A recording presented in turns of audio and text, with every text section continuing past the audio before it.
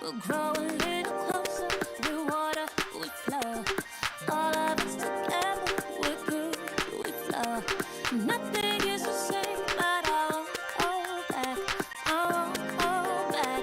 I won't hold back. 'Cause we're better together, better as one. Better together, better as one. Better together, better as one. Better together, better as one.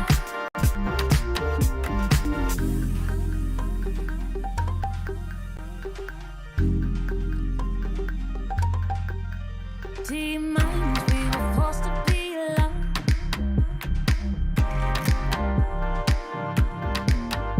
Unknowns and nowhere is the same.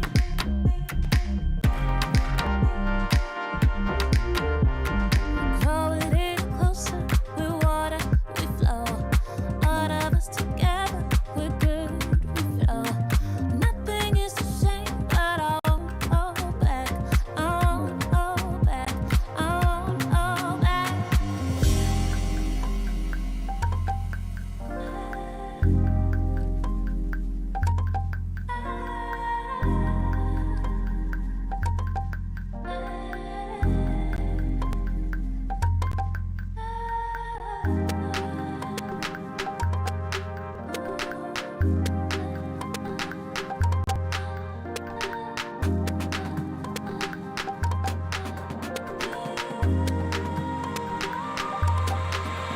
Cause we're better together, better as one. Better together, better as one. Better together, better as one. Better together, better as one.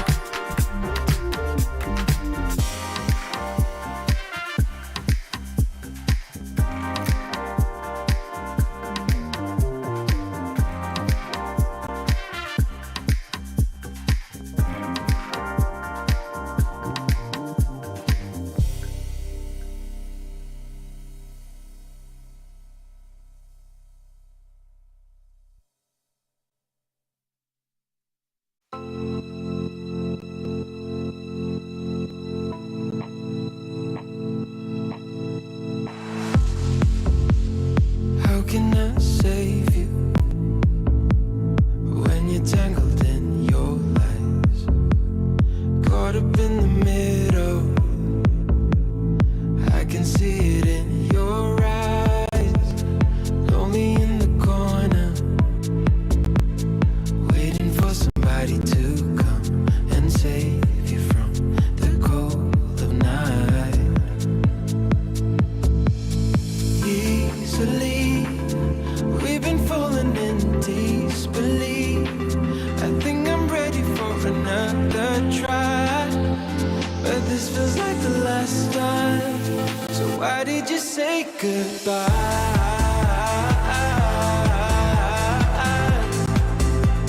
It's better to say goodbye.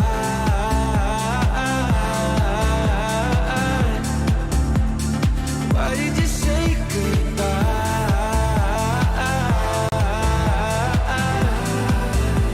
It's better to say goodbye.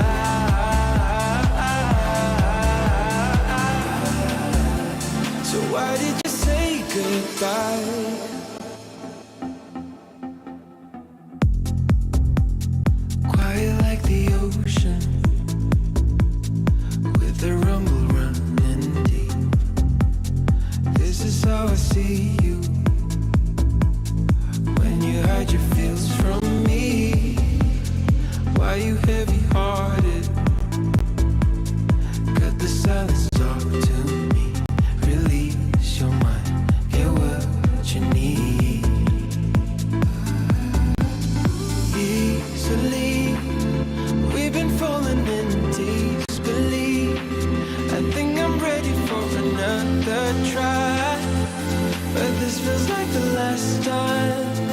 Why did you say goodbye?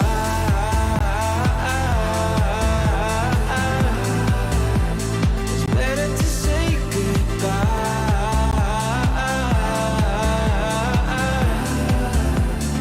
Why did you say goodbye?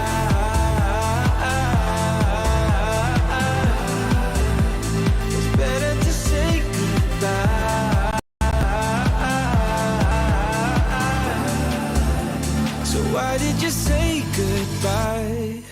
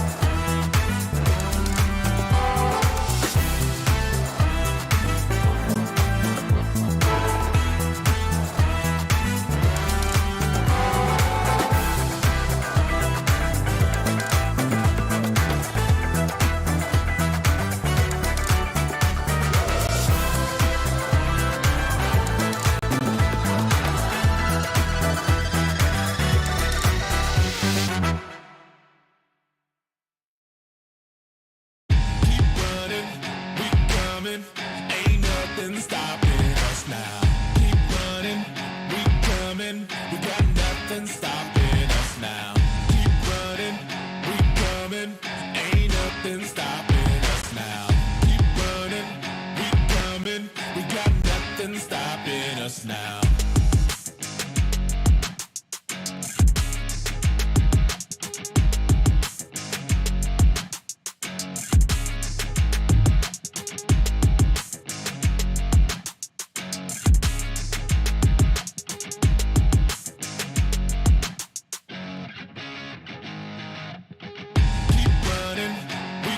Ain't nothing stopping us now. Keep running, we coming. We got nothing stopping us now. Keep running, we coming. Ain't nothing stopping us now.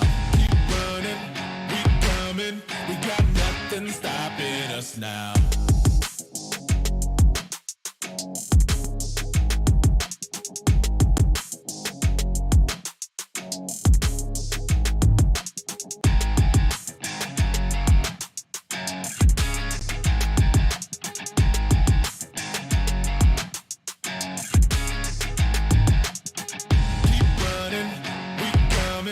Ain't nothing stopping us now. Keep running, we coming. We got nothing stopping us now. Keep running, we coming. Ain't nothing stopping us now. Keep running, we coming. We got nothing stopping us now.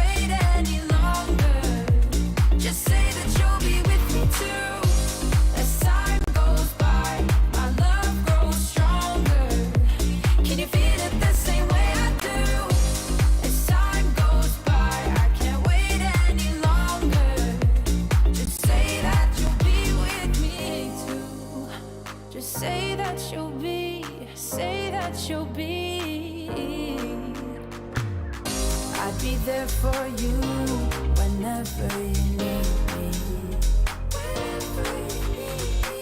But you've been holding back. Maybe you're just not ready. Baby, do you feel the same? Or do you feel the pressure? I promise I can take your pain and turn it into pleasure. As time goes by, my love grows stronger. Can you feel it the same way I do? As time goes by, I can't wait any longer. Just say that you'll be with me too. As time goes by, my love grows stronger. Can you feel it the same way I do? As time goes by, I can't wait any longer. Just say that you'll be with me too.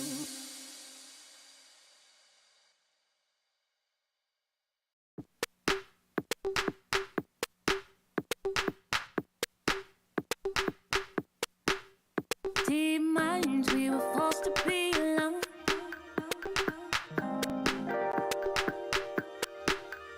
Unknowns and nowhere is the same. Even when it seems like there's no way out, we'll grow a little closer. We water, we flow. All of us together, we're good, we flow. Nothing is the same, but I won't hold back. I won't hold back. I won't hold back. 'Cause we're better together. Better as one. Better together. Better as one. Better together. Better as one. Better together. Better as one.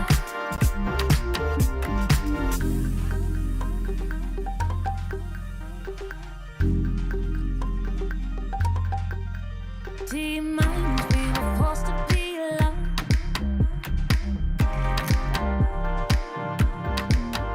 Unknowns and nowhere is the same.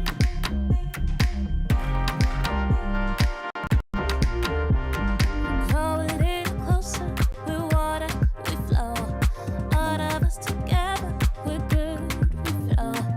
Nothing is the same, but I won't hold back. I won't hold back. I won't hold back.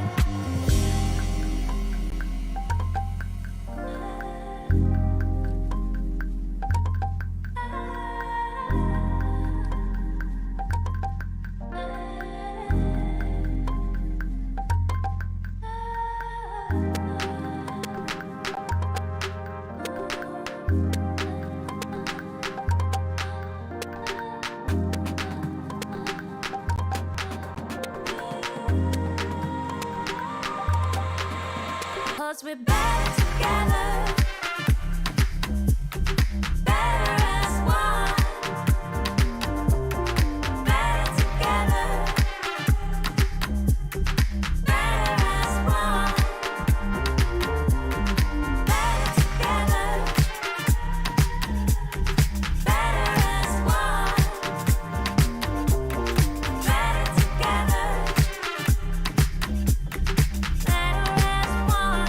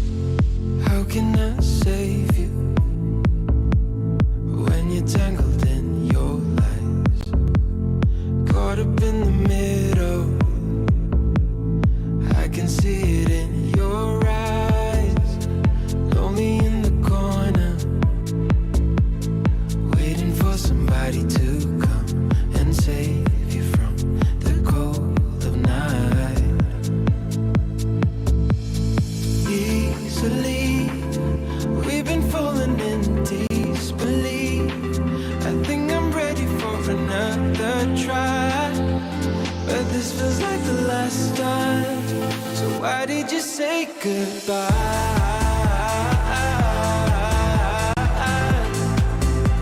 It's better to say goodbye.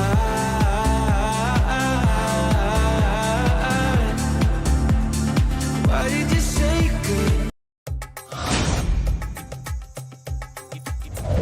Hi everyone! In PUBG Mobile version 2.2, we'll officially release a new Battle Royale map, Nusa. Nusa is a 1 kilometer by 1 kilometer tropical island. The island is bright and sunny and has beautiful beaches, rolling hills, and dense vegetation. In addition to the natural scenery, it also has many areas that have a unique style and combat characteristics. Without further ado, let's take a closer look now.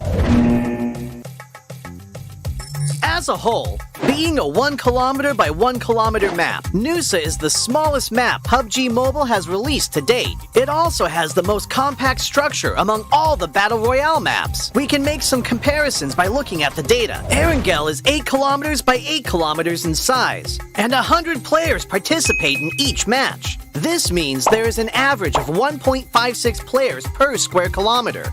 In Nusa, an average of 32 players fight in a 1 square kilometer area. Conflicts are intense, and players will start shooting right after landing.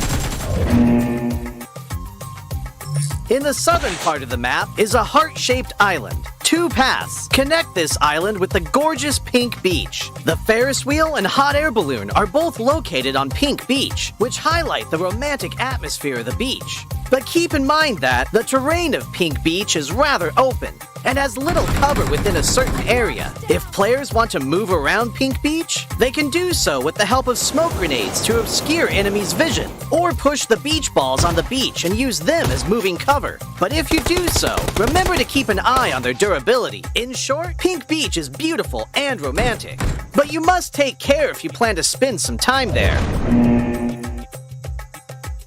Bouline Bay is located in the northwest part of the island, and the coast is quite low there. The cliffs on both sides have a large height difference, and players can move between them with a zip line, utilizing the advantages of high ground. Players at the top can observe where enemies are moving in the bay. Meanwhile, players in the bay need to move around covertly. There is also a cavern connected to the sea in the northern part of Bouline Bay. Players can jump there directly. The cavern extends in all directions, and players can explore this area. In addition to the natural scenery, Nusa also has many urban areas, of which the largest is Telepak Town, which is located in the southeastern part of the map. Buildings are scattered everywhere in the urban area, and close-range street fights can break out at any time. There are premium apartment buildings in Telepak Town. These buildings have elevators that can be used, which adds another dynamic to searching, attacking, and defending in the building. For example, players can set up an ambush in the elevator. By getting in and not selecting a floor, they can then give enemies a surprise when they enter to use the elevator. The rooftops of buildings in Telepak Town are also connected by zip lines, which gives players more flexibility in urban battles. If the zip line is destroyed, it can be repaired with a tactical crossbow. I believe Telepak Town will give players a unique 3D alley combat experience. If you like fast-paced battles and enjoy thrilling shootouts right after landing, you can land at the Science Center at the heart of the map. The design of the modern orbital satellite roof feels really high-tech. The Science Center has 3 floors. Each floor is spacious and contains lots of supplies, which attracts many players to loot this area. As you can imagine, very intense battles will break out between these floors. At the top of the Science Center is a rooftop with a multi-layer structure. Players can look far into the distance from here for a great visual advantage. However, they'll also be exposed as there's nowhere to hide. If you want to land directly on the rooftop, you must check if there are enemies nearby to ensure your own safety. In short, if you're confident in your close-range shooting skills, you're welcome to land at the Science Center. Like the Science Center, Flame Village is also located at the center of the map. The terrain is quite low there, and the village is surrounded by mountain slopes. There are many huts in the village. And there are many places where you can stand on the beams of the huts. Players can climb or jump onto the beams to ambush other players. But there's one thing you mustn't forget. A tactical crossbow used with firebolts can set the huts on fire. This will expose the players hiding in them. Of course, firebolts will burn and deal damage to enemies when they are hit. In addition to huts, there are also brick buildings that cannot be set on fire in Flame Village. They occupy a large area, contain plenty of supplies, and are high conflict areas. If you're confident in your shooting skills, you can choose to land at Flame Village or Science Center at the heart of the map. It'll also be convenient for moving to areas along the edge. Other than the previously mentioned areas, this island also has winding and rugged mountain paths, a shipyard where the whistle roars, a regal resort with wide and open terrain, Sunset Street, which is planted with many banana trees, Crystal Bay, which has secret rooms, and more. These are all gorgeous locales that can bring players different gaming experiences. After hearing the above introduction, I'm sure players already understand what makes Noosa so uniquely fun. Lots of supplies for fast looting. The verticality of the terrain increases the strategic depth of battles. And the 1 kilometer by 1 kilometer size makes firefights inevitable. What are you waiting for? Gather your friends and enjoy a rowdy vacation on Noosa. For more details, don't forget to follow the official PUBG mobile community. See you next time!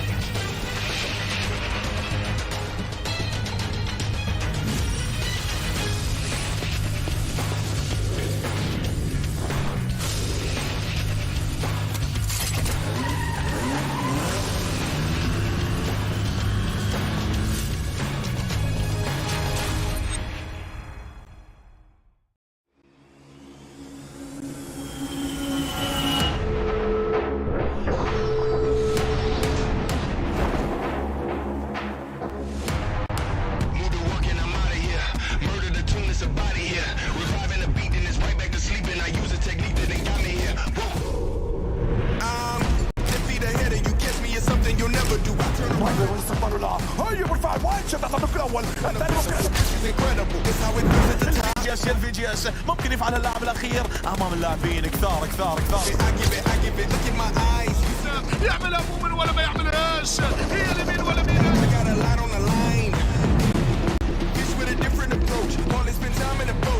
مروان يلعب الكروت الان يحملني ما تكونش في الاحضان يعطيها تكون هي للاحلام.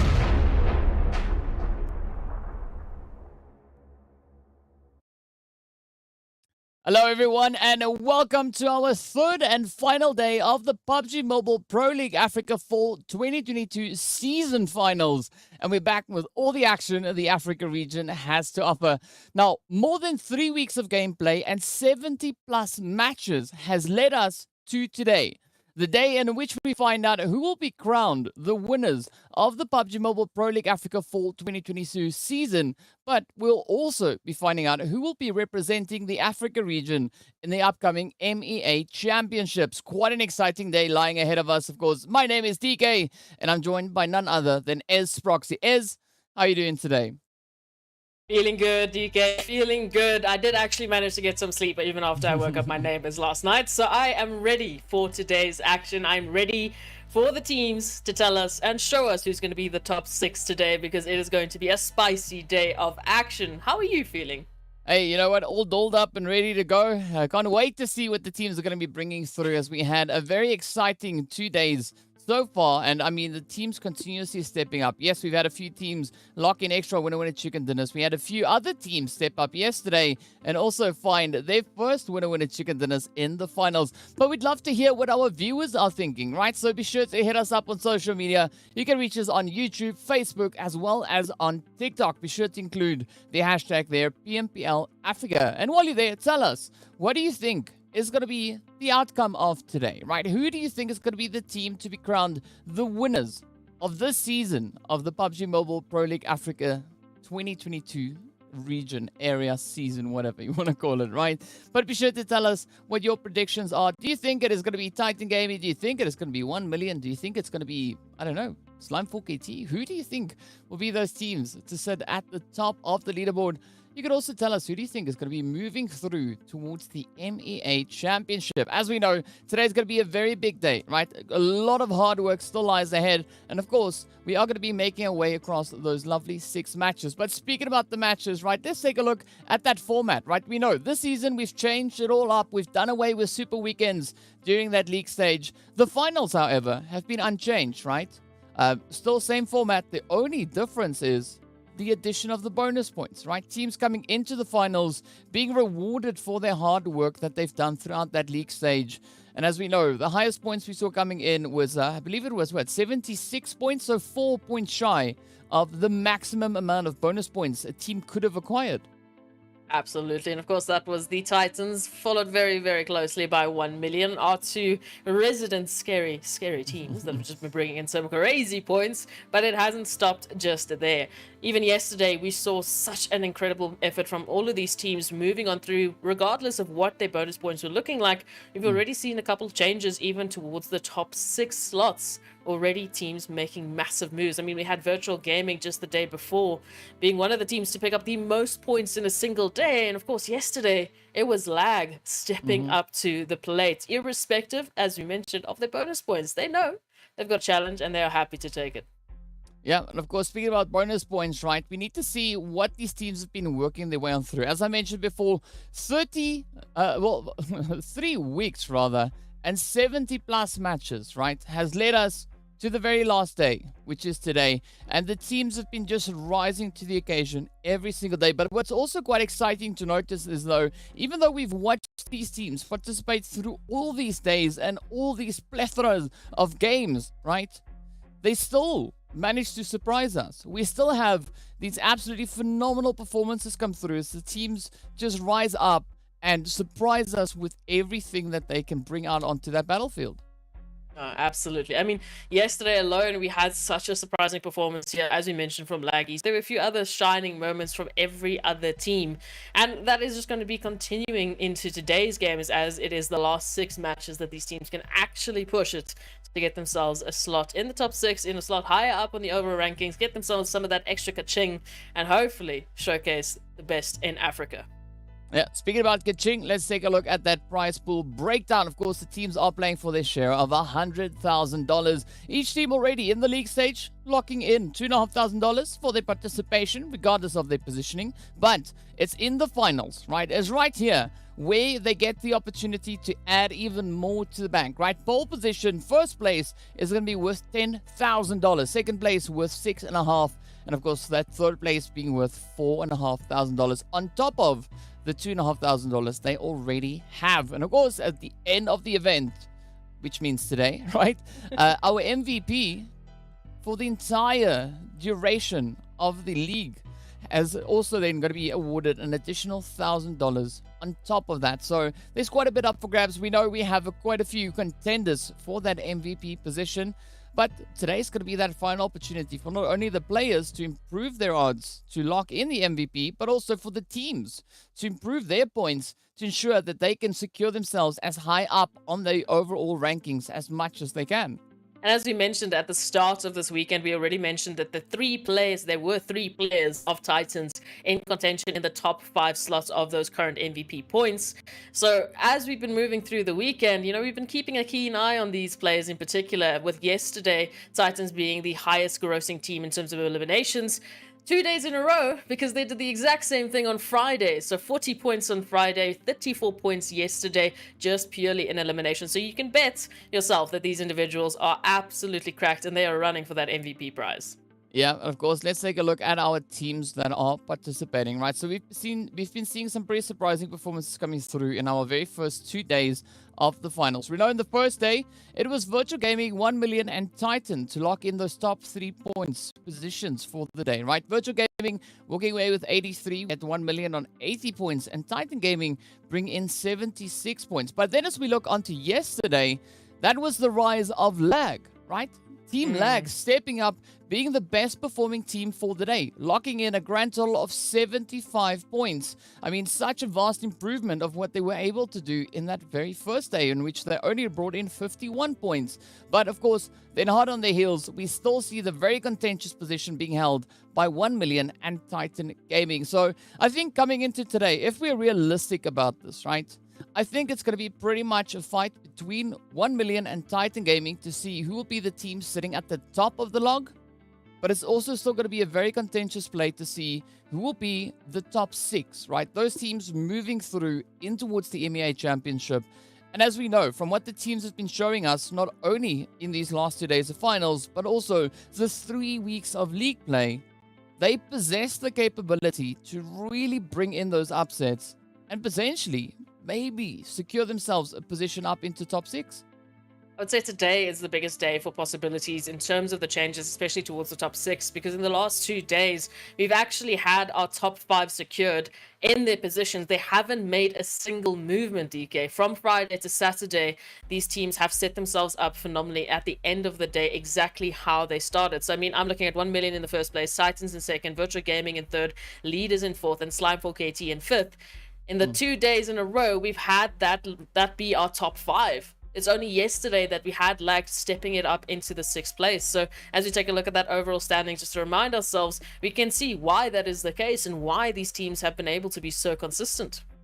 Yeah, I mean, they're monsters, right? That's what it is. They're absolute beasts. And, it's pretty satisfying looking at these teams bring in such a consistent performance. But what's also quite nice to notice is that this looks very similar to what we had in the previous season, right? Yes, we know Titan Gaming wasn't in the previous season, but we see a lot of these familiar names, right? 1 million, Virtual Gaming, Leaders, Slime, some very, very contentious teams that we had come from that spring season. So, I mean, this is what makes it so exciting, is because we know these points are all then tallied up with the performances coming through from league stage, and they are counted alongside the points that these teams were able to secure in the previous season, and that will count towards who will make it up in towards the PMGC based on the PMPL Africa performance, right? We know moving into MEA Championship, there will be another opportunity for those seeds, but the focus is on now, right? It's right here, right now. It is the final day in the PMPL Africa Fall 2022 season, and who knows, right? This could be that opportunity for either of our top 5 teams really to shake it up. And I mean, Slime's still a little bit of a way away, right? As we can see, about 60 odd points, maybe 53 if you want to be exact, away from that pole position. But they're going to be looking to bring in that extra additional bit of focus moving through. And of course, this is what makes me so excited about the teams joining us then on the second page, right? Also, a very contentious play. We're going to be looking to see who will be the team situated on this side, looking to make that push to get themselves over onto the first page. Absolutely. And I mean, as we know, of course, Lag currently in 6th position, being the gatekeepers, the new gatekeepers to get yourselves into the MEA champs with 148 points. And as we've been going through the days, on average, teams have been picking up, well, again, the total average being 44 points. So if we use that as a determining factor, I am still looking all the way into 12th position as teams with capabilities of actually getting themselves into the top 6, with actually getting themselves into a position where they can kick Lag out, take a position for themselves, maybe go even further into the MEA champs. So massive opportunities still, and it goes to show just the amount of efforts these teams have been bringing in to have such a healthy overall rankings on our last day of PMPL Africa Fall 2022. That is massive to be able to still say that, well, we're all the way in 12th position, but we can still get ourselves into 6 in 1 day of play. Yeah, I mean, as we know, right, we had that addition of bonus points coming through, but irrespective of the bonus points, we are still seeing teams that didn't necessarily have the craziest amount stepping up, bringing in some absolutely monstrous performances, locking in those positions on the overall rankings. And that, of course, that leads us to the shout-outs, right? We need to give a big shout-out going out to Monster Energy, our official energy drink partner right here for the PUBG Mobile Pro League. So a lot of love going out to Monster. And who we also have quite a bit of love for is going to be Oppo. So, Born to Win, welcome to the exciting match brought to you by Oppo. Get your gamer mode on with the much-loved Reno 7 series. And as today is going to be that final opportunity, right? Gamer mode engaged, monsters down the hatchet, everyone now just primed and ready to roll.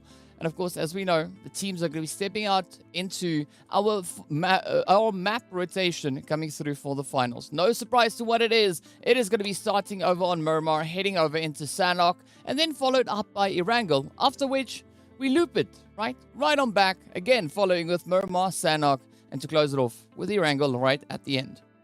Oh, it is a spicy combination because, as we know, these teams have been so good moving in from one iteration of the map to the next. We've already seen massive changes for these teams, and just the adaptations they've been bringing in to make sure that, well, you know, if the first one didn't go the way that we wanted to, you can bet yourself that that second map is going to be ours. So that second Erangel, that second Sanhok, it is going to be the one we are going to be bringing to the table. So it's so good to see the teams really enjoying this format. You know, it's a bit of a slight change from last season, just in terms of the order of the maps that we're running with, but it's still as balanced as it ever was. You've got 2 helpings of all 3 maps. You know, there's no Livic action on top, even though I'd love to see the monster cars.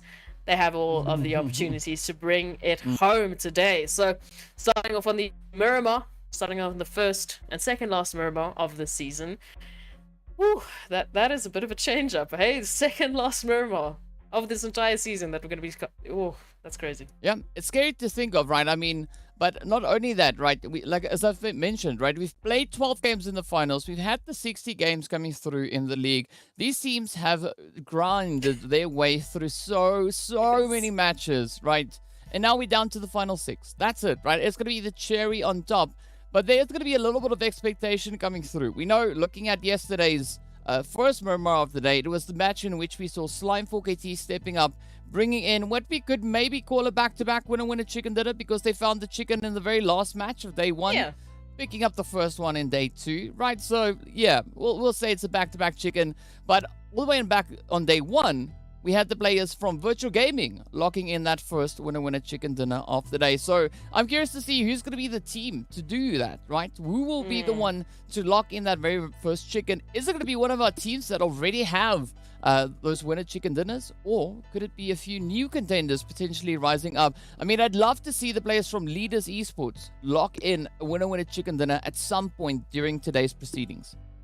No, absolutely. I mean, we've been seeing them in that top 5 placement. We've been seeing them consistently getting themselves into a fantastic position, picking up crazy eliminations, as we've come to expect from a team like Leaders Esports. And at the start of this weekend, of course, Morteza was one of those players we were talking about as a contender for the MVP title for the season. So they have got some really talented players. They've got some really great firepower that they can make use of, but can they take it all the way to a winner chicken dinner? That's going to come down to those placements and those rotations. And based on what we've seen yesterday with the map phases and the shifts that the teams had to deal with, it has been a pretty crazy weekend. Yeah, I mean, it's been pretty contentious, but that's what we were expecting to see come finals, right? The teams really now unleashing all their potential, showing that they are forces to be reckoned with, and we've had several contenders rise to the occasion. Of course, we did see Zero Tolerance also picking up their second winner chicken dinner yesterday. They got the first one on day 1 over on the lovely Sanhok. So I'm loving these surprises that the teams are bringing through. But it's going to be that opportunity now for us to see what exactly the teams have in store as we are moving into the lovely Miramar. We can see Oasis, of course, down towards that right-hand side. Up ahead is the rest of the map, San Martin and everything else. A very centralized flight path to kick off the proceedings, right? The team's going to be quite satisfied. But I think the main kicker is going to be where that first initial zone is going to be forming. Yeah, where that first zone is going to be popping on up, just allowing some of the teams potentially to take their most favorite locations, rotations. It is going to come down to this one. Also, just loving the fact that we're starting off with such a central flight path, really giving the teams a massive opportunity to go where they want to go, you know, get themselves comfortable. We're already seeing Zero Tolerance in one round, changing things up. Just this tad going for Zero Tolerance to one of their secondary drop locations. We haven't seen them use it in a while, just purely based on our flight paths. But now, one round, we'll be potentially joining them in a 2-2 split. And there's a few other interesting locations in and around the maps. Do you get any particular teams that you are kind of staring at, waiting to see what's going to happen with them? Honestly, at this point, no, right? I'm just gonna be open to see where the teams are gonna be looking to get themselves situated. As I mentioned, I'd love to see Leaders Esports lock in a winner chicken dinner at some point today, but you know, we'll have to wait for that. In the meantime, we are going to be looking at our very first zone, which are going to be situated down towards that lovely southern edge, right? Focusing on towards a little bit of that Los Leones action. And I think moving into this region, especially that seeing that we've not really we've not really had it so far in the finals, right? I think it's going to be quite exciting to see what the teams are going to bring through positional wise moving into this next phase. Yeah, the question is going to obviously be there. We do have a little bit of that Chumacero options still available, so you can already see Titans making use of that, getting a little closer, trying to get themselves set up, hopefully just a little bit later on. Arab Golden up there towards La Cobreria. An interesting opportunity for them as well, because moving into the zone, they might have to head past either 1 million or Slime for KT. We'll have to wait and see how they're going to be able to navigate that one, because it could be a little bit treacherous, or they could just jump straight through Crazy Fields. The opportunity is there, and again, they've been able to do the VOD reviews, so they know these rotations most likely better than we do, DK, because they've done their homework, they've did their studies. Yeah, I mean, and a lot of that is going to come through on the field again today, right? So I think it's going to be a very important day for Lag, right? Seeing that they are now the kind of gatekeepers for that top 6. So there's going to be a little bit of pressure on them to uphold the momentum, right? They don't necessarily need to go beast mode. They just need to ensure that they can lock that position down, right? But also, I'm expecting quite a bit of contention to come in between 1 million and Titan, right? That is just the way I think it is going to go. It's going to be between either of these teams, right? So whoever doesn't lock it in moving into today, of course, I'm pretty sure they're going to make it through in towards the MEA championships. But I think it would be still quite nice, right, for the teams to step up, especially for 1 million, because we know last season, they didn't manage to make it into the MEA championships, right? They finished off in that 7th position, coming so close in the finals after an absolutely amazing performance that they brought through in the league stage. But this season, they've been absolute monsters coming through in league stage. They've been absolute monsters come the finals. So I want to see that consistency now just continue through. And I think there's a really good chance that we could see 1 million securing themselves the victory at the end of today. I mean, I'm definitely a believer at this point in time. I do see the brand of 1 million moving on further, going into those MEA champs and just making an absolute smashing stand. And again, because of that consistency they brought in, you know, we've seen that before in the league stages, and we've already seen them bring that with the finals as well. Again, the bonus points, being rewarded for all of your hard work in the league phases, I think that makes a massive difference coming through to the finals, because then you are literally rewarded. You are literally setting yourself up for a better weekend of finals. Yeah, so we're going to have to wait and see what the teams have in store for us. I mean, yesterday we had a very strong performance coming through from Desert Flame. We did have that winner chicken dinner as well. So I'm curious to see what their approach to the day is going to be. Already we see them holding a bit of a position here with Triple Esports. Seven Reef, of course, up on the ridge line, just spearing down at the entirety of the Desert Flame squad. But again, right, there's a Flame now needing to find a little bit more of an opportune approach to play at. We see Buden now getting rezzed up, and that would allow Desert Flame the opportunity to come in with a bit of that reset. That would be the opportunity here. We can see a rotation coming on through Seven Reef, just keeping some great eyes on what's happening, getting that information, right? Not just jumping in just yet, because we know Triple Esports in particular extremely spread out. We don't really have any individual from Triple Esports in a position where they can quickly regroup and try and take, you know, any sort of engagement. They are all isolated. They all have that danger right now, but it does allow them to get a great bit of information they can work with. So they know now, okay, this is where Desert Flame is going to be going. You've got Chemos keeping a bit of an eye there towards 1 million. So they've at least got a good idea of what's happening in the vicinity. We'll just have to wait and see how they translate that into better placement moving into the zone. Yeah, but I mean, Triple was quite a formidable force yesterday, right? They finished on 4th for the day, right? So that is only 1 point. Sorry, 2 points behind. No, that's 1 point. Yeah, 1 point behind where Titan Gaming finished. Titan finished on 58 points for the day, and Triple Esports came in on 57. But what really worked out in favor of Triple Esports was their consistent placement, right? They locked in a grand total of 38 placement points for the day, and it puts them on an average of about 6.3 points per match with regards to placement. So I'm curious to see whether or not Triple Esports is going to be looking to leverage that, especially come today. Yeah, no, absolutely. I mean, we know for a fact that Triple Esports, they are just absolute monsters when it comes to the eliminations. So, come high or hell water, regardless of placements, they are going to be getting some great foundations. They're going to be tallying up anything and everything into those overall standings. And I mean, based on the fact that they are literally only 10 points away from 1 million esports, I absolutely do believe that we are going to have one crazy, crazy, crazy engagement between these two teams fighting for the top spot in this league, fighting for the top spots overall. So it will definitely be a very interesting set of games. So other than our two crazy, crazy monsters that we have on this wonderful map, we also have to talk about the other crazy teams that have made it so far. I mean, one round in particular, a team that has been setting themselves up quite beautifully come, during through the days, especially yesterday, I would say they really jumped on in, came through 7th overall with those 47 points, and it was a good amount of consistency that we saw from them, especially with the way in which they've been choosing to either take engagements, to disengage, to keep themselves in it for as long as they possibly can. Yeah, and another team we also saw rise to the occasion over the past 2 days was Seoul Esports, right? They started off the first day with those 15 points that they were able to find, but come yesterday, they definitely doubled down on that, right? Walking away with 34 points for the day collectively.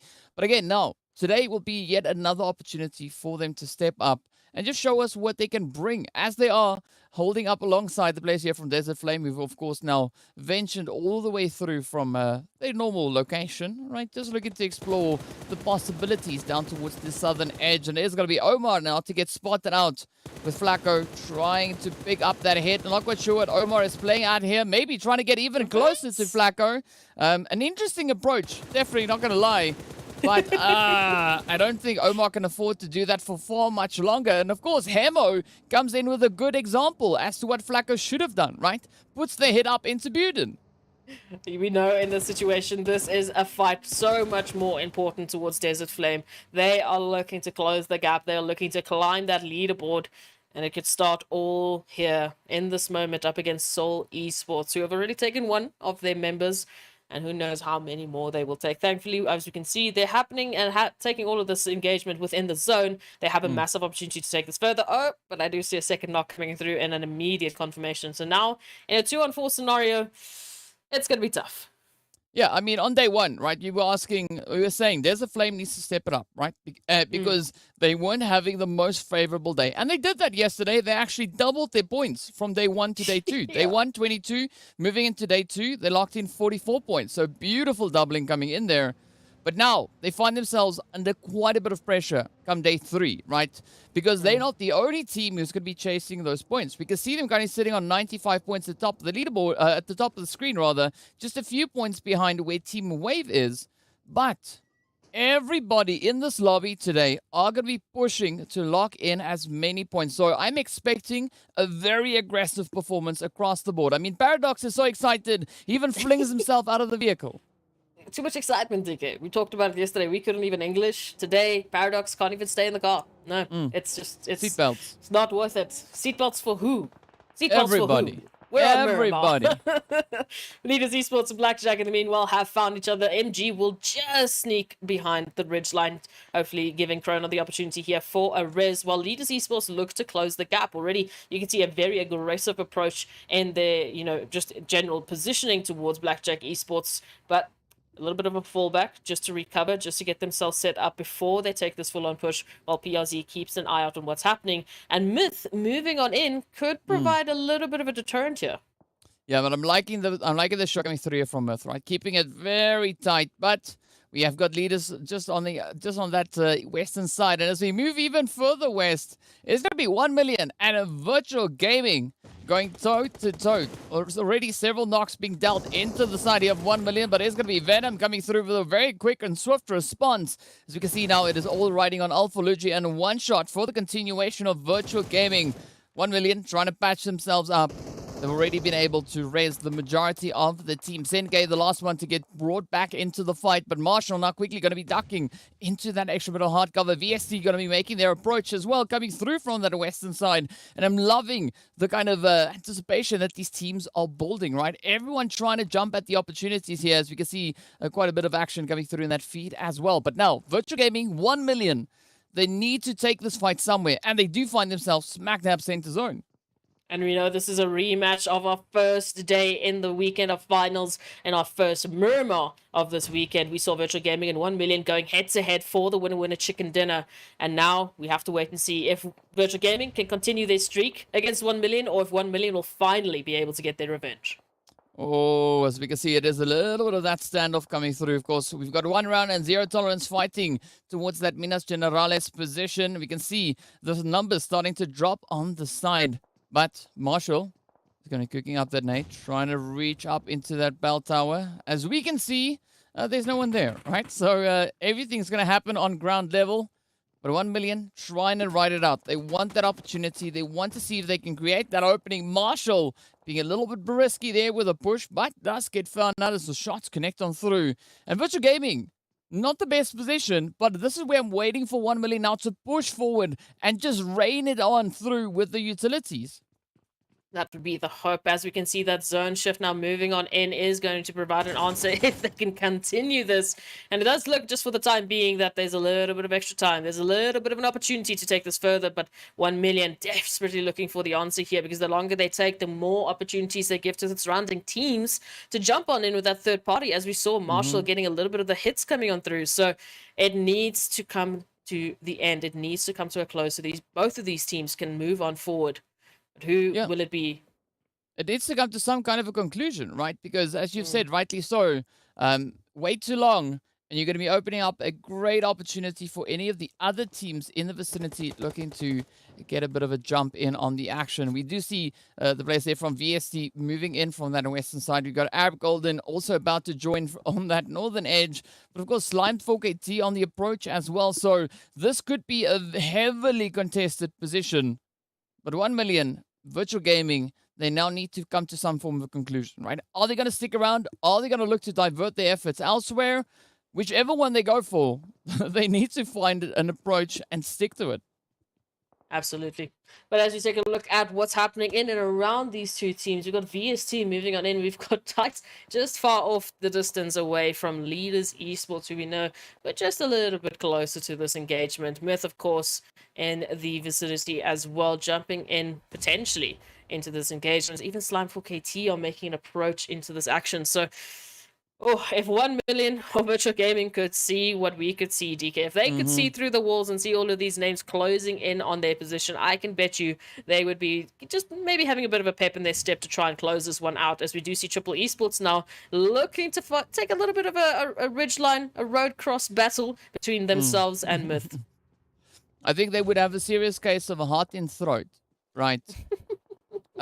Because that's what I'm kind of feeling, and I'm just watching, right? These teams are starting to build up this tension, and I think it's going to take just that one instance, that one moment, for all of this to go absolutely crazy, right? Yes, we've got 16 teams, but if we can look at the map and see where they are positioned, it is crazy. It is absolutely insane. I mean, it's so insane that we see the players there from Blackjack blowing themselves up, right? The pressure is just getting so much. Of course, Leader's going to be jumping out a bit of an opportunity there on towards Seoul Esports. We got the players here from Triple keeping a very steady angle, also positioned smack dab center. And this is where things could get quite spicy, because we have Ramsey now trying to get that res up in towards Momin, but Leaders could be pushing in from that southern side. We could see Triple also just closing that sandwich, and then it is going to spell quite a bit of disaster for the players there from Myth. Absolutely. This is going to be the danger zone, as we can see. I mean, you just pick a name. You will find them in this tiny circle. As it shifts up towards the northwestern side, we have VST and Arab Golden swiftly sitting within the zone alongside Slime 4KT, but we still have the likes of 1 million and Virtual Gaming up there towards that church bell, trying to find an answer to their contention, but it is a royal stalemate at this moment. As we see the rest of the teams now moving on in, this is going to be applying that pressure that they need to get the answers. But there's going to be a lot of pressure coming onto the players there from Arab Golden, right? As we could see just a few moments ago, they're only sitting on 74 points. And they could definitely do with a few of those additional points to their name. But of course, in the meantime, it's going to be Lazy Boy to find one shot. Sends out a nice little bit of a utility there. Oh, up comes the rushes. 1 million. Get ready to kick this party into high gear. It is going to be Zeus, the final player, standing between them and possession of the church. And they do succeed in finding quite a bit of carnage. And with that, it is going to be down to 15 teams. Virtual Gaming, the first team back into the lobby. 1 million getting their revenge on virtual gaming from that first Miramar this weekend. So a massive round of applause to them for finally getting that little bit of revenge. It is the circle that we were wanting. But of course, talking about that circle, that zone, now, as we know, shifted up towards that northwestern side, meaning that a lot of the teams are going to be moving on through this exact location. We can already see leaders just getting a little bit closer as the rest of leaders are just applying some covering fire to get Morteza up and close and personal here with 1 million esports as the scout for leaders. But Myth just alongside them, moving on in. 1 million already trying to deter Morteza, dropping to the ground from getting anywhere closer to them. Yeah, that's a definite no-go for Morteza, right? Trying to push up that hillside, but they do find a little bit of a hit up on towards Marshall. Fortunately, the rest of the team also held up in the vicinity, able to lend a bit of a helping hand. As you can see, right, it is absolute carnage all throughout the zone. Not only here between 1 million and leaders, but also on the surrounding areas. Shadow are now going to try and push a little bit forward, bring that assistance in towards Morteza, but they are going to be greeted with a beautiful vehicle explosion and a very short trip right back into the lobby. Of course, Morteza now still trying to hold on. Carry Boy follows suit, and this is 1 million just looking to absolutely rip it up. All right. Let's see what is going to be happening here. Desert Flame, unfortunately, back in the lobby thanks to Zero Tolerance. Moving on in from that northeastern side. Well, up here towards the southeast, we do have 1 million esports still holding the line, trying to force anyone and everyone from taking their position in this zone. PRZ just trying to get around, trying to find a different angle into the action. 1 million, though, they've picked up those 6 eliminations. They are laying down the law right now, just in terms of the damage, but it is going to be attracting a few snaggly bits in terms of the teams just moving on in. We can see Blackjack Esports now potentially being the next. Yeah, I mean, those snaggly bits, that's definitely not what you want to look for, right? You want to try and have a little bit more of a secured position. But looking at what we've got coming through here for the players from one round, right, it's all going to be riding on Knight. Knight stepping up quite aggressively just yesterday. But this time around, match number 1, things are looking a little bit more on the grim side, right? Knight now trying to find a little bit more of an appropriate angle to play from as the blue zone has caught up with them. And that is in itself going to be dealing quite a bit of damage on towards them. But Lag, 8-9Q getting found out, but 1-9 sends out a very quick answer to the efforts brought through from Knight, having them back themselves up and make their way back into the lobby. Now, as we continue towards the eastern side, it's going to be Triple Esports and Wave looking for a little bit of that continuation, but already 2 players down on the side of Wave.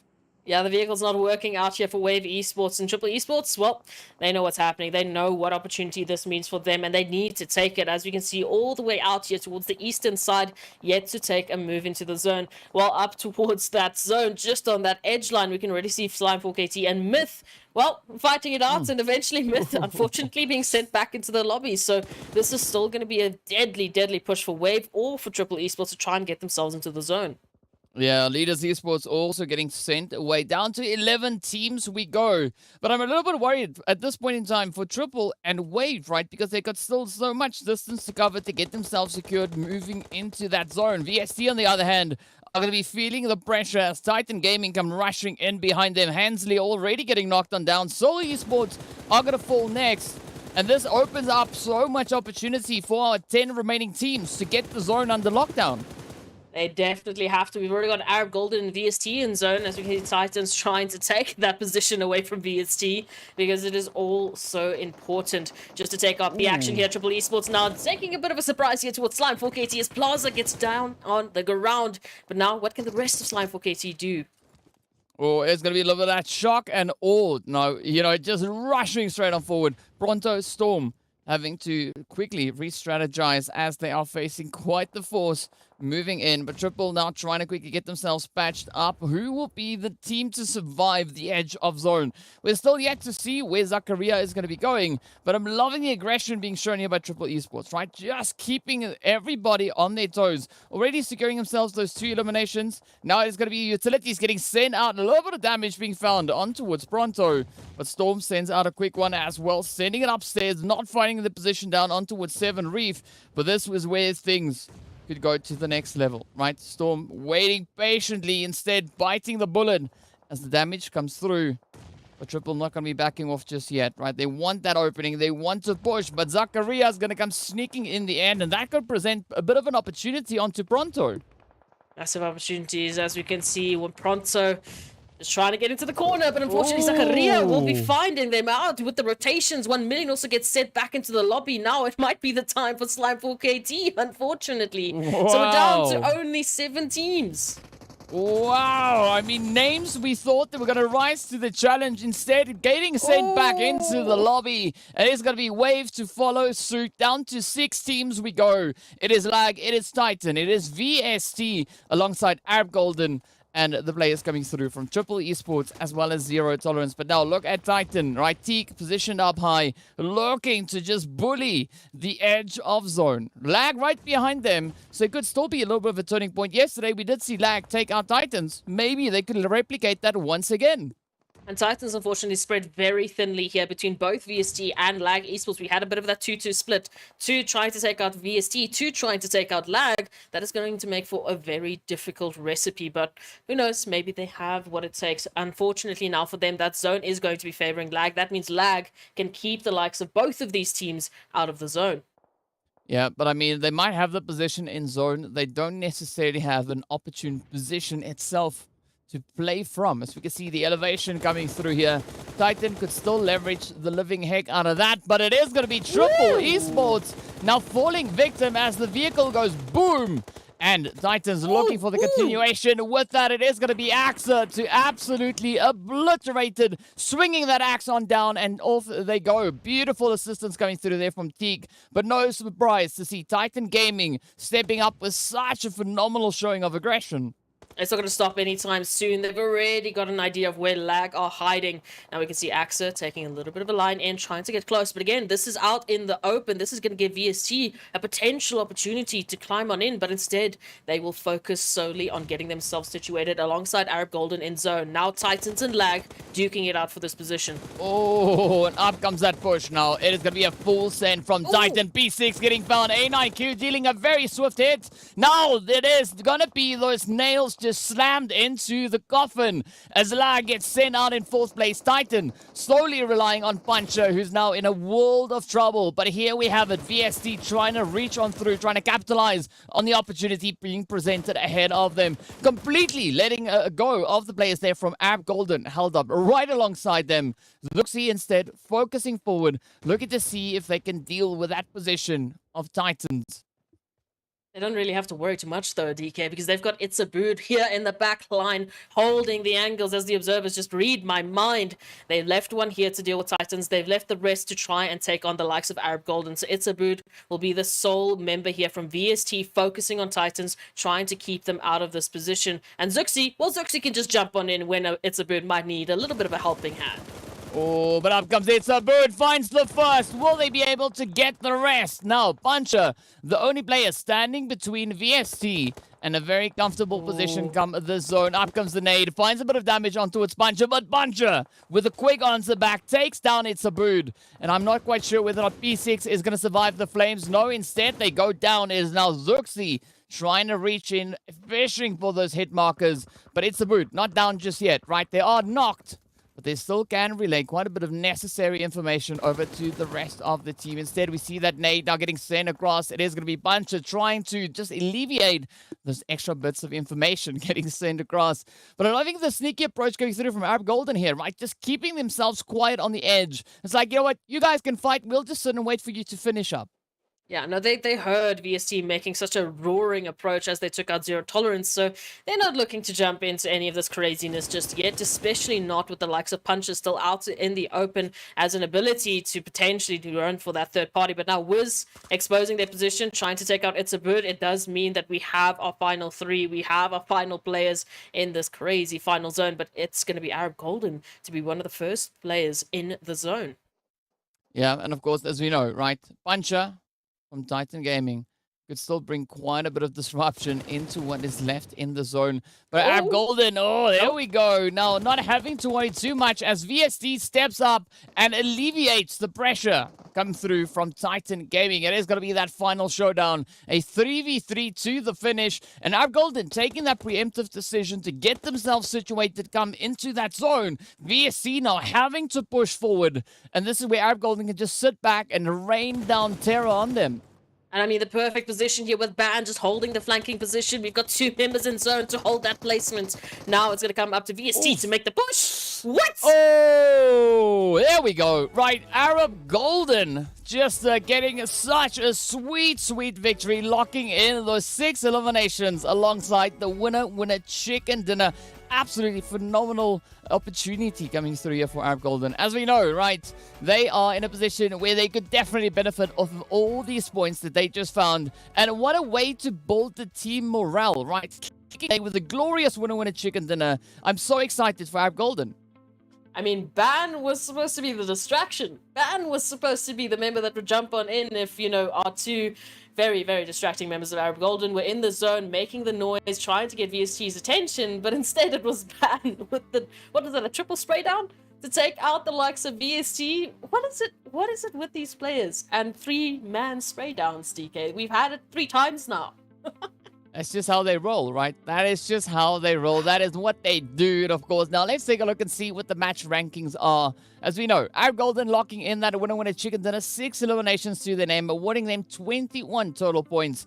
VST coming through in that second position with 7 eliminations, sitting on 19. But Titan, even though they went out in 3rd place, still locking in those 9 eliminations, also then putting them on 19 points for this match. But we do see the return of the top 5, sitting with those double digits. TEAMLAG just missing out with 1 point. Just 1 point. Just one measly little point. But, oh, what a beautiful, beautiful setup this was from these teams. And again, extremely top-heavy, especially if you take a look at those eliminations. 9 to 6 to 10 in our top 5. I mean, before you even think about the placements, that is just absolutely phenomenal work coming through from these teams. Once again, continuing that pattern of the top 5 picking up double digits. And a great showing from all of these teams, especially the likes of Zero Tolerance and VST. Arab Golden especially, as we mentioned, definitely could benefit from just adding any and all points to the tally. You mentioned that they need a little bit of something to catch on up. Going all the way from their current position into 6th place would mean they need to have 74 points. So this is a good start to that one. Well, I mean, I think it's the start of many things still to come. And of course, speaking about start, we need to now take a look at our second page to see where the teams find themselves. Of course, it is going to be Wave Esports alongside Slime 4KT sitting on 4 points apiece. And the rest of the teams now also finding their own positions there, right? Blackjack being awarded 3. We've got the players there from Myth and 1 round walking away with their 2 points respectively. But then leaders, Desert Flame, Virtual Gaming, well, they took a turn at the bakery. A few donuts, you know, a few bubbles, even if you want to take a look at it that way. But yeah, unfortunately, these were not the teams to pick up the massive, massive points in our first Miramar of the day. But potentially, they could come back on the second one, you know, just change things up and be a complete surprise to both of us. But a fantastic start here for the teams on Miramar. As we know, the next map is going to be Sanhok, so immediately from such a large and vast opportunity for these teams into the crazy, crazy jungle. But as we take a few look at those Oppo moments, we started out with the stalemate from 1 million finally coming to a conclusion against Virtual Gaming. Yeah, it was quite the standoff, right? Stalemate or whichever way you want to call it. But as we know, right, the pressure was on. But I'm loving the approaches as we look towards these last few phases, right? Titans showing up so aggressively. I mean, coming into this section, they were sitting on only 3 eliminations. Right, that's all they had. But then they just absolutely bulldozed. They went forward, locking in elimination after elimination after elimination. And we know at the end where they finished up. But Arab Golden, such a calculated approach, right? I mean, it's a great rise, as we've been seeing them having a little bit less fortunate opportunities in the previous 2 days. Come today, they're really just locking in those strategies.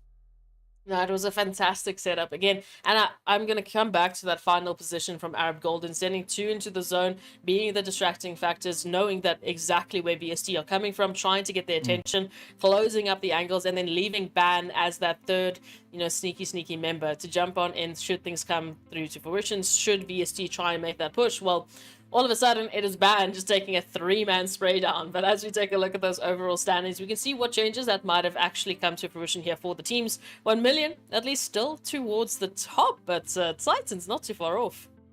Yeah, I mean, the gap's starting to close, right? It was a 10-point difference coming in at the start of the day. Now it has come down to only 2 points, separating 1 million and Titan Gaming. But we are still seeing, as you said, right, not a lot of change coming through on this first page. The only addition that we have here is going to be the players there from Zero Tolerance, jumping up into that 8th position. You know, they started off the day sitting in 10th. And so this is a really great play coming through, especially for Zero Tolerance. No, massive, massive opportunities again, just to shake up that top 6 placement. I am looking to see what's going to happen because it's been so consistent up until now with VST jumping back on in. But again, we need to take these teams a little bit further. We need to see the top 5 shaking it up and showing a little bit of a different shine as all the teams are pushing so incredibly hard. But of course, lag 2 points away from VST. Massive opportunities there. Zero Tolerance now up towards 8th position. Could be a bit of an interesting factor, but 133 is going to be the points that we're going to be looking at here, closing up our top 8 currently on the overall rankings as we take a look at that second page to see how close the other teams are to actually finding themselves on the first page. Well, Triple Esports, it's just about those placements, I guess, because they are tied with $0 with 133 points. Yeah, and 1 round. They're also sitting on 133, right? So 133 is the place to be, but also 117, in which we can see the players there from Team Myth and Seoul. So some very interesting points coming through here from the teams. But again, you know, the shuffle, the hustle is real. The teams having to do so much work to try and secure themselves as many points as they could possibly find. And that is going to make it so exciting once we move into our next match, right? As we know, it is going to be moving in towards Sanhok, as we have a look at that lovely schedule. And Sanhok is going to be opening up that opportunity for the teams to get aggressive, right? Miramar, even though it's such a vast map, teams, as we saw now, speed it up, right? Sanhok, which is so tiny, they slow it down, right? So it's going to be interesting to see what the teams are going to be doing coming into the lovely Sanhok. But as we know, we also have a few teams that have already been able to secure themselves those victories, right? Those winner chicken dinners. And are we going to be seeing the same teams rising to the occasions, or could we have another interesting performance come through like we just saw come from Arab Golden? We've had a few interesting performances already on Sanhok. I mean, a couple of crazy changes there towards the final zones, but teams also just starting off with a few hot drops, you know, not crazy hot drops, just a few engagements here and there as, you know, the teams find themselves a little bit isolated. They pick up those eliminations. We had Wiz really in some tough positions yesterday and then ending up as the last man standing as well. So maybe today that might be the change up. Maybe we might be seeing a few other teams taking a little bit of that hot drop action as well. Yeah, well, let's go find out exactly what the teams are going to be doing as we move into our second match of the day. None other than Sanhok. And now, as we know, right, by this time, the flight path, not all too important when it comes to Sanhok. That first zone is going to be where the pressure's at, right? That's going to be the essential one. But let's see how these teams are going to be looking to accommodate what that zone will be bringing towards them, right? It's very centralized flight path, so it is going to be allowing everyone to get into the positions in which they feel the most comfortable. But it's all going to come down to how they then look to bring those rotations through come the first zone.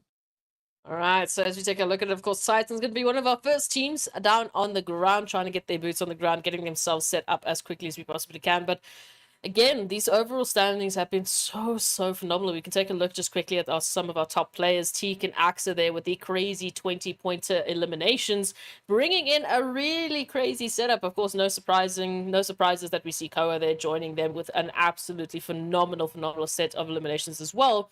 So hopefully this will be the change up that we see coming through for these teams. Already Virtual Gaming, they're up up against a little bit of a 2v2 action here with 1 million. Once again, it just looks like they keep fighting each other. Are we seeing a new set of nemesis coming on through?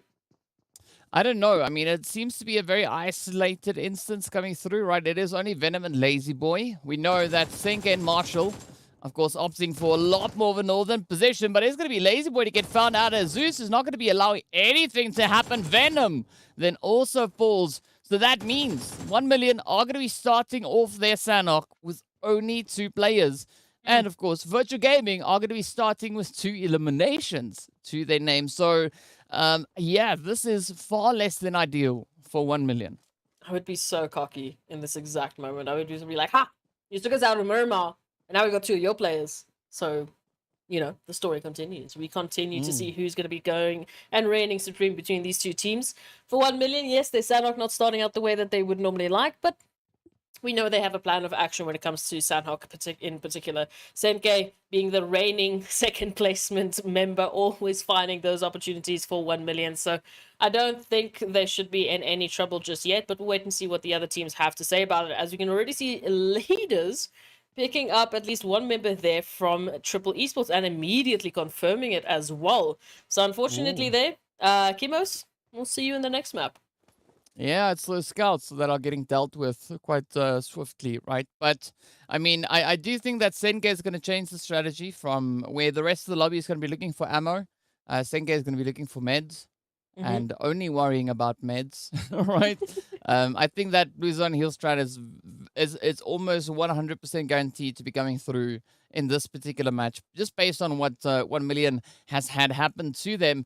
But if we look towards that northwestern side, right, it is Leaders and Slime 4KT, both teams occupying the northwestern island, but still quite a bit of distance between them, right? Neither of these teams looking too phased at this point in time, also having pretty great access with regards to that zone. But I think once we see where the next shift is going to be taking us, that is where all the difficulty will really start to come to the surface. Even A9Q here, who's playing a little bit of hide and seek alongside the tree, is just trying to find a bit of an opportunity to maybe escape the rush coming through here from VSC. I would definitely hope that they'd be able to do that, because it wasn't looking too great for lag in terms of the dispersal of their members. We got A9Q here, obviously, towards VST's position. We had Cacao and 19 there over towards Cave with Desert Flame Esports, and then Fantasy all by their lonesome there towards Docks. So a little bit of regrouping needs to happen here, and hopefully for A9Q that will also mean some escape. But VST, I mean, they've smelled blood. They're looking for those elims. Yeah, ain't nothing wrong with that, right? VSD, as we know, quite a team, right?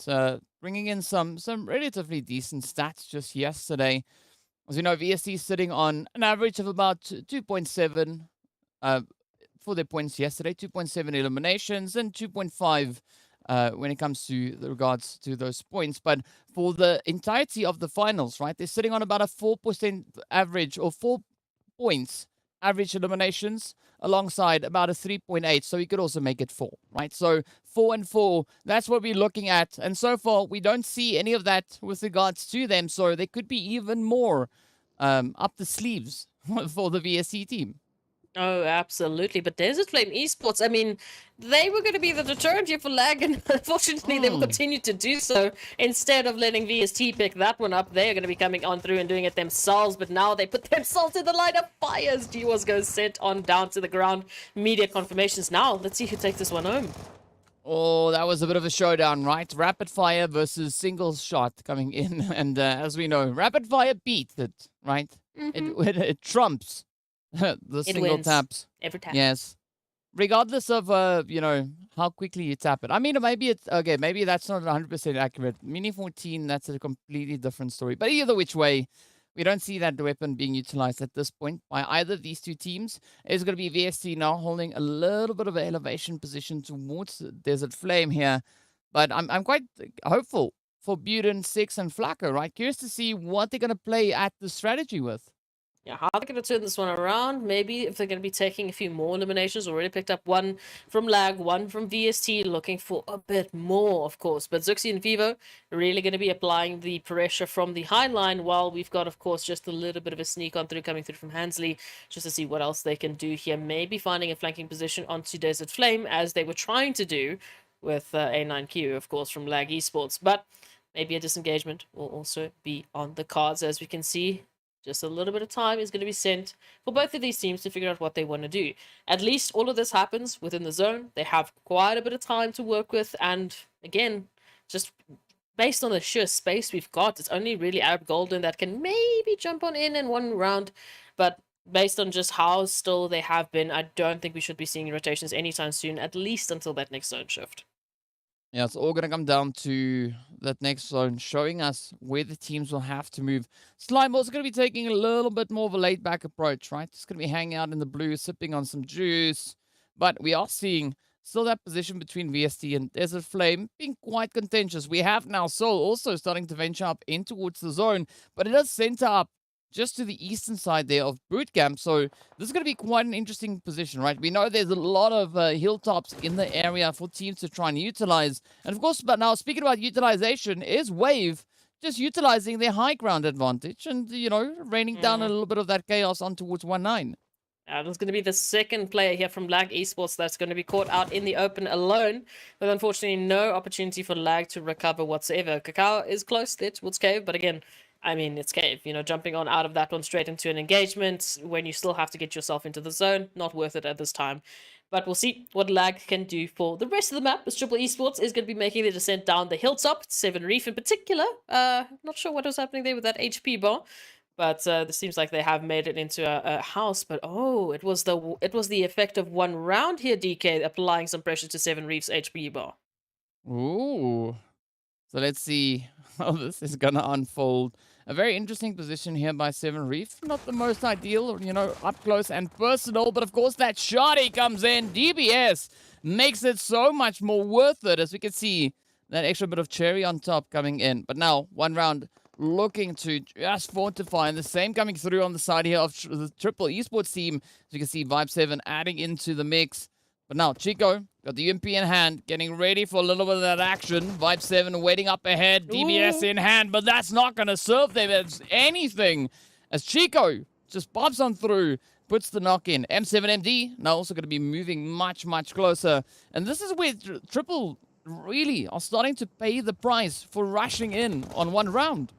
Oh, absolutely. The nade's going to be going out. M7MD down to a sliver of HP, and it is the turnaround here for 1 round as they just collect on through. They go for the crossfires, and they clean it up beautifully, picking up those 3 eliminations here from Triple Esports. And, well, as we know, Triple Esports back in the lobby, waiting to see what's going to happen for the next map. Meanwhile, into the zone, we've got quite a few teams trying to now make that rotation in. We still see Desert Flame Esports very close in contention with VST, but now Blackjack Esports, as we can see, jumping on in through from that eastern side. Well, southeastern side. Blackjack just holding on to the edge of Quarry there. But I'm loving the slight bit of disengagement coming through here from Desert Flame and VST, right? They were really close together. And then they were just like, you know what, maybe it's not the most ideal position to be in. Let's just maybe, move a little bit further away, put some space between us. So we can breathe and come up with the next strategy to deploy moving forward.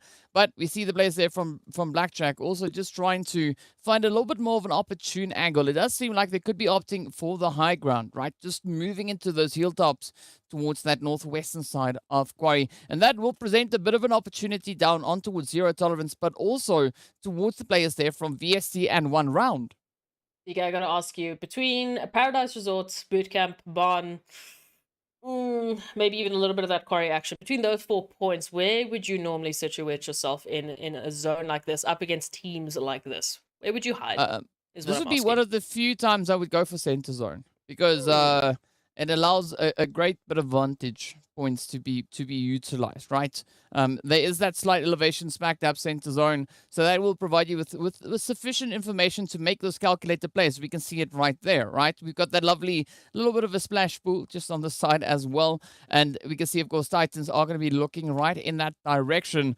But now it's going to be that kicker moment, right? The blue zone is going to be closing on through. It is going to be taking yet another shift, and this is where we know who will have a little bit more of a chance, right, to keep that contention alive. And of course, the zone is going to be centering up quite favorably towards the players there from Titan Gaming. 1 round, Zero Tolerance, and even Blackjack not in the worst position, but there is going to be a lot more emphasis now being put on them as they still have a bit of company moving in from that southeastern side.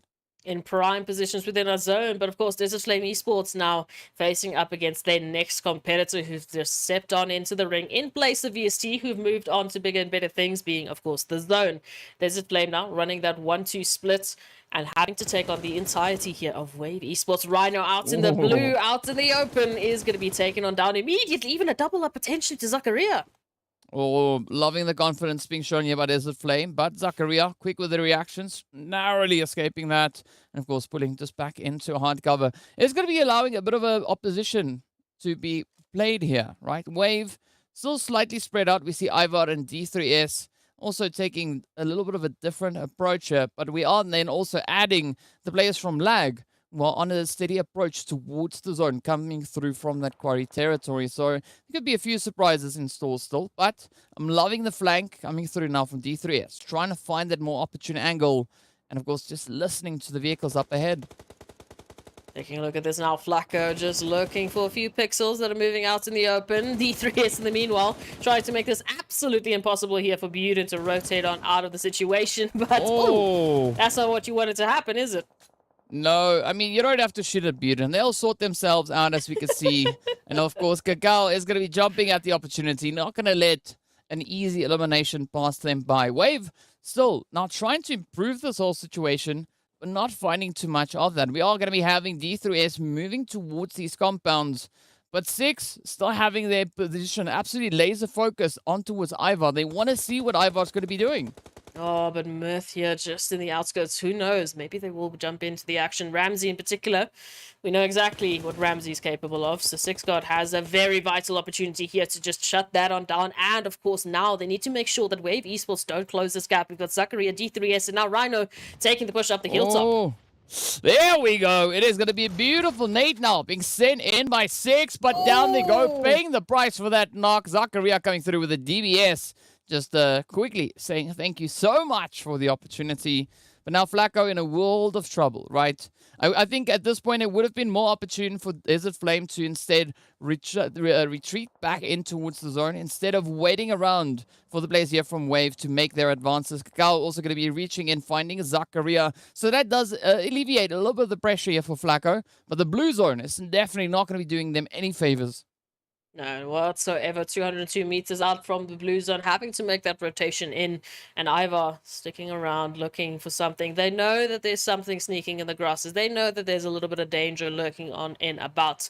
But when will either of these players be stepping on up, focusing on that rotation in zone? Looks like a bit of a nade will be cooked up. Sent the wrong way, though. Flacco will be ready for you. Thank you very much.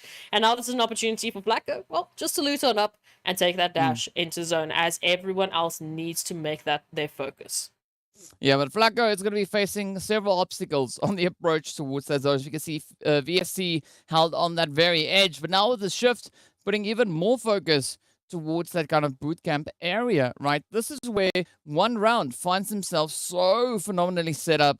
We know that they were already able to move into those compounds a little while ago. And of course, Seoul is situated towards the north, also just holding on to a few of the compounds, a little bit of the elevation. That could maybe be a little bit of a trying position, seeing that we've got Titans, Virtual Gaming, and Leaders also having to rotate through from this northern position. Oh, and I mean, just looking at that next zone, just such prime positions, such prime opportunities, of course, to take it further. Unfortunately, Wave Esports will not be joining us, but we still have a few stragglers out into the blue zone that could be potentially falling to the same fate. We'll keep an eye out on that while we keep an eye out to see what's happening here. In bootcamp, it's Arab Golden and Slime 4KT looking to just take this war of attrition and see who's going to be coming out on top. Oh, well, as we know, it is going to be Slime moving in, finding that first knock, but a quick response coming through here from Wiz, alongside Angelo, being able to put up a bit of a fight here, but Ban is going to be bleeding out just up ahead. Not quite sure whether or not that winner chicken dinner is going to be coming in the direction of Arab Golden for this match, as they are facing off quite a formidable force. Slime and 1 million also just off in the distance here, but this could be the end of Ban as they're about to lose that health spot. Down it goes. So that is the elimination on board now for Slime 4KT. But again, Slime going to be looking to just fortify the edge of zone here, right? They know that there's two players somewhere around here. They just need to find them, and then they can rest a little bit easier. I thought we were looking at a war of attrition, but no, Slime 4KT, they didn't have to wait for Arab Golden to be worn down. They just went on in for the elim. But of course, as we take a look here towards one round and VST, one round now trying to force the hand here of both VST, but they're being a little bit distracted here with Blackjack Esports, and now that's a confirmation to potentially come on through, as VST is only down to Hansley, who has to still make a dash up this hilltop to try and get themselves into safety. Now, great show of confidence coming through here from Chico and Escanor, right? Holding up that front line defensive. As you can see, still several teams having to rotate on forward. Lag now going to be finding the angle on towards Flacco, and that will be bringing the end of Desert Flame. But Kakao also all the way out in the blue zone. Not quite sure whether or not they have the sufficient amount of meds to survive to those later stages. Of course, now looking closer to center zone, we see the players there from Seoul still holding on to those compounds. But up north, it's going to be Virtual Gaming and Titans getting ready for a little bit of a showdown, right? Virtual Gaming having the more opportune angle here, but up comes AXA, not even waiting for angles, instead just blazing their way on forward, finding two beautiful knocks back to back. And it's not going to stop anytime soon, as we can see Puncher moving on in for the confirmations, not before taking a massive nade to the face from one shot, as Titans now need to scurry on up and find the angles to work with. Yeah, now it is going to be riding solely on one shot and Gaddafi to keep the hopes alive here for Virtual Gaming. Of course, the utilities are coming out, getting sent out in both directions. It's going to be P6 and Teak. Now just trying to dance around the rock, but really, really crazy performance coming through from both these teams. As you can see now, trying to reach all the way across as Gaddafi sends that nade out. Teak instead not to face, going to be trying to move that vehicle a little bit further up ahead just to keep it out of harm's way. But Virtual Gaming now relying on the performance coming through, at least from Gaddafi on that front line, trying to get the reses, but one shot also holding a very essential angle. Absolutely can be the determining factor here, but as we do see, the pressure is going to be raining on through that blue zone. Moving in is going to force the hand of both one shot, of both Virtual Gaming and Titans to just get themselves into the zone, because there's a lot more action waiting for us around the corner. As we see Blackjack now getting sent on back thanks to Zero Tolerance, Santeek and P6. Oh, will they be making it into the zone? Well, yeah, they'll make it in, but for how much longer will they survive? The answer is none, right? It is going to be Marshall to welcome them in with open barrels. Off they go, getting sent back into that lobby. 12 teams is what we had. Now, we are down to only 11. Not a lot of space left for these teams to get themselves situated in, but of course, we know this is Miramar, or rather Sanhok. So many teams also going to be holding on to a few of those blue zone positions. Angelo, just on the very edge, hoping and praying that that slight bowl they find themselves could maybe work out in their favor. As you can see, Virtual Gaming unfortunately not making it, just alongside Titans, going through into a similar fate. But right, bam, center zone, we have one round, as we can see, in this wonderful compound, with Marshall just teetering on into the zone, holding this next phase, trying to just make sure that no one else is going to be joining them, as Vortex and Carry Boy going down quite swiftly here. Slime 4KT coming through from that western side could be a determining factor, but what are the rest of the teams going to do? How are they going to get themselves in zone? It's going to be quite the challenge, but Slime are up for the challenge, right? Moving in on towards this western side, having a little bit of an angle on towards Leaders Esports, but Leaders having quite a bit of distance to cover, right? That is going to really open up all these vulnerabilities. Now, Wise getting spotted as Morteza appears around the rock, but the blue zone catching up to them. We know it's that 6-phase blue. It is going to be absolutely brutal. And now they have to just rush on forward. Slime instead are going to be taking a few hits, but here we go. Soul Hemo bringing the repayment as Carry Boy gets taken right down. PRZ getting pretty open, and down they go. Absolutely great capitalization coming in here from Hemo. But now Morteza in a world of trouble, right out in the blue zone, trying to survive, trying to bring their teammate back into contention. But Soul now rushing forward, and with that, of course, alleviating one of the 1 million players. And of course, all of this distraction here from Leaders from Seoul Esports has given Slime 4KT the opportunity to close the gap here between themselves, and one round getting closer and closer to that compound, looking to take out their competitors here. It is going to be quite a bit of a snake in the grass to get themselves closer and closer into this opportunity. Oh, look at Angelo just reaching in. It's like, you know what? We're all going to be snaking it till we make it, and it is now Slime paying quite a price for that. Angelo, of course, gets confirmed, and that could be an absolutely devastating blow getting dealt right into the side there of Slime 4KT. Morteza still alive for the side here of Leaders Esports. One round, still maintaining their position up in the compound. It is all now down to E-Flex and Knight. Two very proficient players that we've seen come through just these past 2 days of performances. But now, Soul, they've got that slight bit of a zone bless working in their favor. Also a slight bit of a bowl, right? So that's the Soul bowl that we're looking at right there. But of course, Morteza not going to be too satisfied with my lame jokes. They instead put the shots across over into Omar. Yeah, maybe just going to try and look for the timing here to jump on in, pick up a cheeky little bit of an elimination. But as you've mentioned, it's Seoul Esports that have the opportunity. That fantastic compound here for one round. Unfortunately, it is not involved in this next zone shift. We can see a few stragglers out into the zone, which is why we have 7 teams still available, but only 2 within the zone in contention for that winner-winner chicken dinner. But now Hemo and Omar looking like they're looking for a little bit of nade damage, and Knight now having to try and find an angle here. Oh, Emo trying to find that reach though. But I mean, this is such a difficult position to play because even the players out in the blue zone are still within reach. And that is, of course, going to spell quite a bit of disaster now as Knight gets taken down. Eflex trying to hold on for dear life. The shots coming through from out in the blue. There's Morteza to get ended as Hemo finds a beautiful angle. But here we go. Eflex can just look on as they spot the players from Seoul Esports up ahead. And all they can do is try and just keep that health bar going as long as they can possibly manage it. Of course, Pronto also coming through with the heal strat. We got Kakao for lag. And no surprise to see Senke out in the blue trying to see how far they can push it. But of course, Seoul, even though they have the numbers, even though they have the zone, it is not guaranteed that they are going to be picking up this winner chicken dinner. Well, they now do alleviate quite a bit of the pressure as Eflex gets sent off, but Pronto rather still poses quite a bit of a problem there for them. Senke now coming in with a beautiful spray down, but the blue zone has other plans as Senke gets ended. And of course, Seoul Esports still having 3 players up. But the health bar's not looking too great, and Pronto could maybe still jump at the opportunity.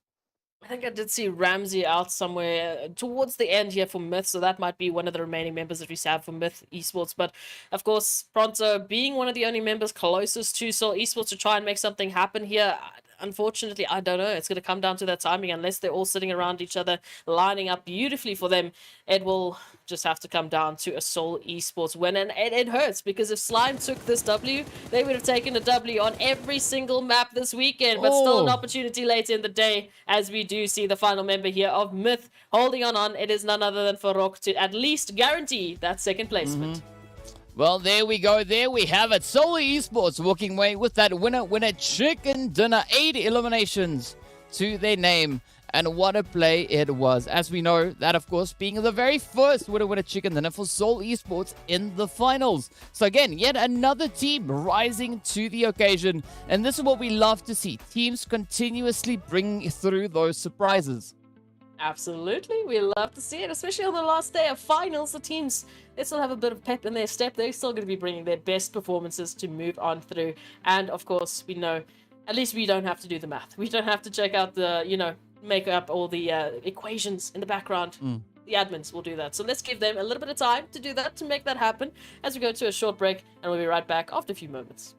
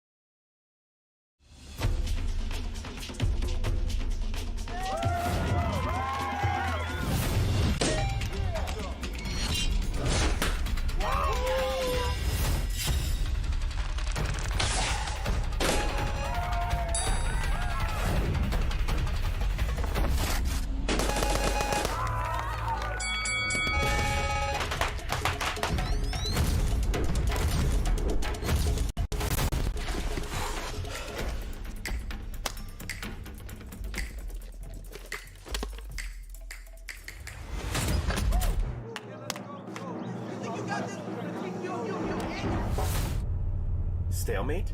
No problem. Ultimate Arena decides the victor.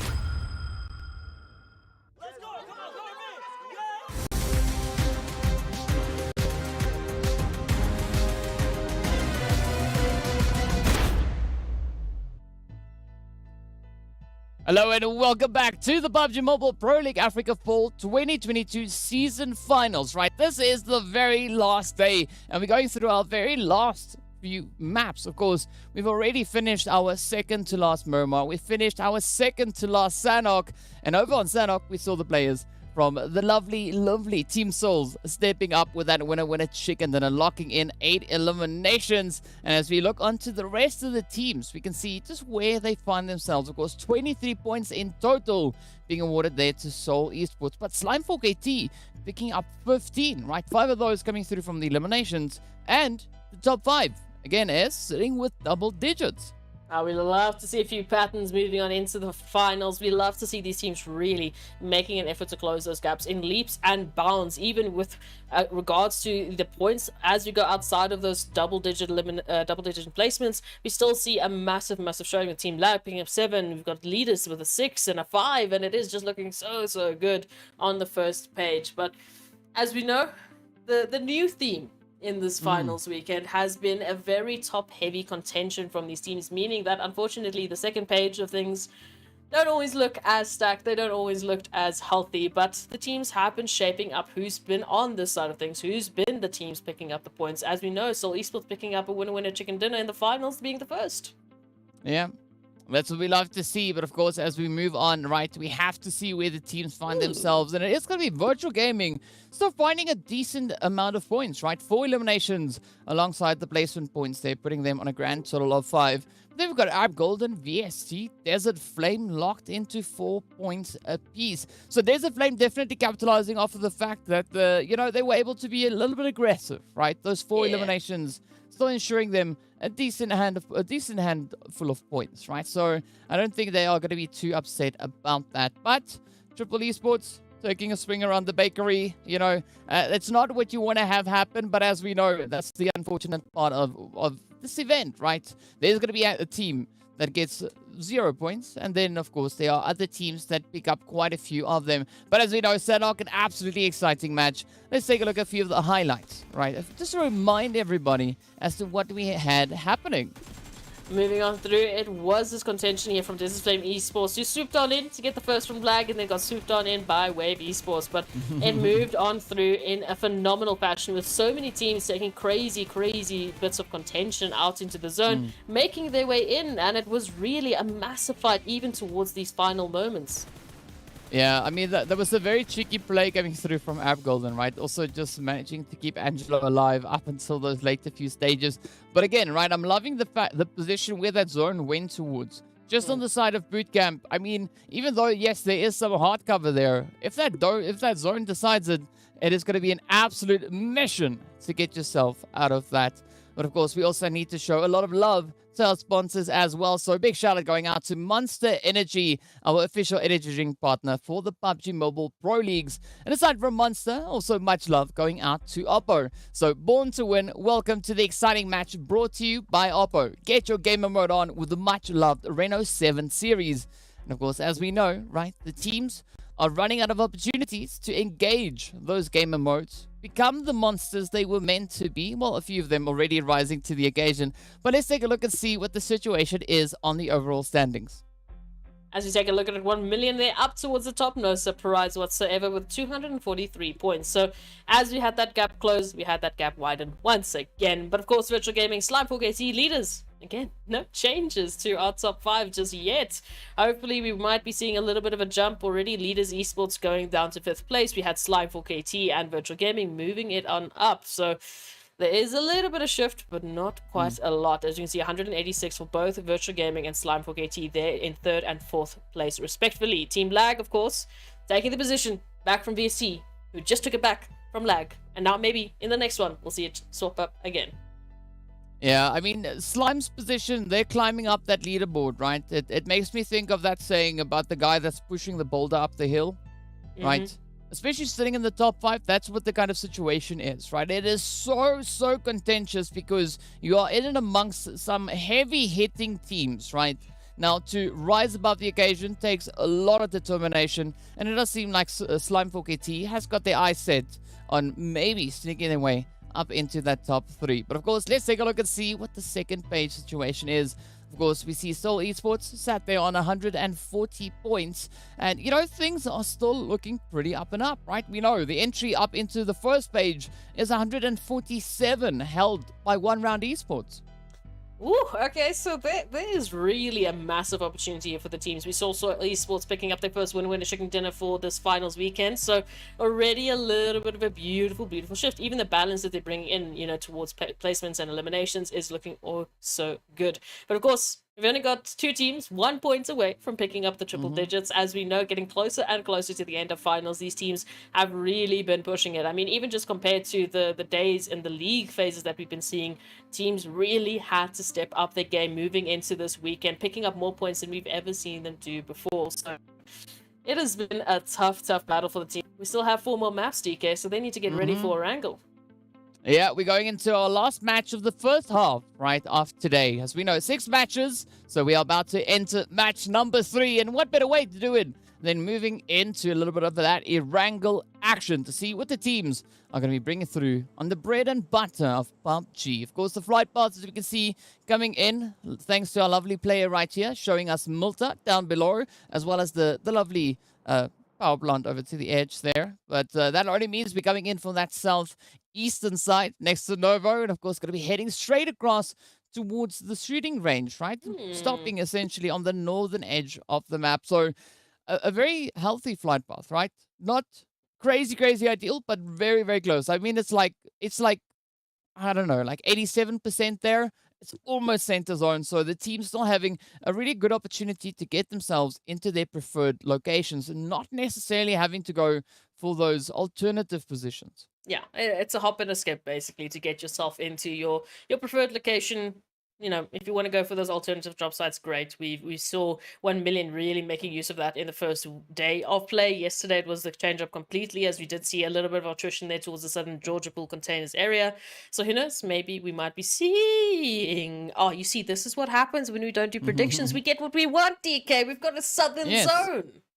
We've been asking for it enough, right? So all we got to do now is just look and see what is going to happen as the teams will have to get themselves situated. But of course, VST are going to be joining Arab Golden and the players there from Seoul Esports on towards that Sosnovka military island. The eastern side, or rather the western side, towards Quarry, Primorsk, that whole entire region, not receiving as much love. But it's okay, right? VST, they are on the move and probably going to be rotating up in towards that ferry pier position. So I'm curious to see where the teams are going to be looking to get themselves situated, because this time around, Lag finds himself set up in smack dab center zone. Yeah, what an interesting position to just to find yourself on the outskirts of farm. And wow, yeah, you are really given an opportunity like this. But again, hopefully we won't be seeing what happened there towards Sanhok for Lag this time around. I definitely, after yesterday, I have so much respect for them. I mean, the massive push that they brought in such a crazy day of play up against such an insane set of teams. Ooh, that takes some confidence. That takes some massive confidence. So massive ups to them. Let's see what they can do today, of course. But as we move on in, right, we do have such an interesting zone, meaning that a few of the teams are teetering a little bit here towards the zone, getting themselves in and set up for a little bit of a quicker rotation. We've got 1 million here towards the southern Georgia Pool containers area. We've got Triple Esports running that 2-2 split over towards Hospital. So this time not trying to fight 1 million for the Georgia Pool containers, really just keeping it nice and respectful. Yeah, nice and respectful. But you know what? Speaking about respectful, right? We were talking about the MVPs a little bit earlier on as well, right? And you were talking about the 3 players there from Titan. And I mean, I'm only referring to the stats coming into today, right? We don't really have an exact clue as to how that's all changed up since the players have already been going pretty ham out on the field. I mean, I'm pretty sure we're going to be finding out much later on today. But it was pretty much between Titan, Slime, and Leaders, right? And all these teams in a position, especially the players, so contentious. I mean, we saw Morteza yesterday being an absolute beast. Today, we've seen a few glimmers of that come through. We, of course, had Koa being an absolute legend as well throughout the entire event alongside Morteza. But then we've had Teak and Axa, right? Already coming into yesterday, they were sitting with some pretty scary numbers. Now, already from what we saw today, looking to make those numbers even more scary. I mean, Teak coming into today was sitting on 173 eliminations. Okay. Right?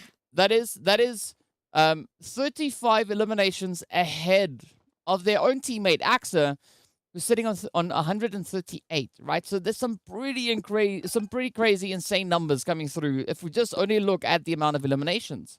I mean, there's a good reason why they have been our elimination leaders into this weekend.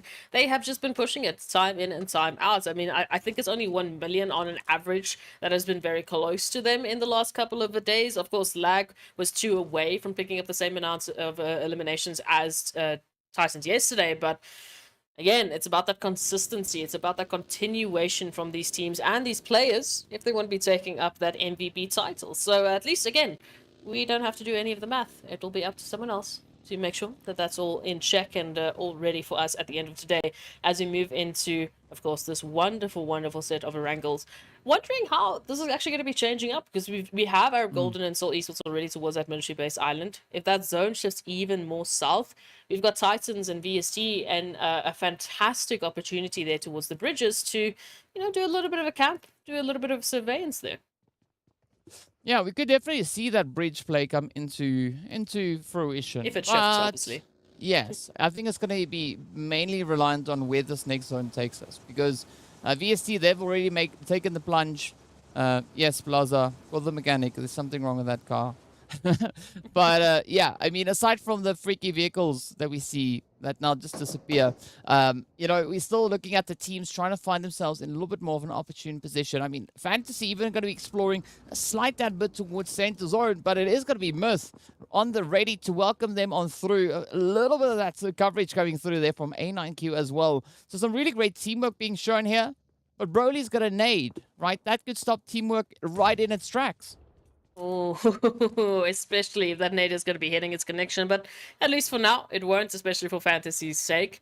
But Myth holding a beautiful line of sight here towards Lag just to see what is going to be happening. But for now, again, as we know, a lot of the teams still moving into center, still trying to get themselves set up.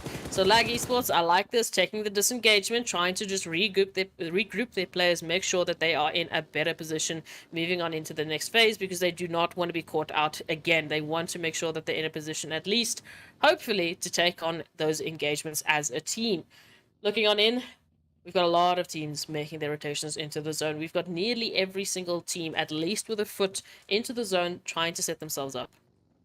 And of course, speaking about setting it up, right? We were looking at the standings, and we can also see them at the top of the screen, right?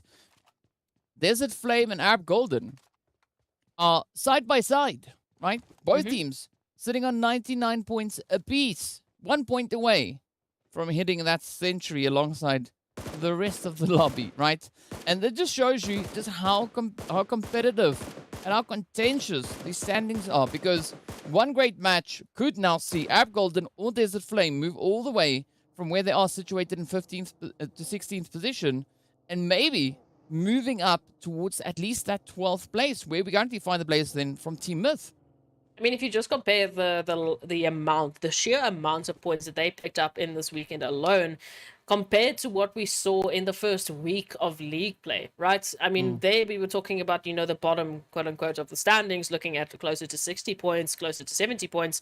And now the bottom of our standings is on 99 points. And we still have 4 more maps to complete to get into, like, come on, that's ridiculous. And again, it's obviously, with the change of maps that we've been working with, but it has been such a phenomenal set of just work and readaptation and trying to just make sure that you are trying to get yourself as good as you possibly can in such a short period of time. Yeah, and I mean, a lot of these teams, I mean, all of these teams, right? Not a lot of them, all of them. Every single one of them has had their own successes. We've seen that. And I mean, as a result of these successes, that's why we have them playing in the top 16, right? Playing for a spot to move through towards that MEA championship. I mean, and it's been quite the fight. Quite a lot of work that these teams had to put in. We were talking about this before, right? 70 plus matches to get them to where they are today. 70 plus matches. Absolutely insane. And in these past 2 days, we can see the rankings sitting on the side there. 243 points for pole position, 232. I mean, that's insane. That's just 2 days of play, adding on the 3 that we are now in, right? The third one for the day. Yeah, no, for this weekend, it has been an absolutely crazy set of matches. But as you can see, that zone is going to keep things crazy as well. Unfortunately, not going the way that we would have liked necessarily, but there's still a little bit of an opportunity there towards that western bridge.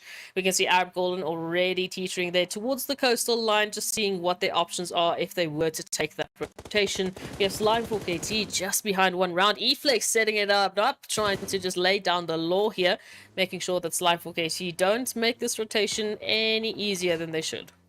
Yeah, but I'm liking the confidence being shown there by one round, right? Setting up a little bit of that ambush towards Slime 4KT because they know exactly where they drop, right? They're like, you know what? We know where you are, and we're going to come say hi, right? Just because why not, right? We can, and we want to make things a little bit more exciting to see whether or not we could actually put in a little bit of that scary performance across the board. But that makes it so exciting, right? Even Zero Tolerance, they've just been rising and rising to the occasion time and time again. We've had some absolutely phenomenal performances from Zero Tolerance. Of course, they're sitting on some pretty decent points, right? We know that they have at least a 16.7% chance to secure themselves a winner chicken dinner. But that puts them pretty much on par with Slime 4KT and Virtual Gaming Squad, who've also been able to secure themselves those two winner chicken dinners before. But as we know, right, all these statistics and stuff are an indication of what the teams have done. We are now looking to see what they will do. Absolutely, especially into our first Erangel of the last day of PMPL Africa Fall. What will these teams be bringing us? We've had a very energetic day from these teams so far, especially towards Miramar and, of course, expectedly towards Sanhok. But now it is that slower pacing. It is those teams really just locking it on down 11 minutes in, and we haven't had a single player confirmed. We've had at least one being knocked, as we can see from one round. Bam! There's the res. Yep. Not a single player has dropped, and we are 11 minutes and nearly 30 seconds in to Erangel. Yeah, well, we know before we had to wait 13 minutes for that first confirmation to come through, right? So let's see what the teams will make us do today. Are we going to wait the same amount of time? Is that not going to be, the knock and elimination going to be around the corner? Because we see the players here from Arab Golden towards that southern island, just lurking around, waiting for a bit of an opportunity on towards Seoul Esports. But Seoul also, they're going to be looking onto them, right? Looking to see if they too can find a bit of a play to be had here. But both these teams still have to try and make a bit of a potential rotation closer towards that bridge, right? Zone has not decided it yet, but it's preemptive, just in preparation, just in case. Yeah, no, just in case they need to make a quick dash into the zone, right? Just in case. But we'll see. That zone is getting closer and closer to closing it on up. As we can see, there are 12 seconds remaining, waiting for that ever crazy shift. As we know, we've expected Erangel to do some crazy things in the past before, and now the question is, who is it really going to be favoring? Who is it really going to be cursing? And wow, okay, Arab Golden, Seoul Esports, yep, made a good idea getting closer to the ridgeline because you need to make a dash. Yeah, but this is a great opportunity now for VST, right? They're so close to the bridge. All they can do is just fortify themselves on the very edge of that and just look on as Arab Golden and Seoul Esports attempt a bit of a rotation across. But this zone looks absolutely phenomenal now for 1 million and the players coming through there from Desert Flame. Already Blackjack taking that early dash, trying to get themselves situated much closer. But Virtual Gaming could be reaching in from that slight elevation we see over towards that northeastern side. Oh, they definitely could. And they definitely could also in a similar fashion to VST. Bought it by themselves, waiting for Slime 4KT, one round, Zero Tolerance even, Titans lag. I mean, all of these teams, they have to head in through into an eastern approach into the zone. So massive opportunities for Virtual Gaming to start picking some wonderful players apart. But as we can see, Zakaria, 1 HP away from being picked apart as well. So hopefully they will be able to get a bit of a res going through as so many players are laying down the law. Yeah, but I love this, right? Wave heard that there was a fight somewhere. They were like, what? Fight? Now? Yes, let's go. Yes. They come rushing straight on into it. And of course, they now they look to find a bit of a position. We can see Colonel up ahead is going to be downed. It is now 6, trying to step up with a spray on towards Phoenix. Puts a lot of damage into that vehicle. And as we know, once that vehicle starts smoking up, it becomes quite dangerous, right? Wave also just going to be holding on the very edge there. They, of course, have the players there from leaders not too far over towards their own eastern side. 1 million still going to be holding a steady angle towards those compounds. But this is where 1 million now gets to expand their reach, right? You can see Lazy Boy is starting to move out quite aggressively on towards the Blackjack. Oh, we love to see it. We love to see a little bit of the action. Lazy Boy just down to a sliver of HP. Criminal down to, well, a little bit less now, thanks to all of these nades being exchanged. And that's not going to stop anytime soon. We can see Senke picking up PLZ here. And now, well, 1 million. They have a massive opportunity to just swing it on around, keep their heads on a swivel, and pick up some huge eliminations. Yeah, but I'm loving these plays coming in. Blackjack now quickly trying to get themselves reset. Not quite sure whether 1 million is going to be able to get all the way through towards Lazy Boy, but instead they are going to be looking to alleviate a little bit of that pressure on the front line. Right, there's a flame coming in behind. Is going to be providing a bit of an opportunity now for 1 million to sneak themselves much, much closer. But leaders also trying to land a few of those hits. We can see the shots just flying up in Chronal's position. But now comes that dash for the res. Will that be sufficient? Wave also just improving their position, trying to get themselves a little bit closer. But again, right, everything is going to keep on tightening up as we now just wait to see where this next phase is going to be taking us.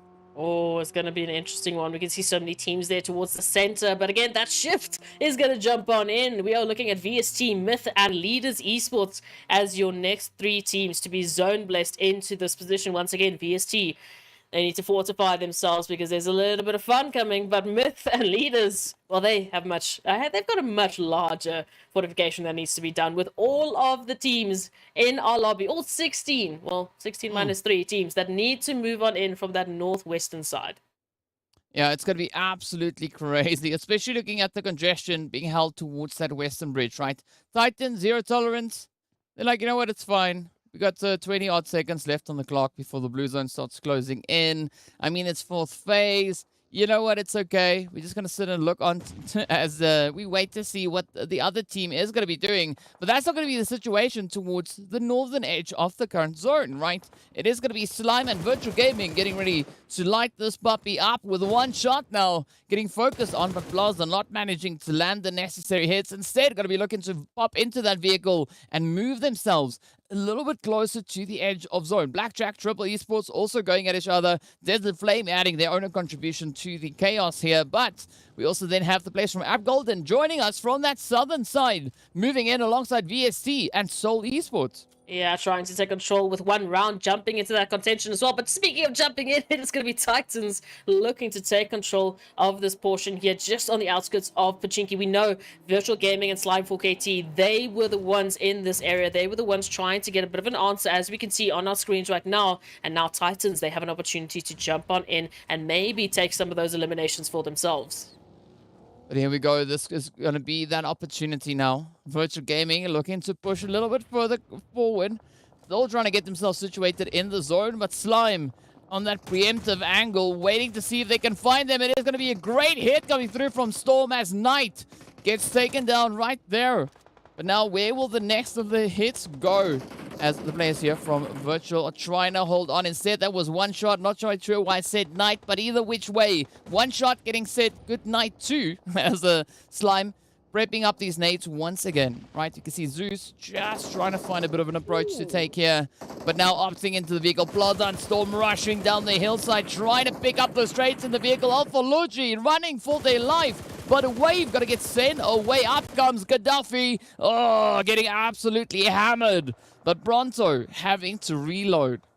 Oh, it's not going to be over here for Virtual Gaming just yet. Lag now stepping on in, taking a few of those eliminations away from Slime 4KT. You can see Gaddafi and Alpha Luigi down on the floor. We can see Zeus trying to make a dash across the limelight, trying to get closer and closer. But right past zero tolerance, we will go. Not going to be sure Vortex is going to be jumping on in. Zeus is literally smoking in the fields. I mean, talk about a way to just announce your presence. Yeah, and Myth now going to be trying to jump at the opportunity, but still they're trying to consider what is going to happen. They can see and hear all the shots coming through in the surrounding area. You still see Blackjack trying to hold that position towards the edge of zone, but 1 million are going to come rushing straight on forward, just helping them on their merry way. Chronal and Phonics Now also in a bit of a bothering position here, but 1 million going to be committing to that rotation, trying to get that edge position under lockdown, and Blackjack gets sent away as DWAS reaches in. The zone is going to be moving now in favor of Myth, Titan, and Vortex from Zero Tolerance. And this is still going to be presenting the teams with so many opportunities to just rain down chaos. You see these 3 eliminations here from 1 million. 2 of those are from Titans, who tried to make that rotation into the zone and have now been picked apart, even now down to 1 member standing up. At least the res will be popped on through, so hopefully they'll be able to keep those numbers, and hopefully 1 million will be able to carry on their story, as they've really had to work hard to get up until this point. But DWAS here from Desert Flame Esports holding a little bit of a tough angle. 1 million making a dash into the center zone, not quite reaching Myth, so hopefully they will be able to find a little dash of cover here. But it is going to get absolutely stacked. It is going to be a snake to the finish to see how well these teams can hide in the grasses to get themselves closer and closer to that winner chicken dinner. But again, DK, if we just look at all the surrounding teams, if you're in center, you are a target. Yeah, but if you're not in center, you're also a target, right? Leaders still trying to make a bit of a play coming through from that northern side, as we can see Titans just waiting in ambush. Oh, hoping for a few of those hits. Oh, PRZ just narrowly evading the carnage. But again, Slime on the approach, trying to get themselves set up on that very edge of zone. Koa moving a slight tad bit further forward, but very close towards Vortex. Lag still to find the approach in towards zone. And the same can be said for VST and 1 round. Oh, all right. Let's see what these teams are going to be able to do. Of course, Titans focusing on leaders. 1 million in the meantime, trying to literally drive over Desert Flame Esports as the push comes on through to find Flacco. Oh. Marshall will be going down, and Flacco will be standing their ground, at least for now. Wow. I mean, Flacco making 1 million instantly regret that push, right? That was absolutely insane. But now it's still up to Venom. And Senkei 6 is going to be trying to find Venom out in the distance here, who's now rushing forward for an extra bit of that fortification. But Senkei, oh, still in such an opportune position. Even though they don't have the craziest amount of coverage, right? They still could rain down quite a bit of terror. And is now going to be another hit dealt into the side there of Desert Flame. At 6 gets swiftly dealt with. It's all now riding solely on what Flacco can bring on through. But as we can see, the western side, even though there's not a lot of teams situated here, it's still a very, very contentious position and such a big amount of aggression being shared all over this map. Absolutely. While on the east, we can see Lag just trying to fight it on out, to duke it on out against Seoul Esports. But over here towards the northern position, we still have Titans and leaders in a war of attrition, trying to find an angle into the battles, trying to find an opportunity here to take one another out. PRZ going to be knocked now with a molly. So there is the 2-on-2 the Titans were looking for. But again, they can't really afford to push on in. Yeah, I don't think Titans are going to be looking to get the knock and push, right? Instead, just putting in the knock, just making the players here from leaders use up those utilities, right? Use up the maids and everything they've got. And it's going to be dealing quite a bit of a blow to them, right? Once they come with that approach towards the zone. But Seoul Esports looking absolutely phenomenal. So we can see off of the distance there. Already sitting with the 8 eliminations. Now going to be looking to find Kakao, the final hope for left for the side here of TEAMLAG. And Hemo, Rauf right on the front line, looking for those pixels. But now up comes Weiss, Omar, not yet finding Kakao here. But this opens up a great opportunity for Kakao, right? Just waiting in ambush, for lining up those heads. And we can see quite a bit of chaos coming through. But as we know, the answer is going to be no, as they get found out. Off they are. And down to the final 8 teams we go. Still a very, very tough position being held in the zone. Oh, as we can see, Morteza is trying to snake it on up, but hey, P6 too quick on the trigger is going to spot out those pixels, and now all down to Carry Boy here, as the confirmations might be moving on in. Desert Flame Esports, Flacco, sorry, back into the lobby, but they did so well to survive up until this point. Yeah, a really valiant effort being brought through, but it's going to be P6 to get found out by PRZ. And now Buncher, the final player, standing between the Leaders Esports and that entry into the zone. Oh, this is a very, very dangerous position. But I mean, so far, Puncher not really being too scared, right? Just going to be sitting there, so, you know, it's like, it's fine. We'll just wait and see what leaders are going to be bringing in. I mean, there's only 2, right? It's Scary Boy and PRZ. But both these players also being quite phenomenal And now, Venom trying to inch their way a little bit closer alongside Senke on the very edge of zone. So things are just tightening up even more as the zone is adding quite a bit of pressure onto these teams. Now up comes the push. Leaders trying to find that opening. Buncher on the ready. Found that res on towards P6, but it's going to be the end of the road as Koa gets taken down. Slime for KT gets sent away. Gary Boy gets down. And PRZ now moves in for a bit of a res. Still being well within reach of those grenades getting sent out. P6 is going to be down as well, but the pressure will continue. Seoul moving in over on that eastern side. Up comes Buncher rushing straight on forward, ripping right through Leaders Esports. Ooh, they're looking for that MVP, DK. They're looking for those points. We've got 4 teams now left into the action. 1 million somehow, some way. Still alive, looking for that angle into Puncher. Senke out into the blue is going to be forced on in. I'm not sure if they spot each other. They're literally side by side, but not a single opportunity here to jump on into the action. As we can see, it is Myth up into the center zone, holding such a beautiful opportunity. But Seoul, with 4 members up, maybe they could make something happen. Sorry, I cursed you. I'm so sorry. That wasn't on purpose, I swear.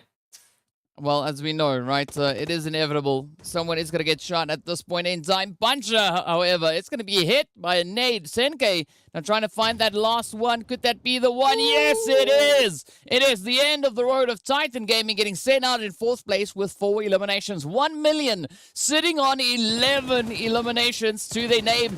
Almost trying to make that 12. It is now 12 as Senke just goes absolutely ham, ripping into the side of Myth. But Myth now reduced down to 1. It is going to be Broly trying to get that res onto his moment. Up comes Seoul Esports rushing straight on forward. They're not going to be waiting for anyone to present them anything on any platters. But it is now absolute carnage as Venom reaches in, finds the knock up in towards Omar. So you can see Weiss getting ready to try and find that angle on towards Broly. Looking on, they know exactly where they are, but they don't want to risk it all too much. Instead, trying to for a bit of a rotation. It's going to be a shoddy showdown as the GBS now come into the swing. But of course, the mollies get deployed. The flames light it up.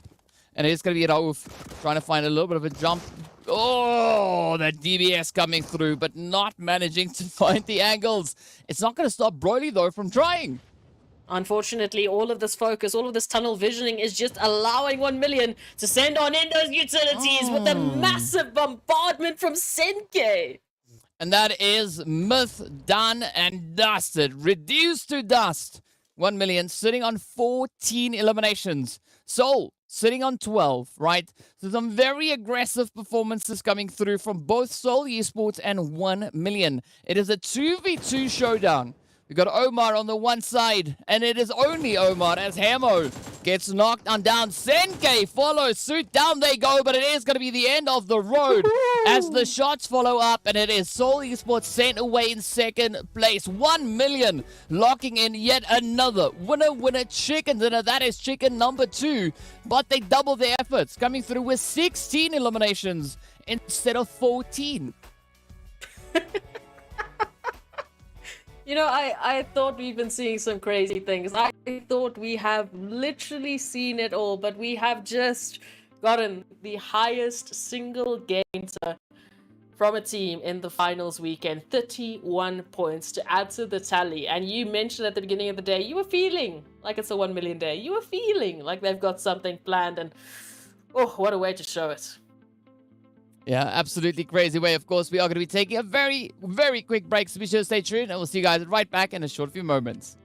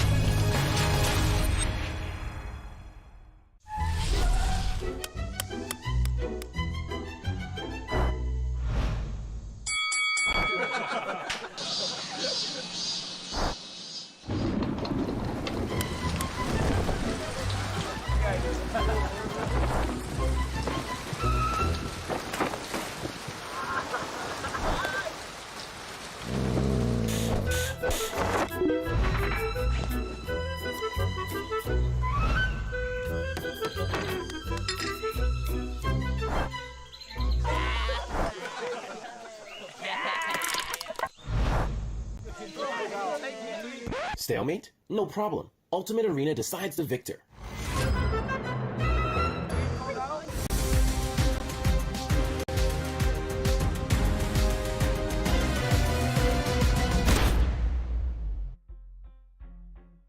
Hello and welcome back to the PUBG Mobile Pro League Africa Fall 2022 season finale. Right, this is the very last day, day number 3. Everything leading to right here. Already we've concluded our first half of the day, right? Erangel, Sanhok, Miramar, done and dusted. And now we're getting ready to see what the teams are going to be bringing through as we move into our final 3 matches of the day. But over on Erangel, right, as you'll see on these lovely match rankings, we saw an absolutely insane winner chicken dinner coming through from 1 million, dropping our very first 30 bomb in the finals. And of course, it's going to be followed suit there by 24 points from Seoul Esports, moving on in, just looking to capitalize on anything and everything they can find. But as we go through the rest of the standings, it is still looking relatively healthy. Some teams picking up some incredible eliminations, Myth and VST in particular with a 5-pointer, Titans with a 4-pointer, but a little bit lower down the leaderboard, you wouldn't think so. It is Desert Flame Esports picking up 6 eliminations. Yeah, you know, those 6 really looking pretty great for them. But I mean, Desert Flame really looking to shake it up today, right? As you can see, that slow, steady improvement, right? So they get that kind of foundation set up and they're like, you know what? We did it already, so let's improve it a little bit more, a little bit more, a little bit more. So, I mean, I'm loving the efforts being brought through here as the teams are continuously keeping everyone on their toes. I mean, even Lag and Blackjack locking in 4 eliminations apiece, walking away with a 5 points. But from there, it drops down quite a bit, right? We got 1 round, 0 tolerance, walking away with their 1 placement point each. And then it's, you know, well, the bakery run. Yeah, look, you sugar-coated it there, quite literally. You know, these donuts are sugar-coated, they're delicious. Absolutely delicious, which is why we saw so many teams really just gunning for them, you know. Yeah, this is the craziest. This is literally the craziest scoreboard that we've seen, especially the most one-sided one that we've seen so far. We've had a pretty healthy split, as we mentioned. You know, the top 5 picking up double digits, woohoo! And now we move on into Erangel, and suddenly the teams are like, no.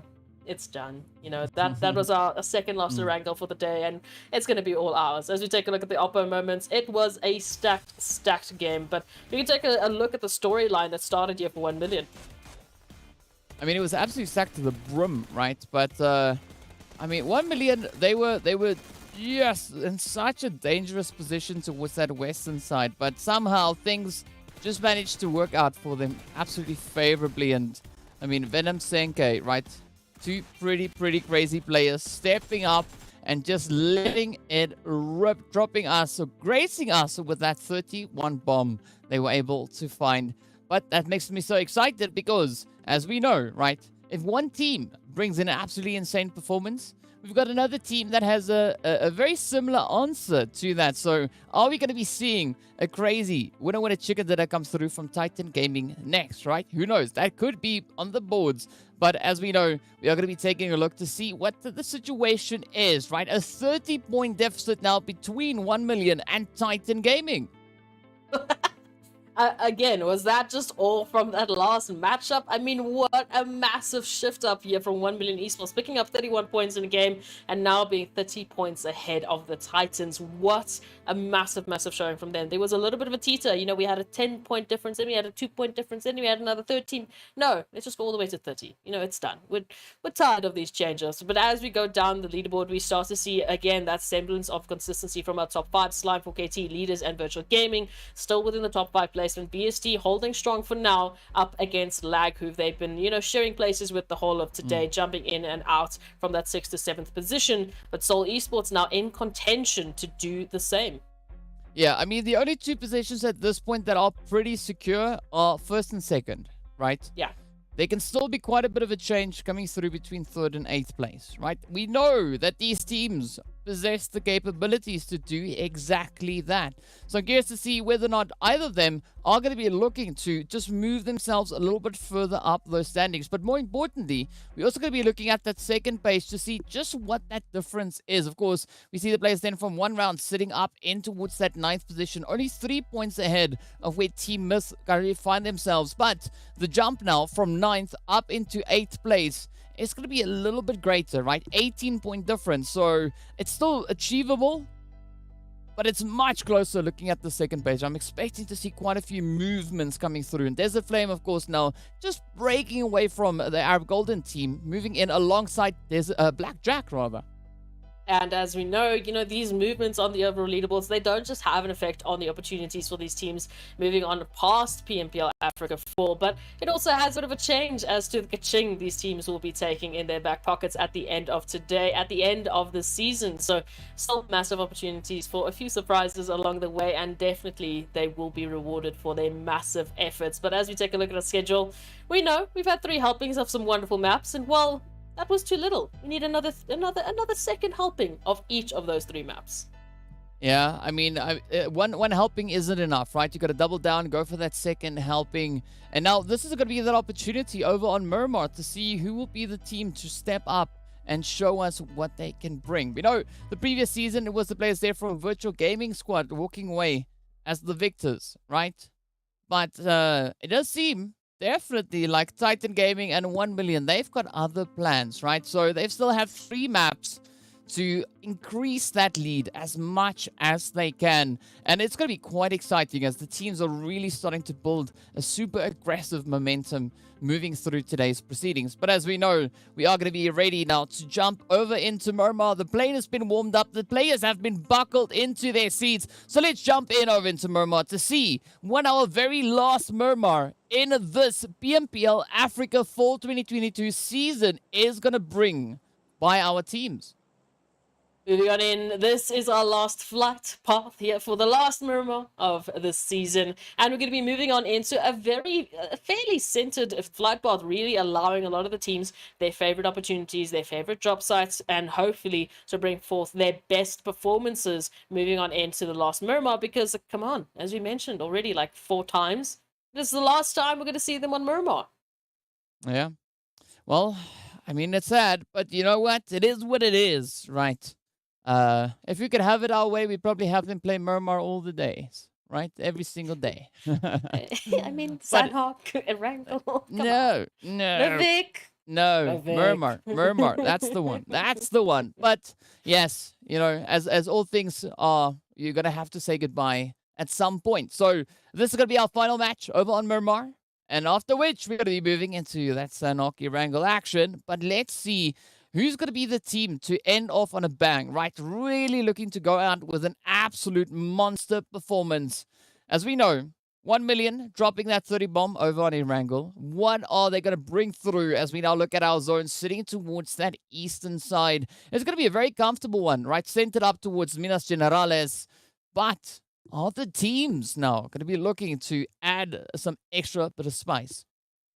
Going to be up to them, of course. We don't know what they're going to be planning. We also don't know what these zones are going to be planning. Already taking quite an eastern shift here, allowing quite a fantastic opportunity here for Myth smack bam center zone. But of course, Blackjack, who we know heading through into Los Leones, Lag moving into Impala, Seoul Esports over to what looks like a bit of a split between Junkyard and Al Azahar. So an interesting split, nonetheless, really favoring pretty much majority of our teams. It's only really the outskirts, the outliers that need to make that rotation in. But that's literally down to 5 players, 5 teams rather. So as we take a look at this one, an interesting opportunity, I would say, really just again focusing for Myth in that center point. Yeah, I mean, as we know, Myth, when they decide to be, they can really just read the heck out of the zone, right? Especially on Miramar. Yes, right. So this could be a myth zone. I don't know. I don't want to cause any upset on intention. Maybe I do. I don't know. But either which way, right? Myth smack dab center zone. Maybe they could just keep on getting zone blessed. We know the last time this happened, they were feeling quite pretty with that winner chicken dinner coming their way. But let's see how it goes, because we know we've got some heavy hitters in this lobby, and we are looking at a bit of a contentious position towards that San Martin area, right? We can see that we have Slime 4KT not too far away. Plaza just moving in, trying to gather a little bit of that information. Pronto, Koa, not too close just yet. But things could definitely take a bit of a change here. But for the time being, it's going to be a looting phase, right? So everybody going to be looking to get themselves situated. And we're not seeing teams really too close together. So as a result, it is going to be nice and tranquil in these early stages of the game. We literally have two players that are outside of their usual sites, outside of their team positionings. So, I mean, I'm taking a look at Plaza there from Slime 4KT, who did a little bit of a scouting action towards Desert Flames position in Hacienda del Patron, at least the outskirts of it. And then we have Seven Reef from Triple Esports, a little closer towards Myth in that center zone position, just checking things out. But both of these players already hopped into the vehicles and are making their way back safe and sound. So, absolutely. Again, a very, very slow approach from these teams. As we saw there towards Erangel, you know, we mentioned we've had to wait up to 13 minutes before for that first elimination to really jump on through, for that first team wipe to jump on through. And now, non-surprisingly, I wouldn't blame the teams for doing the same thing on Miramar, because we've only got 3 more opportunities left. So they need to bring it all. Well, I mean, everybody needs to bring it all, right? You cannot back off at any point in time. This is the finals, right? It is the last opportunity to improve those points, lock in that extra bit of ka-ching. But also, you know, you got to play for the honor, right? The bragging rights that come in alongside that. And as we know, these teams have been working so hard for such a long period of time to get themselves here, right? It's not easy to make it into PMPL. Heck, it's not even easy to make it into the finals.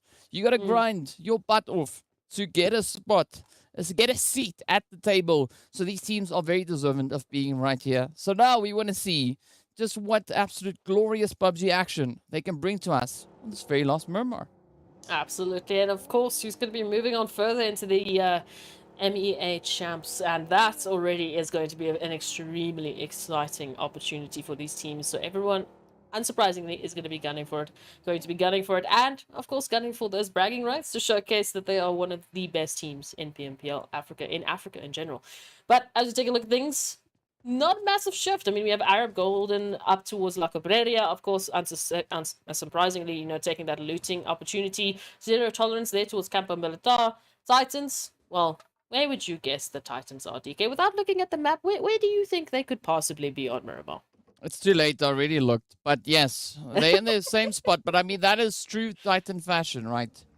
They stay in that position for the longest period of time, as long as they can afford to, and then only they start rotating out. So no surprise to see them held up in towards Val del Mar and Los Higos. That is just prime Titan territory, right? But the rest of the teams are instead going to be focusing their efforts to get themselves in a little bit more of an improved position moving in towards that zone, right? We got leaders on the roll. We got Titans, Triple Esports rather.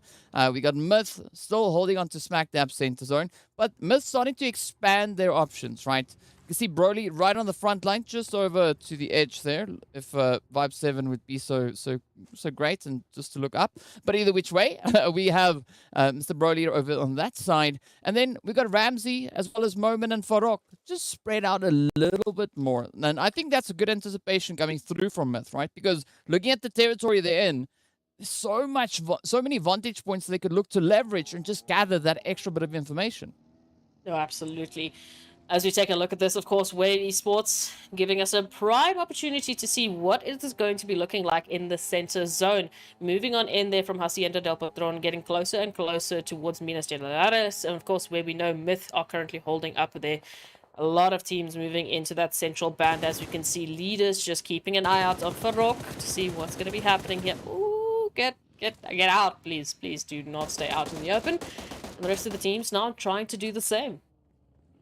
Yeah, but there's no surprise to see Morteza trying to pick up this opportunity. As we know, Morteza, one of those contenders for the MVP slot, right?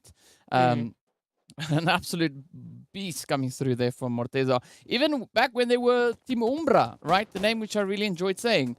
Umbra. But the shots continue to come through. Morteza's not satisfied with that position. Instead, it's going to be there's a flame now rushing in on Triple Esports. But M7ND spots the opportunity, gets that first knock. And now, where's this going to go? As DWAS is down for the count 6. Still holding on to a slight bit of a downhill position. 7 Reef cooking up the nade. They can hear the footsteps, but will this be the bounce to put that extra kink in the side of There's a Flame? Oh, let's see what's going to happen here. Triple Esports have been showing up in a massive way. Now looking to get some of those eliminations back into the tally. But Desert Flame not going to go down without a fight. Not going to go down without an absolute massive nade from Vibe 7 as they push on through. Oh, up comes Gemos, tries to find it, gets Buden. And now it all turns to 6. Got the only remaining hopeful here for Desert Flame. But a very trying position because those third-party sprays are coming in. And it's not going to be the one from which they'll be able to escape. It is going to be Lazy Boy to nail the coffin shut. And this is where third-party plays really come on through. We love to see it, DK. But again, unfortunately for Desert Flame, that's going to be their last Miramar for this season. As we take a look at the rest of the teams, moving on closer and closer. Well, let's see how much closer these teams are going to be looking to move, right? We can see VSC coming in from that southwestern side, rather. 1 million. Now, not going to be settling in, rather, amongst the players there from Triple Esports. Instead, they're going to be looking for a bit of an opportunity further up north. You can see Wave Esports just held up here alongside them. That is, of course, Ivar on the front line. The rest of the team now moving further to the eastern side. I think this is a good call, though, from Wave, right? Even though they didn't know that 1 million's on the way, just continuously looking to keep themselves moving instead of becoming, an easy, stale target. Yeah, no, you do not want to be an easy target on Miramar because there's so many points of elevation. As we can see, Ramsey just showing off so beautifully with Omar, unfortunately feeling the brunt of that elevation as well. So that does provide an opportunity for teams in the surrounding areas to really start picking you apart and making those rotations have some of their own risks as well included. You know, teams can take those spray downs, and they've been good and showing that they have that capability. But let's see how these teams will be rotating on in as Omar just takes a little bit of that disengagement, just trying to provide a little bit of space, while Ramsey is just narrowly escaping the opportunities here that YC are trying to take towards them with those laser beams heading on through to the top of the laser. Yeah, on the top of the laser, indeed. Yeah, top of the mountain. Wow. Yes. Well, laser it is, right? It is Weiss now trying to find the hits on towards Ramsey. But it's quite the range. And Ramsey has quite a bit of hard cover to try and utilize there. But again, Myth looking beautifully set up in the zone. Slime 4KT, on the other hand, are going to be moving in on that northwestern side, looking to contest against the players here from 1 round. App Golden could be rolling in behind them or maybe taking a bit of a more northern positioning. But it is going to be down to 1 round, and Slime, as you can see them now, moving much closer. It is going to be Eflex and Escanor. Whoa, trying to find that position on towards Koa. I'm loving the angles being held here by Knight. Yeah, for 1 round, this is a vital opportunity. They are one of the only teams in this northern position. So again, if they can control this, if they can hold their ground here against Slime 4KT, they reign supreme in the northern side. It's again Arab Golden that could be that rotating factor as they're moving on in from water treatment, or rather Hacienda del Patron, but they can still hold on strong here. As we take a look at some of the rest of the teams, however, DK, this is really where we start to see that point at which the elimination feed is going to light on up as the teams are rotating into the chaos. Yeah, I mean, we want to see chaos, right? We want to see carnage. Oh, yes. It's going to be several opportunities still on the way. Speaking about opportunities on the way, right? Titan Gaming are going to be moving in from that southern edge, just managing to get themselves ahead of the blue. It is going to be Puncher moving pretty close to Impala. In the meantime, not too far from that southern position, we do see the players there from Blackjack, of course, just scouting things out. VST moving a little bit closer, but up north, it's going to be Arab Golden moving in alongside Slime 4KT. It is going to be Angelo to spot a bit of that opportunity on towards Pronto. Oh, but a very risky hit, though. I mean, trying to get that Mini 14 to just go where they wanted to go. And now Slime in a position where they could look to just strengthen this defensive line here. Angelo, of course, making a lot of noise and providing quite a bit of information, but the zone has other plans. It is going to be moving further down south, just centering up on towards Minas Generales. And this is where we were taking a look at Myth and their previous position, but now so many contenders for that central point. We got VST, we got Blackjack Esports, and Virtual Gaming holding a fantastic central point as rotations head on through that southeastern portion with Titans and Leaders is going to be absolutely stacked. We can already see the very brave P6 making that rotation in, trying to see what the navigational path into the zone will be and how they can circumvent that angle that Leaders are holding towards them. Well, let's see where it's going to go, right? Still, quite a few rotations are going to be coming in as the teams are running out of space. And that is the beauty of it. Still 15 teams alive. But now 1 million are going to be rushing in on Broly. Broly finding 2 knocks already. 1 confirmation, but down they go. It's going to be 1 million just locking it in. But the third-party sprays come through. Myth, not done just yet. They want to fortify. Up comes Ramsey. Up comes Moment. We know what Ramsey can do. But is there going to be that opportunity now? Trying to find the first angle. Opting for a potential raise there. But the utilities keep on raining down. Venom gets confirmed. And it's now riding solely on Lazy Boy and Senke. Out goes the Molly. Is there going to be the one? Comes pretty dang close. Ooh. Finds Lazy Boy. You can see that health bar now getting reduced. But a great opportunity here for Ramsey to get that raise in and bring Myth back into contention. Absolutely, and to stop 1 million for picking any of those crazy points on up, really bolstering that gap that they have towards the top of the scoreboard. So this is going to be it here for Senke and Lazy Boy. Can they hold their own up against Myth? Oh, Lazy Boy sending out the nade, trying to stop them in their advances, but is that going to suffice though? It seems to be a little bit of a smoke. No, it was definitely a grenade that got popped. Ramsey taking a little smidgen of damage, but looks to find Lazy Boy. Lazy Boy with a drop shot gets them. Down they go. Now, Lazy Boy quickly ducking up onto the top story. Senke, meanwhile, will be staying down below. Utilities getting cooked up once again. Farok repping that nade. But 1 nade could end it right here for 1 million. Meanwhile, Moment gets found out, and this is where things now start to crumble for Myth, as 1 million are keeping such a contentious position. Farok now trying to find the more opportune approach to take here. Are they going to go down below, up high? Which way will they take it instead? Senke pops on out the window and puts an end to Myth.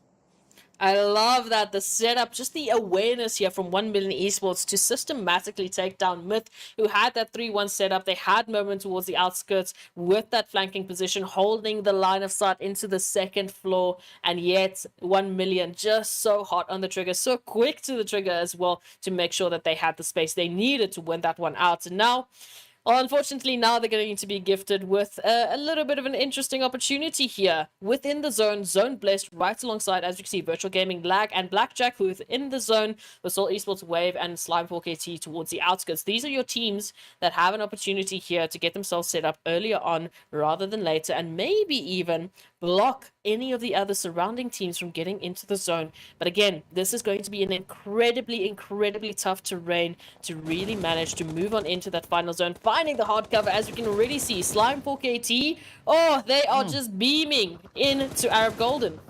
Oh, yes, beaming indeed. Pronto finds a good lineup.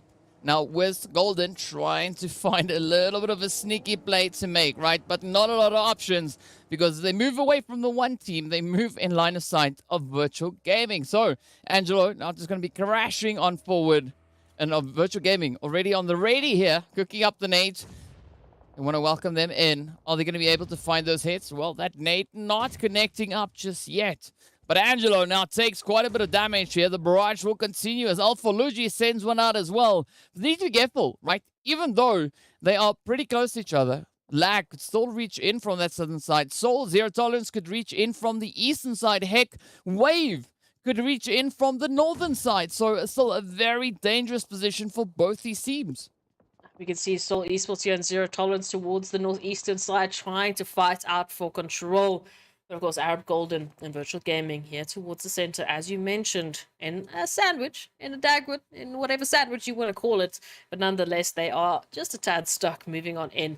Really can't force the action, really can't go for one another, because then they expose themselves to that third-party action. But it does seem like, nonetheless, they are going to be sending out a few nades as welcoming packages, with that zone once again just centering on up into this position. It is going to be such a tough fight for them to keep control. Yeah, it's going to be a very crazy fight already. Alpha Luigi getting hit there, so shots continue to come on through. Angelo, I'm trying to find a little bit more of a decisive angle to place that nade, but they have to act relatively swiftly, as we can see. Quite a bit of carnage going down in that feed, right? Teams now fighting on the perimeter of the zone, but Virtual Gaming getting ready to push through as well now. The nades connecting up. Quite a bit of damage is going to be dealt, but it's going to be Wiz to get found out. Oh, Angelo almost getting that headshot. Up comes one shot. Oh, Angelo just on the very edge, but narrowly escaping that play for the time being. Instead, the continuation will come through as Angelo now gets caught out on the edge. Alpha Luigi and go rushing on forward. Now it all turns to what's going to happen on the edge. Golden finds a bit of an opportunity here. Will they get it? Lining themselves up for a few headshots. But Alpalugi has their health bar starting to drop. Up comes the rush. Down goes Wiz. Well, now comes Zeus looking for that continuation. Will they find up the fray towards Golden? It's going to be a rush inside and down they go. Arab Golden getting sent on their merry way. Oh, but at what cost here for virtual gaming? All down to Zeus now. But as we look towards that northeastern side, we mentioned earlier, zero tolerance and Seoul Esports fighting for control of this position, moving on in. And now Seoul Esports down to only 2. It is going to be zero tolerance to move on in for the elimination, for the confirmation. Oh, but look at this. Rauf not going to let that one slide just yet. Instead comes up with quite a bit of an aggressive push. The rush is outside and off they are. Rauf getting stopped in their tracks, but Hemo coming through with that S12K just lets it rip and finds quite a few devastating blows into zero tolerance. TEAMLAG also getting sent off there as Team Titans push down on towards them, not giving them many other options. But as we look on towards Seoul, you can see one round trying to sneak on through as well. It's going to be Lord also now just trying to piece themselves back together. But the third-party sprays will continue to come on in. As we can see, Slime 4KT Plaza reaching all the way from that western edge. But now the center is going to be where the pressure is at, right? The teams all having to reposition themselves back in towards this next zone. And it's only Lazy Boy, Titans, and of course Zeus from the virtual gaming team currently holding on to the zone. As we can see here, between Seoul Esports and Zero Tolerance, well, things are looking to heat on up. We can see one round just applying a little bit of pressure. They are looking to maybe get involved because then it's just a quick dash into the zone with the added addition of some eliminations. As YC also tries to just get themselves into a better position here for the res. Lord still applying quite a bit of pressure, but now that push has to come on through. Confirmation for Omar, but will they be able to find Hemo and YC? Oh, Lord, definitely going to try and find that, right? But let's see, is there going to be on the cards? Hemo coming out with the rest, 12K. Oh, Lord. Oh, my goodness. So close. Finds yet another hit. Weiss getting taken down as the Uzi just lets it on fly. Now, Hemo about to get spotted. This is the opportunity. S12K, close range. No argument there. But Hemo gets straight on down as Chico sneaks in for that beautiful third-party opportunity. Seoul also now getting sent away. And down we are to only 8 remaining teams. Titan trying to lock down the southern position. Spots out 10K. But let's see whether or not they'll be able to drive it on through. Meanwhile, it is going to be Blackjack now, suffering quite a bit of a costly fate here as leaders come rushing straight on in. And with a great bit of assistance coming through there from Lazy Boy, they are sent back into the lobby. But now, 7 teams remain, and not a lot of space left for these teams to move through. And Titans holding such a controlling position and a fantastic set of hard cover here towards the southern position. As we can see, Zeus, we know what happened here, but now Slime 4KT, well, they've moved on into this territory. They've moved on in for the confirmation, and it is a 1-on-3 that Zeus will be looking at to try and survive with their backs towards not only leaders, not only 1 million, but Titans in one round as well, as we can see out towards that mini-map. Now, this is the confirmation here. Virtual Gaming, or Zeus, rather, they need to be able to get themselves out of this one. They need to be able to stay alive. And it's going to be quite the challenge, right? Looking at the full force of Slime 4KT moving on forward. But here we go. Zeus just putting a bit of a wall between themselves and the potential pressure coming in here. But as we see down south, right, it's going to be Lazy Boy and Senkei holding on to the edge of zone. Shadowwind still looking for a bit of an entry point. But Titans now starting to mobilize themselves, getting ready for some absolute carnage to ensue. But here comes Zeus. Now, just taking a bit of that damage. Koa prepped with that DBS. Oh, are they going to be able to find it? Meanwhile, Lazy Boy gets found out there by AXA. And now, 1 million down to only Senkei. Shadowwind going to be holding on the very edge. Zeus gets traded off as Koa finds the hits with the DBS. And crazy, shoddy action.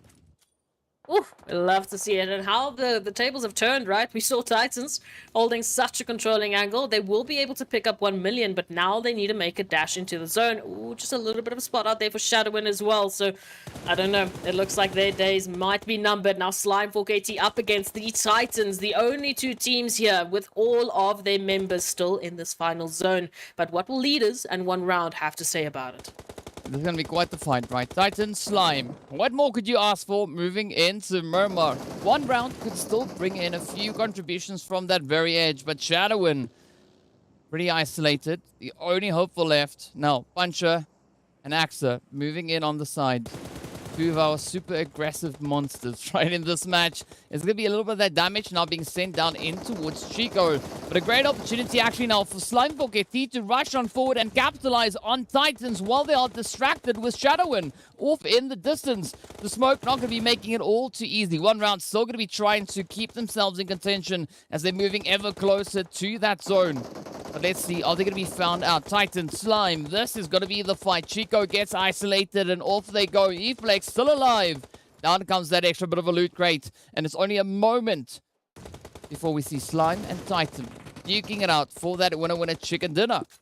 They're still keeping their heads on a swivel. That's why they're not going into this full focus, because they know there's leaders, there's one round, there's still two other teams that are involved in this final attrition. Now, as they're looking, sending out a few nades, Teak, trying to give themselves the space, the timing to reset their HP bars. But again, look at this from Slime 4KT. They don't have to go into this full force. They only send two up to the hilltop. They've got two back in the compounds, looking for their flanking angles. Wow, Goa comes up, finds Axa, 1 down, 3 more to go already. A little bit of reduction on that health bar coming through there for the side of Puncher, but they're able to quickly patch that one back up. Now, Teak trying to do their due diligence.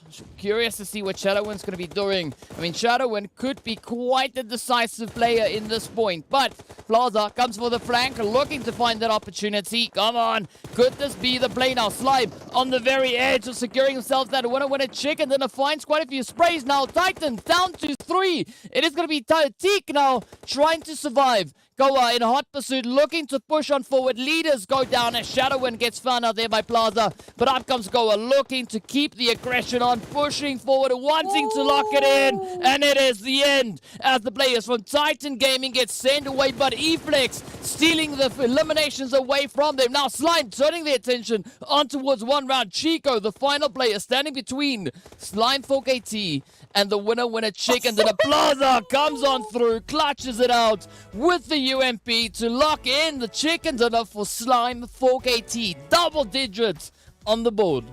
Slime 4KT picking up that winner chicken dinner with a drive-by, with a literal on the back of the buggy, drive on by. Let's get that final confirmation. Taking on the likes of Titans just to get to this point. They absolutely do deserve this. What a fantastic win. And again, an opportunity for them to close that gap on the top standings.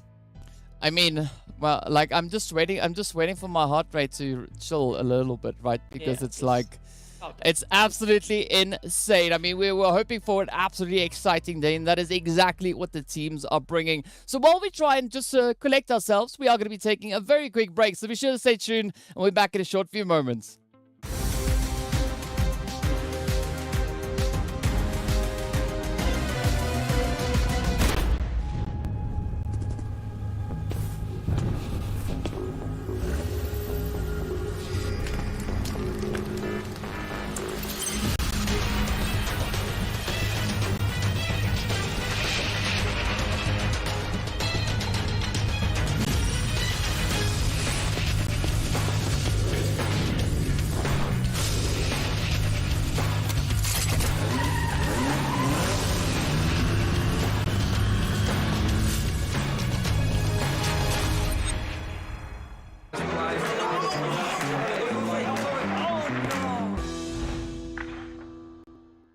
If only I had a weapon, I would take over the punching kick.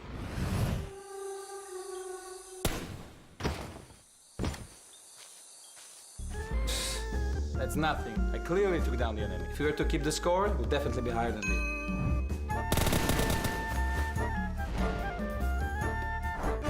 If I hadn't thrown the wrong grenade, I'd be eating chicken dinner for sure.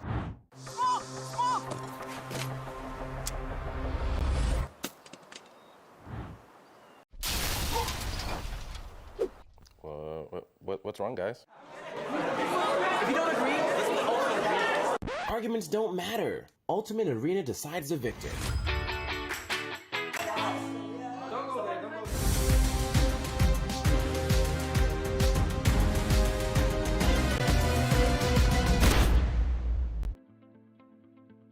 Hello and welcome back to the PUBG Mobile Pro League Africa Fall 2022 Season Finals. We've already passed that midway point for today, right? Moving into match number 4, which was an absolutely insane showing. As we know, right? Not only did Slime 4KT secure themselves that winner chicken dinner, but what a fight it was, right? It was contentious to the very finish. Oh, absolutely. And of course, Titans picking up, 16 points, just 2 away from one round, but also just 1 ahead of 1 million. So in one way or another, maybe they'll be closing that gap nonetheless. We do see a phenomenal efforts here from the teams on this side of things, picking up some fantastic eliminations. I mean, Virtual Gaming finding themselves in 6th position thanks to, well, just the sheer survivability there of Zeus managing to stay alive as a sole survivor, even trying their best with just going up against the winners of Slime 4KT, who just moved on into those compounds and really was such a challenge. Yeah, I mean, it is going to be quite an exciting one moving forward, right? We're getting ready to take a look at that second page as well to see where the teams find themselves with regards to points. And there's a Flame, the only team here not picking up any points in this match. But we see the players there from Blackjack securing themselves 4 points alongside Zero Tolerance. And of course, then we got VST and Team Miss, and the rest of the teams all at least securing themselves some form of points, right? But let's take a look at these absolutely crazy highlights. I mean, 1 million going on an absolute rampage once again. But as we know, right, they made a bit of a force out on the field. And, well, we know who took the winner chicken dinner. It was Slime 4KT. Absolutely. They really had to step it on up here because it was stacked. I mean, as we saw, literally just from this point on, we still had 9 teams available, but we still had so much damage to move on through. We had so many eliminations that had to happen just for the teams to get to a final point, to get to a concluding point. So it was a phenomenal step up here from Slime 4KT, of course, to pick up that winner chicken dinner because it's going to be able to help them climb the overall rankings. We've been waiting for a shift in that top 5 placement. We've been waiting for an answer to see who's going to be reigning supreme, and they've been slowly but surely closing the gap. So today is where those shifts will be happening, but we're gonna have to wait a little while to see what the answers will be. Yeah, of course. Well, one thing we don't have to wait for is going to be our shout-outs to our sponsors, right? So much love going out to Monster Energy, our official energy drink partner right here for the PUBG Mobile Pro Leagues. And of course, we need to show a lot of love going out to Oppo as well. So Born to Win, welcome to the exciting match brought to you by Oppo. Get your gamer mode on with the much-loved Reno 7 series. Now, we're going to be looking to see just how good the memory is, right? Because we only had the overall rankings up until before the last match, right? Once we hit that halfway point, we showed it, and now we're not, right? We're only going to be seeing it once we get to the end of match number 6, right? Just to add to the suspense, right? Because as we know, things are getting pretty close as the teams continue to step it up. But we'd love to hear in the meantime what our viewers think, right? Who do you think is going to be the team to finish in, or the teams rather, right? to finish in the top 3, right? We already know it, 1 million and Titan Gaming being leaps and bounds ahead of the competition. But who's going to be the team to lock in that 3rd place, right? Because it is going to be between Slime, Leaders, and Virtual. As we know, they are pretty contentious with regards to those points. So tell us, hit us up on social media. You can reach us on YouTube, Facebook, and TikTok. Be sure to include the hashtag alongside that. The only thing that I can say at this point is that there's still a slight bit of a point difference coming through between Slime and the players there from Leaders, right? We know before we jumped into this last match, there was 3 points separating Slime and Leaders, right? We saw that on the overall rankings. As we look at the situation now, it's changed to a 15-point difference, right? Which way around that goes, I don't know, right? You got to figure it out. But either which way, do the math and you'll find out exactly where we are. Of course, now, speaking about that, we are going to be looking at where we're heading next, right? No surprise, we're going to be heading straight into Sanhok for match number 5. After which, we're going to be jumping into the spicy Erangel. But this is going to be the opportunity for us to see now what the teams will bring through as they move up into towards Sanhok once again, right? We know Seoul Esports picking up that first winner chicken dinner on the first Sanhok. But who's going to pick up the last winner chicken dinner on the very last Sanhok? It's going to be up to the teams, of course. As we know, everyone is fighting for the opportunity in. We know Slime for KT, they are trying to get themselves higher and higher up into the top 5 rankings from that last performance. They're looking pretty good to do so. For TEAMLAG, of course, we know they've been hopping and, just swapping places with VST. They're on the edge of that EMEA champ qualification line on that 6th position. VST and LAG have been basically swapping places since the beginning of today. So how is that going to continue, and how far away they actually are? Again, we're not doing the math. Maybe you can go back, you can do some math of your own, but please don't ask us to do that. Especially don't ask me to do that. Thank you. Moving into Sanhok, of course, we know the teams have been pretty, well, respectful, pretty, quiet. Moving on into the early phases, but are they going to step it up into Sanhok? Are we once again going to be seeing some of that hot drop action? Well, we're going to find out right about now, right as we're getting ready to move into Sanhok, our final Sanhok, right here in the PUBG Mobile Pro League Africa Fall 2022 season finale. And as we know by this time, flight path, not all too important, but it seems to be a relatively comfortable flight path at least. We have the players here from, I think that's Blackjack that's going to be moving down, all 2 players together here somewhere. It's them. Oh, it's Senke and teammate flying down to the map, but of course the flight path is going to be pulling towards that western side. But now we get to see where our very first zone, or first zone, there we go, where that one is going to be forming up. Yes, I don't know what English is, but either which way, here we go. As the teams are getting themselves spread out, we're not seeing any major hot drops. Ooh, but what a zone, right? Smack dab center. And now, this is going to be providing the teams with an opportunity to play at their strategies, right? Get those sneaky rotations sorted out.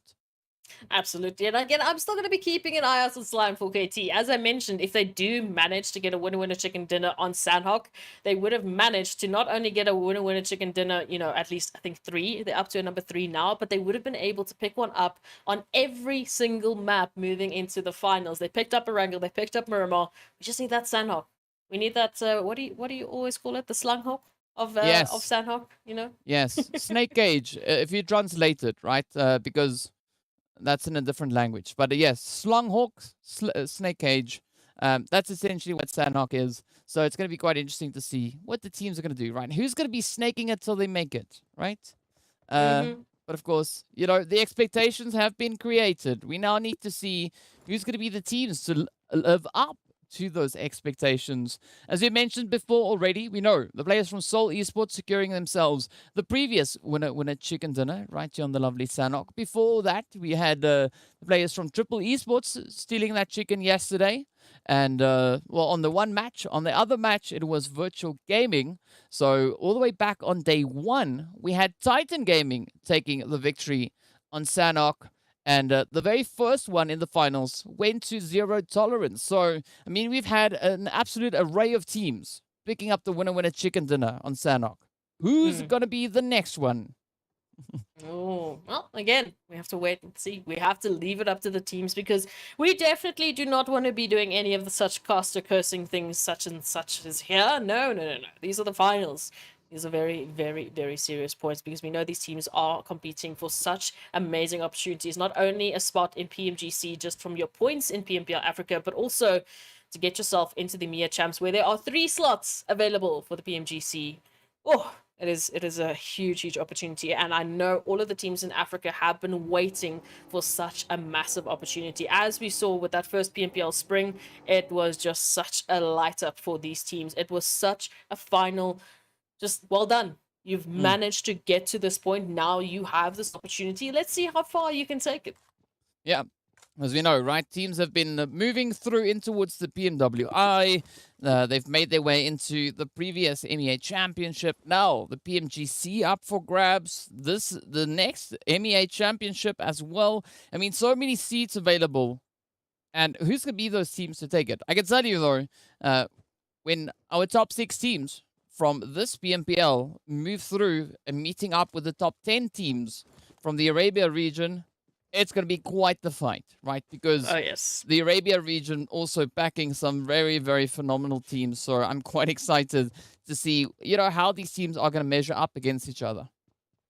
No, absolutely. We saw, such a clash of these teams in the previous seasons, but you know, the African teams, they were rocking it there. They were doing pretty good themselves. So let's see what they're going to be doing here. As we do see also Triple Esports making a little bit of an approach here towards bootcamp, just locking it up right alongside one round. Of course, we'll wait and see if they are aware that there are a few intruders within the vicinity and if they should be a little bit concerned and just keeping their heads on a swivel. It's only Chica for now, but the rest of one round, rather, as we can see, very close to jumping on in and potentially giving that backup where needed. Yeah, I mean, also looking at, you know, 1 million sitting towards that northern side. We know normally on Sanhok, they like to bring in those blue zone heal strats like they did on the first match. But them being in zone already changes up the dynamic ever so slightly, right? I don't think it's going to be too much of a worry for them. But what is going to be quite interesting is going to be the players here from VST holding onto this bootcamp hill, right? You were talking about one round having to pay a bit of attention to triple up in towards bootcamp, but also you got to add VST in because they are holding onto the slight elevation and they could definitely leverage that to either triple esports or the players from one round or maybe even both. No, absolutely. They can jump on in for that third-party action. We've seen a lot of that happening in Sanhok specifically, and especially there towards bootcamp within the league phases. One round was actually the receiving end of that so many times over that I know that they've learned from those mistakes, but we can't necessarily say the same for Triple and VST, depending on how they've experienced bootcamp on this side of things. But of course, looking at the zone, looking at these teams, we still have Fantasy once again up towards Docks, and this happened again on the previous Sanhok today, but at least this time around Lag Esports, you know, the rest of Lag Esports, they regrouped, they are together. So I'm wondering if Fantasy might be, you know, the Senke for Lag, where they're holding onto those meds, where they're you know, just keeping to the outskirts, maybe even for positional play, for information, as they move on in further and further into the zone later on. It would be quite interesting to know, right? But for the time being, we're going to be looking on as the A9Q shows off their jumping skills. In the meantime, we also then have the players there from Zero Tolerance just being to the northern side of Quarry, right? So Lag mainly set up towards the western edge of Quarry, with Zero Tolerance to the north. Blackjack could be moving in towards that eastern side of the Quarry area. But again, looking into center zone, we see App Golden looking to fortify themselves, moving further and further forward. Desert Flame also with a slow, steady approach. And of course, we got the players coming through from the side there of one round, also still locking in. But that zone is going to be a slight bit of a move, right? Nothing too drastic. But now the entire western side is open for the taking. Unsurprisingly, of course, Lime 4KT and leaders will be extremely happy with their current positioning. I mean, even Myth making their rotation on in, they can hop on into Ruins, they can get themselves set up quite beautifully. I think they were, no, it was Arab Golden that was on Ruins earlier on into the Sanhok. So, unfortunately for them, they might want to double on back. We'll see and just wait to see what these teams are going to be planning here. Of course, Triple Esports, Visual Gaming, very close to one another. So, we had one round, we had Triple Esports, we had VST. Now we're adding Virtual Gaming into bootcamp. Yeah, just pile it all up, right? As we know, this is close to where the previous Sanhok ended, right? Just a little bit to this eastern side of where Zeus is running about. But let's see what the teams are going to be doing, right? Have they learned from the previous Sanhok? Are they going to be looking to showcase some absolutely insane strategies? Of course, Golden going to be admiring the architecture here, just sitting and looking on in awe at the beautiful, beautiful buildings that we've got in this lovely Sanhok. Zuxi, on the other hand, is going to be admiring the nature, right? Loving this rock, great rock. It really rocks, love it. But we need to see what the teams are going to do positional-wise, right? There's a Flame, Lag, holding on towards that southwestern side, southeastern side, sorry, still has a bit of an opportunity to move up and maybe find a few cheeky angles. Oh, we would love to see it, wouldn't we? Just a little bit of that cheeky action that we have known these teams to be able to pull off. As we can see, Skydo being one absolute cheeky player, moving on in here with one round and a little bit of surprise with the DBS action. Will it be the connection? No. Zero Tolerance will unfortunately immediately lose out Skydo. Yeah, I mean, great efforts being brought in there by Escanor. I mean, just dodging those shoddy hits and coming through with a little bit of that oompy action to close it off. Gotta love it though, but that was quite the costly push going through for Zero Tolerance, right? Now they gotta be a little bit more selective as to how they look to play this one. No, absolutely. We'll have to wait and see. We even see Blackjack Esports actually taking apart a little bit of that lag action. And as we know, Fantasy still just making the rotation through from docks. They're not going to be able to help out A9Q. And with this recovery, with Blackjack moving on in, A9Q will have to just cut their losses, try, get into the vehicles, snake it on up into the grasses, do whatever they need to unfortunately disengage. Yeah, but I mean, it's a great showing coming through from Blackjack, right? Trying to lock in a few more additional points, already securing their first elimination. Now their second. Now A9Q just up ahead. And it's going to be a curious one to see whether or not Blackjack will actually be finding A9Q, or if A9Q is going to be satisfied with this current position, because there's a flame just off in the distance as well. So NG getting a little bit cheeky here, just trying to shoot off everything. But well, they will get reminded that you can't do that, right? You're going to get shot at, as we did see a beautiful response being brought through there by Desert Flame. Surprise, surprise. Sanhok is going to be crazy. I mean, we could have called that before moving on in, but these teams are just going to make us eat our words. They are always going to be stepping it up just higher than what we can expect. Blackjack now picking up their first 2 eliminations and holding a really good position, moving on into the rest of the zone. Again, they're not really going to be challenged for this anytime soon. As we can see, it's only Fantasy coming through into this direction, unsurprisingly, to try and potentially, you know, just be an Uber to A9Q, pick them on up, and hopefully take them on into the rest of the zone. A9P, I like that one. But either which way, right? Blackjack now just going to be holding on in anticipation to see where the zone is going to be moving next. 1 million, not committing to the zone just yet, right? That is, well, pretty normal for 1 million to do. But the zone is going to be moving right up into Trifecta. So this opens up the opportunity now for Slime 4KT to get themselves situated in anticipation of the teams now starting to converge towards that trifecta position. Of course, VSC also on the move. Myth moving in from the south. I'm curious to see what Triple's going to do, right? They're still holding on to boot camp, but they've not made any decisive moves just yet. Yeah, no, nothing really coming to fruition in terms of that information to see what they can get away with at this point in time. And we know this is a vital opportunity for all of the teams to pick up some much needed points. As we can see, DWAS looking to do so alongside Flacco moving into Arab Golden. Oh. Ban with a spray and pray, you know, just locking in that angle. Up comes Golden with an absolutely golden opportunity. Finds 2 of Desert Flame. Now Buren and 6. Having to completely rethink the strategy, right? You can't just rush into Arab Golden. I mean, they're quite a team, right? We saw them having some great success already today. But now, there's a Flame looking to find a bit of an approach to play it. Of course, finding themselves on the edge of zone.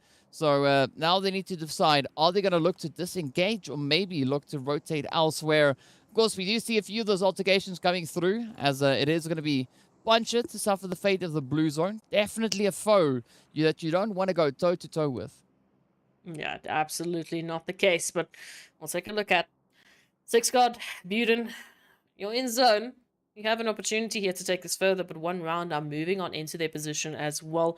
Coming through from that eastern side is going to apply quite a bit of pressure, so they find themselves sandwiched here in between Arab Golden and 1 round. And of course, as we can see, there is a few more teams, you know, still alive. I would say about every single team still alive. As we're 12 minutes, 13 minutes nearly into Sanhok. We had a few eliminations, but every single team still well represented, looking to take this further. Yeah, I mean, everyone's going to be looking to take it a little bit further, right? 1 round. Still trying to find a bit of a positioning on the edge of zone, keeping a very watchful eye there on lag. And I mean, it's a respectable position, but as we look on towards the lovely boot camp, it is going to be Virtual Gaming trying to get themselves at least some form of an anchor point established here, turning their attention on towards players there from Triple Esports, looking for a bit of the opportunity. A few of the hits now connecting on through. Puncher is essentially going to get taken down, as the Blue Zone has no tolerance for anybody, right? But Alvarugi, however, is going to be trying to find a little bit of that damage up into 7 Reef's vehicle. Surprise, surprise. Let's see what these teams are going to be mowing on through with, because of course we know we keep adding teams into bootcamp, we keep adding some contention here, but now bootcamp is not the opportunity, not the place you really want to be. Looking at the rest of the zone, moving into trifecta, we can see Titans making a beautiful bit of an approach, just getting some information. Oh, just past 1 round, which it seems 1 round will let them pass for now, because they're going to be making a dash into the zone, while Vortex gets caught out in the blue. Yeah, I mean, it's a pass one, skip one, hit one, off you go, right? AXA and Teak now going to be pushing straight into the drink, but look at the 7 Reef with an absolutely gorgeous position, and this could be those easy claps coming through now. But it is going to be quite a hard-earned position because we got Slime just on the opposite end. We got VST also sharing this territory, and the Zone now taking a little bit of a move back towards the eastern side, right? It's going to be forcing leaders, 1 million, Slime, all now to move from their current positions situated towards that northwestern island and instead focus their efforts towards the positions much closer towards bootcamp. As we take a look at this now, 6 guard holding a lovely angle here towards A9Q and actually the rest of Lag being Fantasy, who just got naded on out. So A9Q has been the surviving member here for Lag, time in and time out already on the Sanhok alone. But what can they do in this situation? They need to get themselves out, especially before the likes of 1 round potentially jump on out of their contention from Zero Tolerance and look towards their direction. Yeah, it could be a very sweet day, especially looking at 1 round and Zero Tolerance. Of course, just north of where we currently find ourselves, you can see those little blue dots coming through on that mini map. But whatever 6 guard has in store, they need to try and lock it in, right? A9Q is just going to be pretty resilient, holding out in that blue. Not going to be moving up just yet. Buren also waiting for the opportunity here, but Fantasy is getting ready to fall now. We can see 1 round starting to move on through. And this allows the remaining teams to just strengthen their positionings, right? We got Blackjack moving in alongside the players from Ab Golden towards that southern edge. 1 million are going to be taking the plunge, moving in alongside the players here from Wave. But Wave have got that position just on the very edge of zone.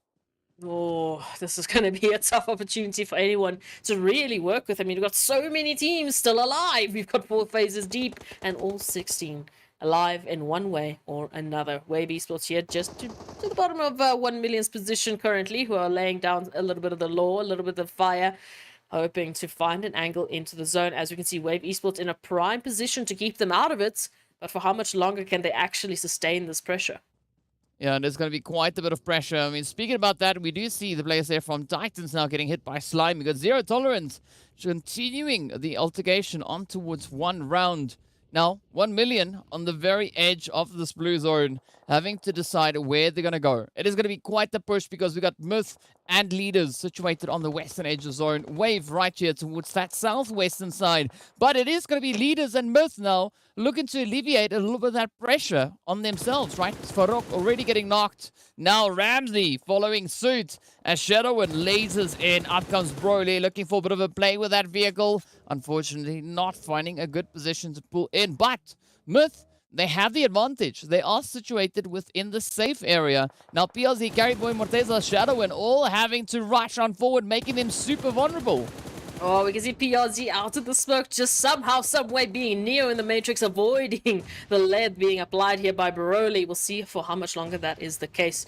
Meds now being popped, everyone out in the blue. It is hurting, 5 phases deep, and you know it is going to be chunking pieces and pieces out of your HP bomb. Morteza taking just a sweet moment to loot on up, get themselves set up, and get those eliminations. Just tap, tap, tap away at Broly. Now Myth, what are they going to do to get themselves out of this? Oh, that Mark 14 just sounds amazing. But here we go, right?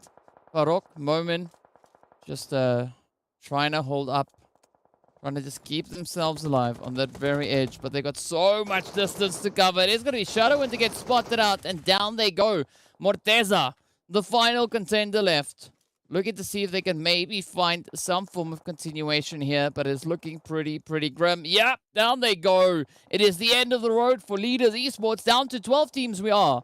Of course, now PST Titans situated towards this western edge. It is going to be Myth also now to get found out. And Varrock trying to hold on for dear life. Titans trying to get the zone under lockdown, but VST and Slimefolk AT says hell no. Down they are. And it's the end of Titan Gaming. Oh, this is going to be an interesting one. Wave Esports out into the drink, quite literally out into the blue juice now as well. So 1 million, as we can see, knocked on out. One Marshall and Venom still trying to hold on. Venom just peeking on out. Oh, with the last sliver of HP, trying to get hit into Wave, but it is not going to be the case, unfortunately. Well, at least 1 million. They still have at least a player or two still alive. Well, in one particular player, as we know who that is. still out into the blue, keeping themselves in this one way or another. Lag out, and now we see Triple Esports in the zone. Ooh, and the only team in the next zone to get themselves set up. Well, there's going to be a lot of pressure coming through for these teams as they look for that extra bit of continuation.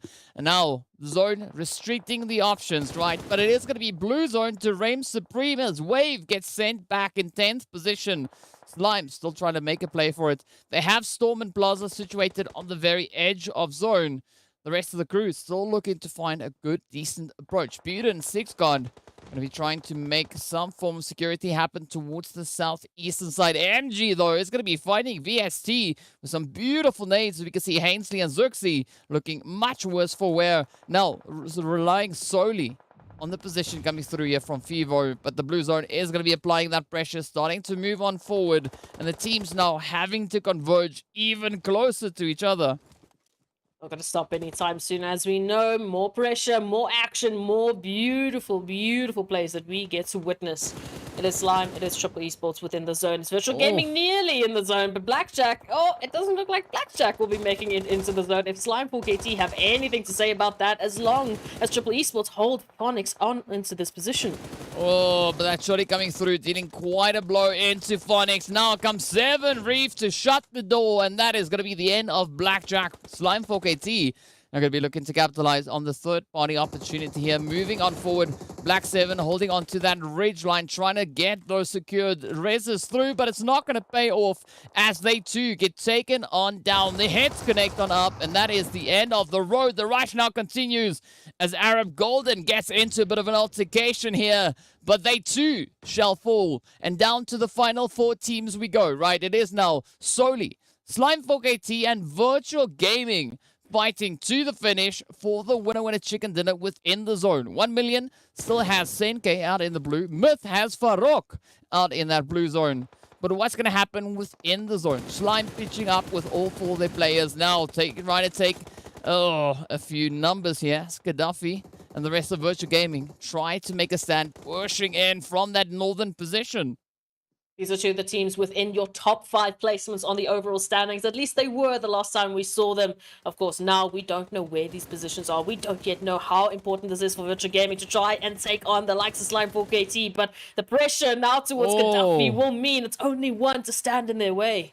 Yeah, it's all down to Zeus, right? It's only Zeus standing between Slime 4KT and that winner chicken dinner. Only their second one for today, potentially, right? So, as we know, Slime really bringing it in that last match over on the lovely Miramar, securing themselves that winner chicken dinner with 10 eliminations. So far, Slime sitting on 9, one shy of replicating their Miramar efforts.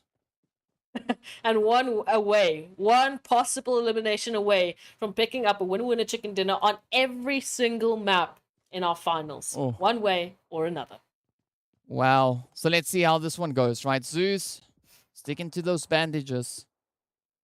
Could there be a bit of an opportunity? No, it is going to be the chicken dinner getting sent away. Myth also going to be falling on down. Slime picking up a back-to-back winner chicken dinner, locking in those 9 eliminations, one shy from their Miramar efforts. And as you've said, right, that is an absolutely glorious performance. Slime getting a chicken dinner on every single map in the finals. I love it. I've been waiting for it. Yesterday was that moment that I was like, oh, okay, they did it back-to-back. They're getting closer and closer, but here we go. If it at least got one more map left for today. Wow, I can't even English. So let's go to a short break so I can go read a dictionary and we can get ready for that last one.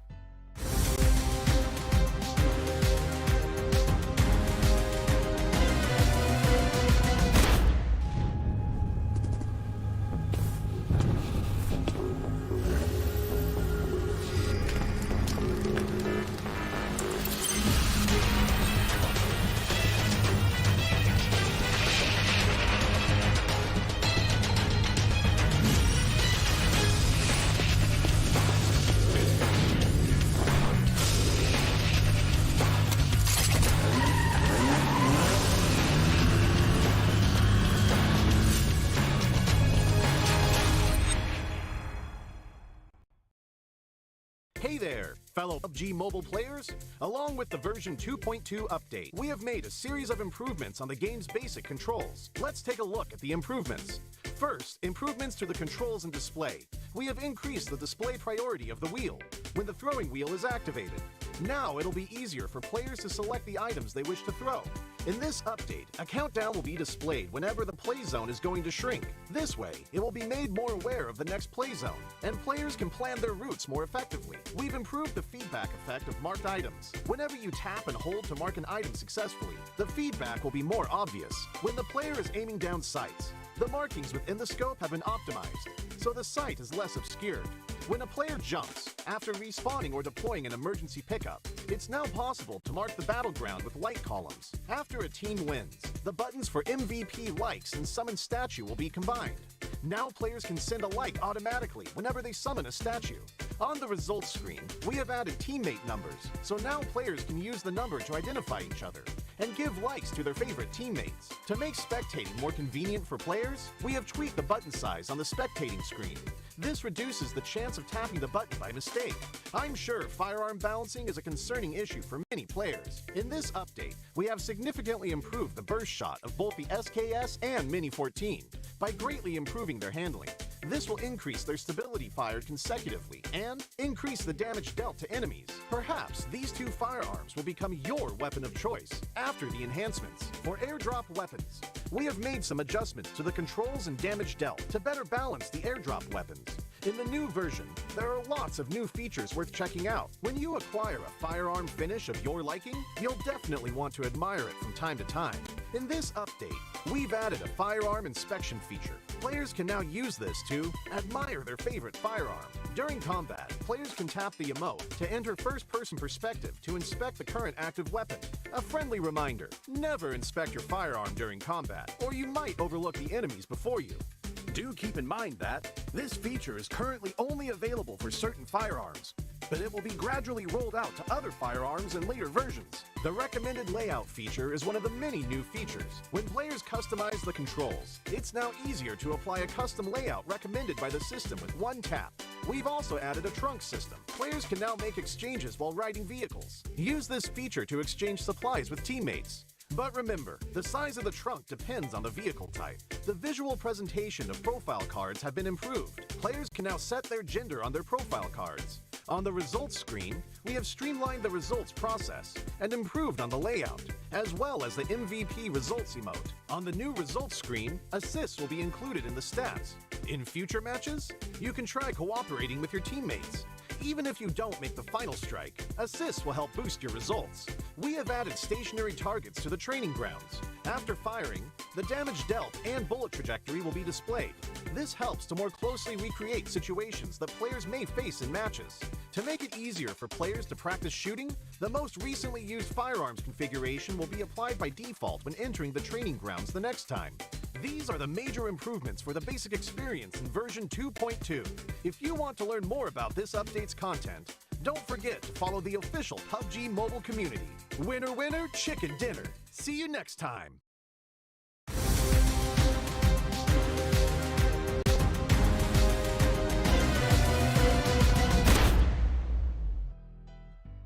Hello and welcome back to the PUBG Mobile Pro League Africa Fall 2022 season finals. Some pretty exciting action that we've been seeing come through here today. Slime stepping up with a back-to-back winner chicken dinner. Now let's take a look and see how many points the other teams were able to secure. We know Desert Flame locked in 8 eliminations, awarding them 14 total points.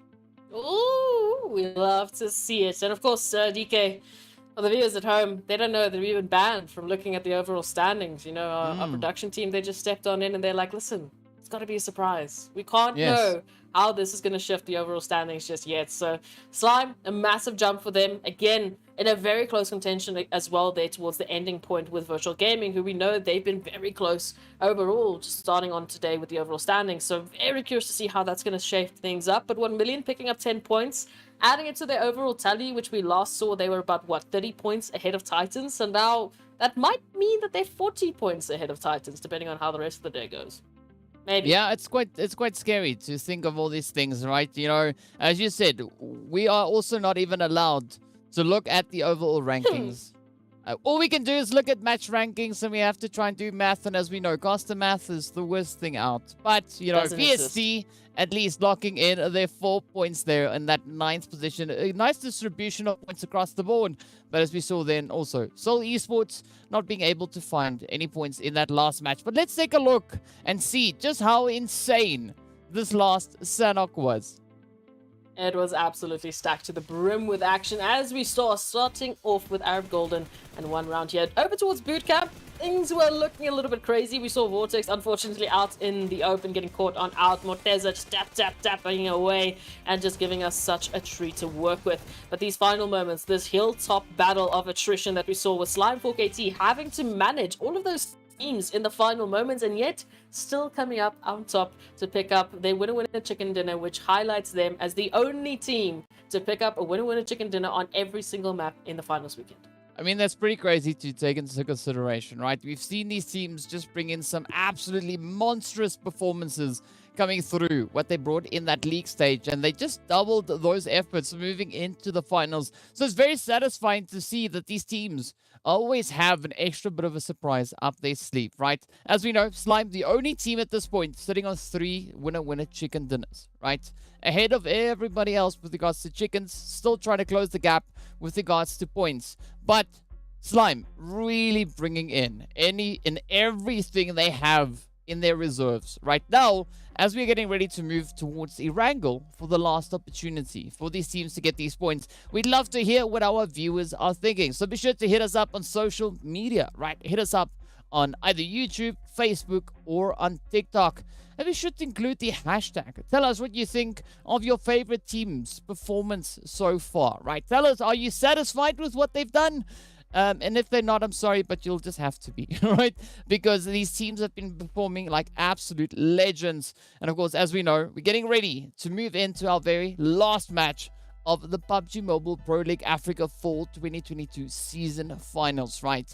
It all comes down to this final match to see what the teams are going to be bringing out onto the battlefield, where they're going to be going, what that zone's going to be doing, and of course, how much excitement will be following suit. It's going to be an absolutely interesting day. And DK, you've forgotten one little winner chicken dinner from Slime 4KT today. So they're on 4 yes. at the moment. Yes, they have picked Well, I'm up not a allowed to back-to-back look. today. I can't look. Yeah, no. Fair. Yeah, but as our production team just said, let's just go take a look at the schedule. So DK can remember.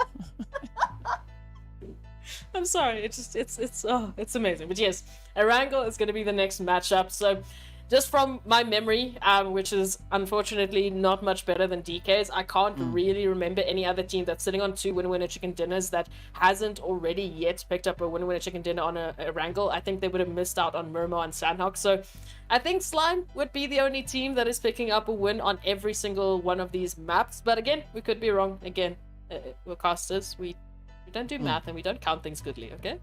Yes, we don't count goodly at all. I mean, we don't even remember that there was 4. I mean, either which way it is what it is, right? We are going to be moving into our very last match of the entire event to see not only who will be crowned the victors, but also who will be our top 6 teams to lock in those seats to the MEA Championship. But of course, as we know, the teams are also playing for that point tally, because last season's points and this season's points all culminate together to see who's going to be finding their seat into the PMGC. But talking about seats, the players are all in their seats on that plane, getting ready to abandon those seats as quickly as they can to get themselves set up in those more opportune positions. Of course, the flight path is going to be starting towards the lovely North George, as we can see it down below, all thanks to the players here from Titan Gaming, who are going to be our first jumpers on down. Or it's either Titan or 1 round. Either which way, we do see some early dispersions coming through, as the teams are quite eager to get themselves situated and established. And the flight path is going to be leading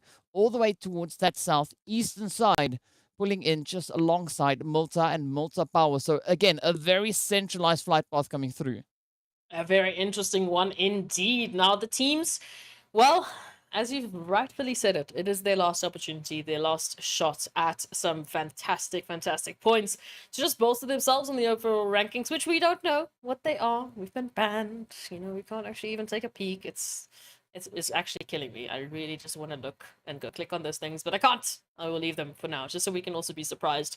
Moving on in, opportunities lying in wait as all of the teams have, well, every opportunity they need to get into their favorite spots. I mean, this flight path really does signify just the focus that these teams have been placing on Erangel specifically. Yeah.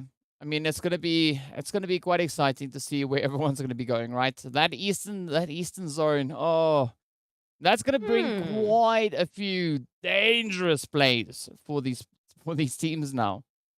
Yeah, no, look, there's a very good set of opportunities. Obviously, if we head in towards that military base island, there's craziness. There's absolutely crazy stacked opportunities. But I kind of feel a little bit different. You know, I've got a bit of a soft spot for Milta Power specifically, especially towards those ridge lines on the outskirts, just to the top of Milta Power. Things get extremely difficult as a player to navigate that into a final zone. That was one of my first final zones in PUBG. So I would kind of like it to just keep on heading east, just keep on moving on into the east, and then we could have a little bit of fun. Yeah, it's going to be quite exciting to see what these teams are going to be bringing through and just how brutal this last zone will be. As we know, quite a bit of excitement could be coming in as we are waiting in anticipation to see where the teams are going to be looking to get themselves situated. I mean, SmackDab Center Zone is open for the taking, but who's going to be the first team to claim it for themselves? Ooh, a lot of questions you're asking me today, and I don't have the answers to any of these questions because the teams have been constantly surprising us. I mean, just the fact that alone that we've seen, a few surprising starts with today's winner chicken dinners, Arab Golden picking up a fantastic win, just really catapulting the rest of the teams into the pressure cooker because now, well, if a team on that side of the standings is going to be stepping up, we can't slack at any point either. Yeah, I mean, that is just where the emphasis will be, right? Nobody can afford to slack at this point in time. I mean, it's just going to be action, right? 1 million looking to bring in a bit of a rotation. Lazy Boy leading the rotation here. The pathway, the push. Looking to see if they can maybe find that opportunity. Opting for a bit of a northern play, right? Not quite sure if they're going to be heading towards Stalba or just to the northern side there of Yasnaya Poliana. But as we know, once they move in, they are going to be met with a potential play coming through then from Slime, 4KT, as well as Blackjack. Ooh, okay, so an opportunity here to pick up a little bit of something. Zeus and Skydo just having a bit of a staring contest there over towards the southern point of shooting range. Not sure what's going to happen there. One round also moving in from Zaki, so a slight bit of a change up here just for the few of the teams, but some really good, interesting points here. Of course, we can see that staring competition, Skydo and Zeus. Well, hopefully they'll be joining it up with a little bit of those firepowers, those guns to jump on in, because just looking at a staring contest is not going to get us any of the action. Yeah, I mean, it's good to get you some action, right? At least into action, right? But it's not what we're looking for, right? We want to see it evolve past into action. We want to see the exchange come through in the form of a little bit of that pra, right? That's what we want. We want teams to pop off and go absolutely crazy. But for the time being, in true PUBG fashion, the teams are just going to be sitting on and waiting to see what opportunities could lie up ahead. Zeus and Skydo, I'm appreciating the kind of standoff that they are having right here. But neither of their teams are moving in to try and fortify it. We are seeing a slight bit of an advancement coming through there. We do have Vortex starting to move much closer, but also at the exact same time, it's going to be Alpha Luigi and the rest of the virtual gaming team looking to bring in those fortifications. So, I mean, I guess it helps if we talk about it because then the teams start to act. Yeah, the cavalry moving on in a little bit quicker for virtual gaming than it is for Zero Tolerance. The Skydo, as you can see, literally getting pincered. It is going to be a 1-on-3 as the rest of Zero Tolerance is still trying to move on in. Skydo just around the corner, hiding in the bathrooms, hoping that no one is going to be peeking on through. But when they do, they need to be hot on the trigger if they want to stay alive. Nope. No, no need. No need. I saw a nade and I knew it was it. Yeah, Zeus comes thundering through. And that is the end of Skydo right then and there. But, of course, it allows for a bit of a continuation on the efforts now coming through here from Vortex, Paradox, and Lord, as they now have a few players much closer to them than what they would have been. Oh, yeah. Look, so Virtual Gaming, they moved on in swiftly for that elimination. Now rotations have to continue. They need to continue their looting and moving on into that eastern zone. As we know, very, very far out. Vortex, just keeping an eye out, seeing Zeus. Ooh, doing a very, very nice little wrap and a little drifting action there towards the end, which is exactly what is going to cost them so much of their HP. We'll see if Vortex nearly. If that weapon switch was there a little bit faster, we could have been seeing Zeus joining them in the lobby as well. Yeah, it could have been really, really close. But speaking about close, right? Teams are getting much, much closer in towards center zone. That is what we want to have, right? Myth, Blackjack, as well as the players then moving through from the lovely side of Leaders Esports, all looking to get themselves situated in and amongst that kind of center zone setup. But Arab Golden, they're not going to be flinching, right? They still have their position on that southern island. And there's no one at this point in time there to contest them. I mean, VST could opt for a bit of that, a quick dip in, dip out to get themselves through towards that more center zone. Or they could just stick to the mainland and look for a bit of a rotational pathway. In the meantime, we could see a little bit of that one-on-one action now coming through yet again, right? Chico and Marshall quite close to each other.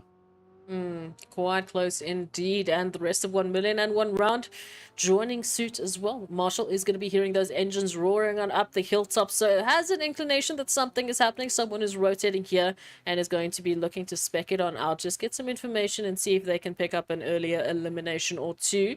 We'll see if Escanor or Knight, who's going to be in the danger zone. But again, the trees just providing that necessary cover. So one round should hopefully be able to just continue their pathing into the next zone. Coming through from the northern side of that zone. So again, Seoul Esports being the only team that we see here currently towards Milta Power. Normally, we would see them towards that military base island. Arab Golden still the only team on that military base island currently holding that information. Meanwhile, in center, hello, surprise, surprise, it's Wave and Blackjack. Yeah, let's see where it goes, right? That shelter action could now maybe get even more exciting as we do have two of the players from Blackjack already down. The rest of the Blackjack team positioned much further down towards that southern edge, right? It's going to be MG and Chronal just holding on. But again, it is going to be changing up their approach. Right, you don't want at this stage to be reduced down to only two hopefuls. But the rest of the teams are now going to be looking to push further and further on forward. VST trying to figure out how they want to play this one. Are they going to play the bridge? Are they going to push straight on through? But Titans, they're like, what, it's fine. We're just going to move on in, inch our way through the lovely Pachinki and look for a bit of an opportunity maybe towards that northern side. Or it could definitely be a very interesting setup of events, especially towards that center zone. We have Virtual Gaming, Myth, Wave Esports, the two from Blackjack, all within that center, holding such an interesting point between Farm and Milta, of course, closer towards that center. A little bit more up north, we've got the prison rotation coming through from Virtual Gaming. So, interesting towards the center, but even crazier up towards the north here, DK. Yeah, we want to see a little bit of that congestion now coming into play. Zero tolerance, Slime Fork AT, one round, 1 million. All now on a slow, steady approach. But I do think that there's going to be absolute carnage erupting towards that southern edge, right? Right in towards the position where we saw the players there from Desert Flame, Myth, and the surrounding teams as that really challenging position now comes on through. But as we've pointed out, up north, it's going to be smooth sailing for the time being, right? Knight having a good angle, but Lazy Boy not going to be sitting around and waiting for opportunities. Instead, tries to maybe just provoke a few of those engagements. Keep it on going, because again, this is what allows the teams to really just alleviate some of the pressure moving on into that next zone, give themselves a little bit of space, get themselves at least a few eliminations, and then just pad on those placement points a little bit later on, and you've got a winning formula. Desert Flame and of course Triple Esports here looking for a winning formula of their own. A winning condition could be just taking one another out, or at least the other team out, hopefully, to give themselves space here from farm. Again, it's only VST moving on in from that western side, so if they can take control of this position, they give themselves an opportunity to contain any other team taking this path as well. Yeah, well, neither of what you just said is an impossibility, right? They could definitely take each other out. But, of course, that would be we are looking at Venom now getting taken down there as the shots come through. We got Lazy Boy looking to move in to patch it up. Lord keeping a very steady angle, but we are seeing, of course, now the result of the mass convergence coming through. Senke sends a cheeky hit there with that Mini 14 right up into Lord. It is going to be the blaze now from Zero Tolerance, just trying to stay ahead as Marshall lasers it on through. Oh, that would have been so beautiful had he landed that hit mid-air. But fortunately, Paradox manages to escape just by a slither there. And now looking rather for a little bit of that continuation, right? That survivability. Let's see what's going to happen here. 1 million, of course, just making a little bit of a drive-by. Zero Tolerance now up for the pressure cookie as Senke is going to jump on through, but goes down instead. 1 million, they need to recover if they want to keep their numbers. Wow, Lord, with a very satisfying performance right then and there. But of course, we can see now the result of the teams being forced so close together is resulting quite a few of those altercations, not only on this northern side of zone, but also down towards the southern sides, right? As we know, that's where the rest of the teams find themselves situated. Lord, now going to try and patch up that health bar, but they still need to put those efforts in to get themselves resituated towards the zone. Fortunately for them, Paradox does have that anchor position locked in. Titans now are going to be pushing in and taking down Koa there from Slime 4KT, allowing the rest of the team to try and make a bit of an escape. We can see Pronto and Storm up ahead, looking for that survivability, but they are opting right out into the blue zone. And Titans are like, you know what, you can run, but you can't hide. We are going to come for you, and we are going to try and find you. Yes, no, absolutely. We can see Titans just doubling on back. A couple of shots being exchanged as well as Slime 4KT are taking hit after hit is Storm. He's just trying to get away, but the entirety of Titans are chasing them down. You will be sent back into the lobby. Enough winner chicken dinners for you today, okay? It's enough. Yeah, that was Titans drawing the line, right? They were like, you know what? Back-to-back chickens? No. That's not supposed to happen, right? But as we look on towards the southern side, it is going to be Arab Golden and Triple Esports trying to play at a little bit more of a ranged assault here with Ilias tapping away at Black 7. Black 7, of course, is going to be ducking into some cover there. But now 7 Reef still held up on the front line.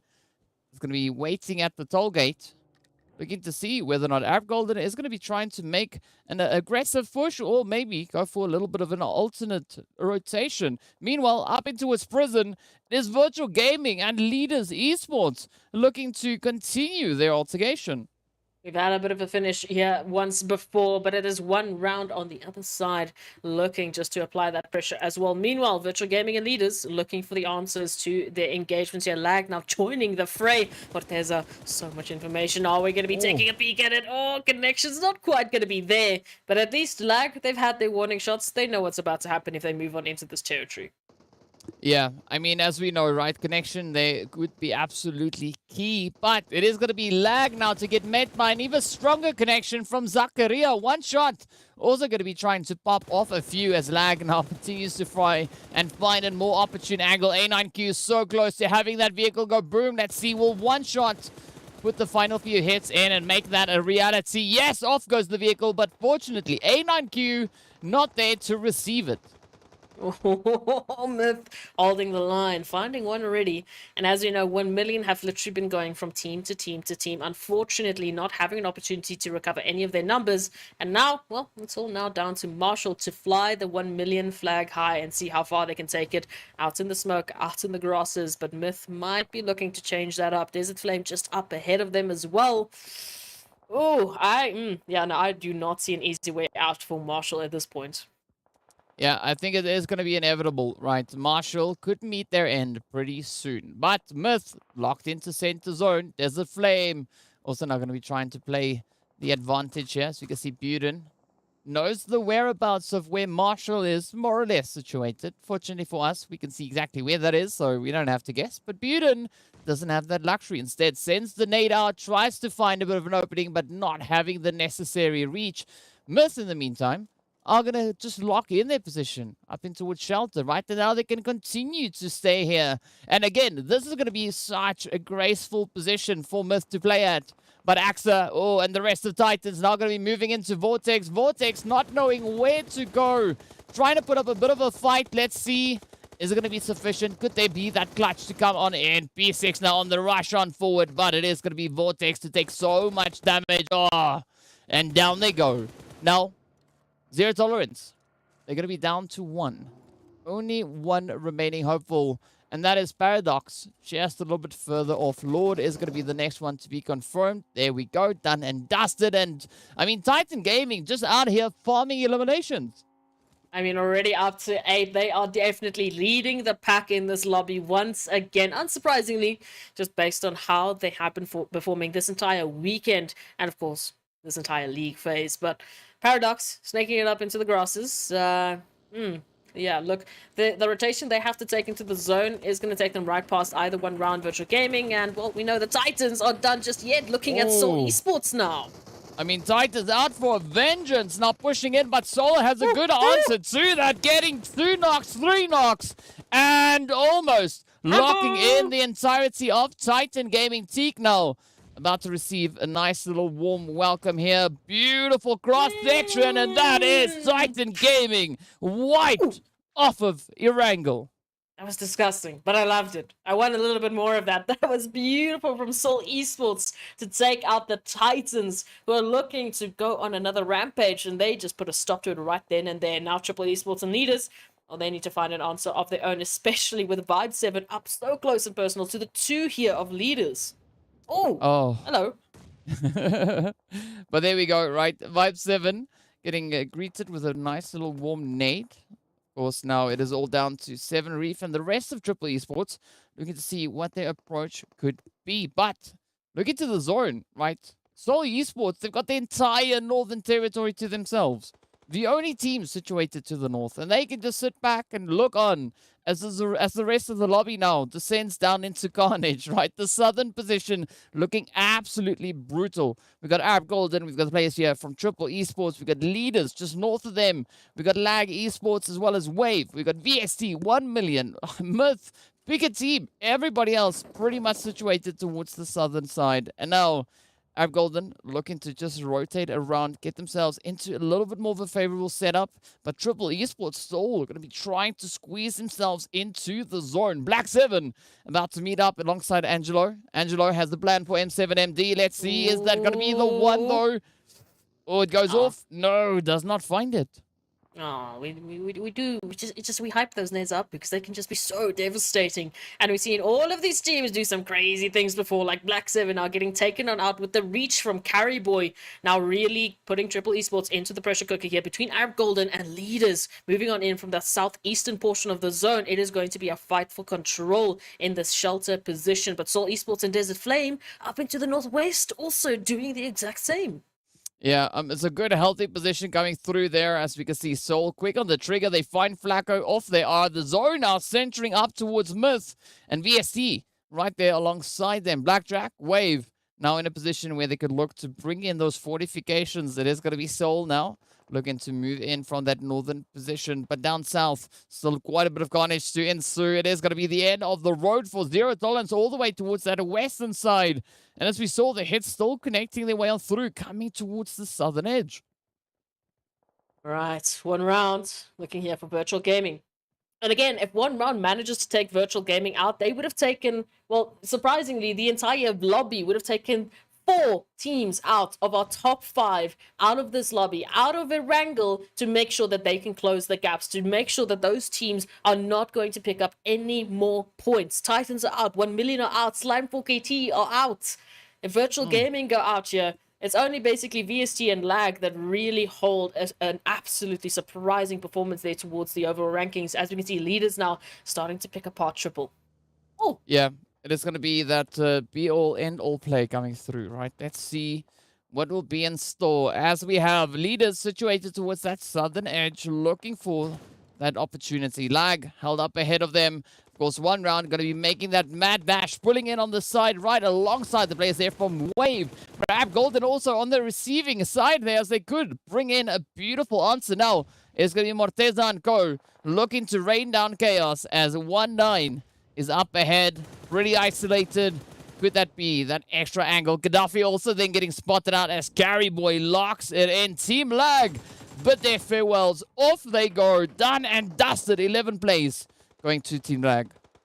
Oh, let's go. Let's go. There's still so much more action as one round gets confirmed as well. And now, oh, it might be Wave Esports' turn immediately as PRZ picks up a nasty little shot there onto Zakaria.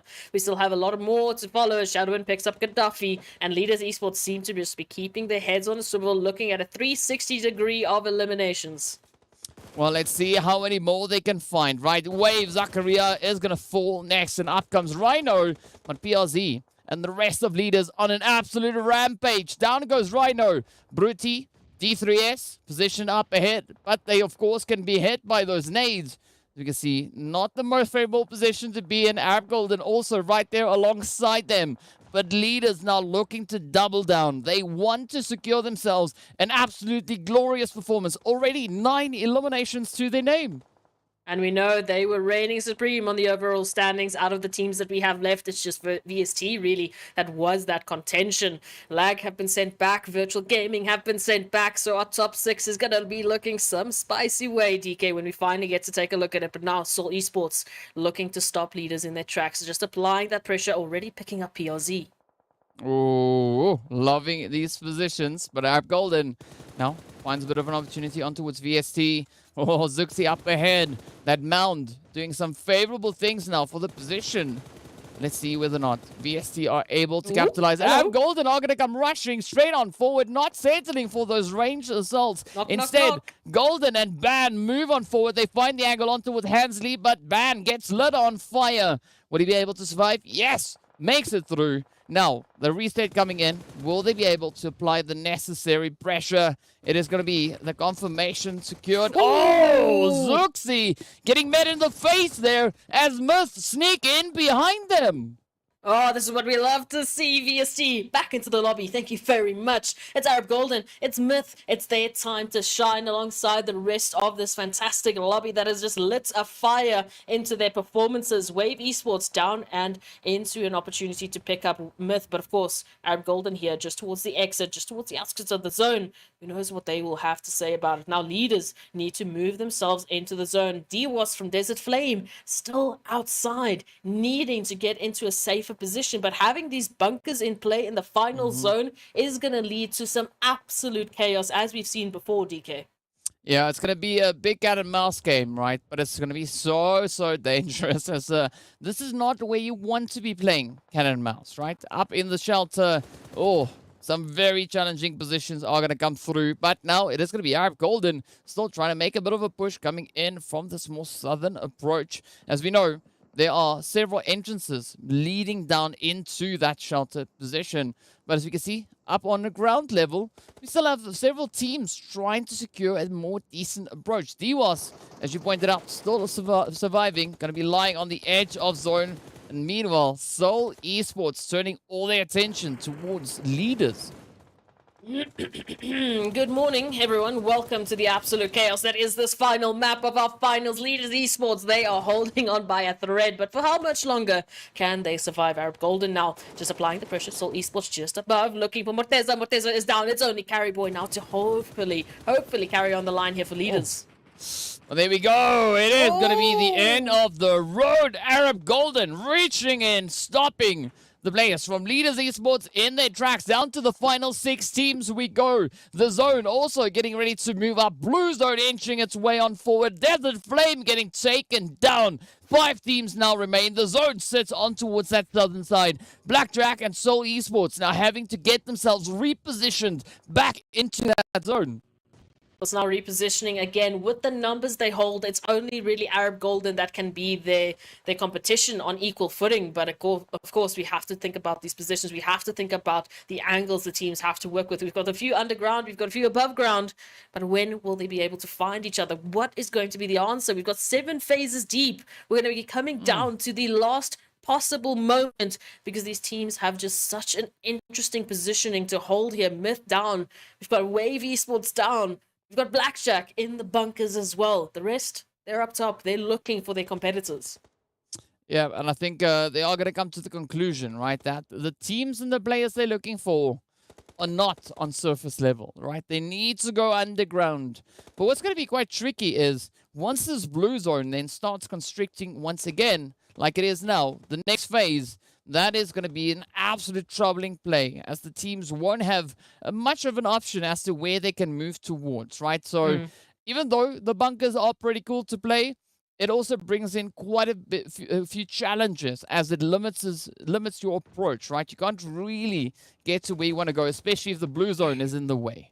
Wouldn't you just love if we finish off this last game with a zone finish, with it coming down to the teams just trying to survive out into the tiniest zone? Oh, it would be mythical. But of course, Mythicals is going to be talking about this performance from Team Myth, because that has been the shutdown from Blackjack Esports.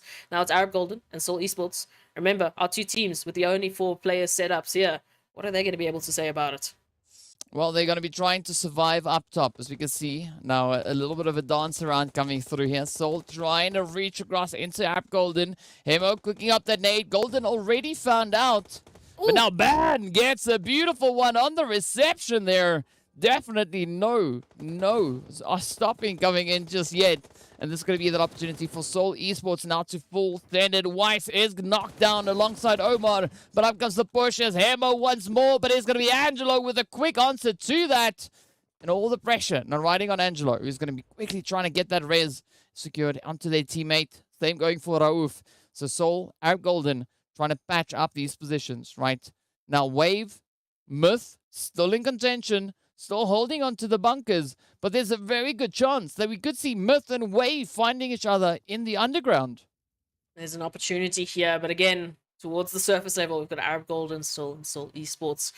3, potentially 4 apiece each, as Arab Golden is looking for that reso towards Ban, but out in the open they are. At least they might be able to get some good information. Nades will be sent out for the confirmation, but it's not going to quite yet make the connection. Just at the moment, we are looking at such a crazy stalemate. We've got 2 teams below, we've got 2 teams above ground, and they still need to find each other. Oh, here we go. Soul now trying to pick up the pieces, but it is going to be Weiss to get taken down. The blue zone is going to be moving forward as well. So the team's about to run out of zone, right? Once we hit that number 9, there is no more shifting. That is it. The blue zone is just going to constrict and just devour any and everything in its way. Wave still trying to hold on. Arab Golden, relentless in their efforts. Going to try and secure the eliminations onto the place here from Seoul Esports. As you can see, the shots are meeting them out. Let's see now. Will they succeed in finding those? Soul patch back up to 3. Arab Golden almost back on 3. It is going to be Weiss to get re-knocked. Angelo goes down.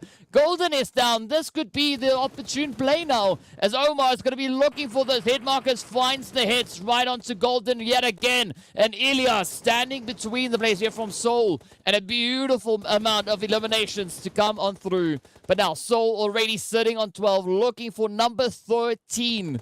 Ilias trying to evade it, right? They want to evade the inevitable, but the blue zone is going to push on forward, trying to restrict that position. 2.5 minutes left on the clock until this 9th and final zone closes on through, and then it all comes down to fastest fingers first, but also who has the best looking health bar, right? As we can see, Ilias now getting found out, and that is it. Seoul Esports claiming their position.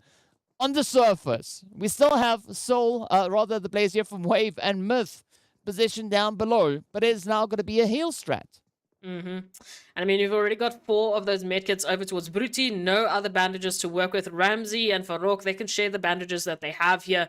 Over towards Seoul Esports, I spotted at least 3 to 4 medkits. I don't know, DK, in terms of a heal of strats, my numbers would obviously go towards Seoul Esports just because they have access to the loot ability. They can go to all of these eliminations they've just picked up, pick up their, their first aid kits, and then just swap on out, right? Give it up to one person. You definitely should be able to survive this. It's going to be up to Wave and Myth to deny them this winner chicken dinner. Yeah, I don't think Bruti is going to be able to survive too much longer. Yep, down they go. So Wave is down for the count, right? It is now all up to Myth and Soul. But Myth, losing one. Ramsey is down, and that is Soul picking up the winner chicken dinner in such a difficult position. But what a glorious way to close it out as Seoul Esports step up with 13 eliminations to their name, adding to the lovely points just secured with that glorious winner chicken dinner. Oh, we love a crazy finish like that. What a way to finish off our literal last map of PMPL Africa Fall 2022. You couldn't have asked for anything more crazy. You couldn't have asked for such an insane finish that the teams were forced into. But as we know, that means that a lot of tallying has to be done. That means a few calculations need to be done because DK, we are so close for crowning our champions for PMPL Africa Fall 2022. Yeah, indeed we are, you know, and what adds to excitement is that we can't look ourselves, right? We don't know who it is. So we are going to be moving into a little break to just get our nerves sorted before returning with all the breakdowns. So be sure to stay tuned. We'll see you guys right back in a short few moments.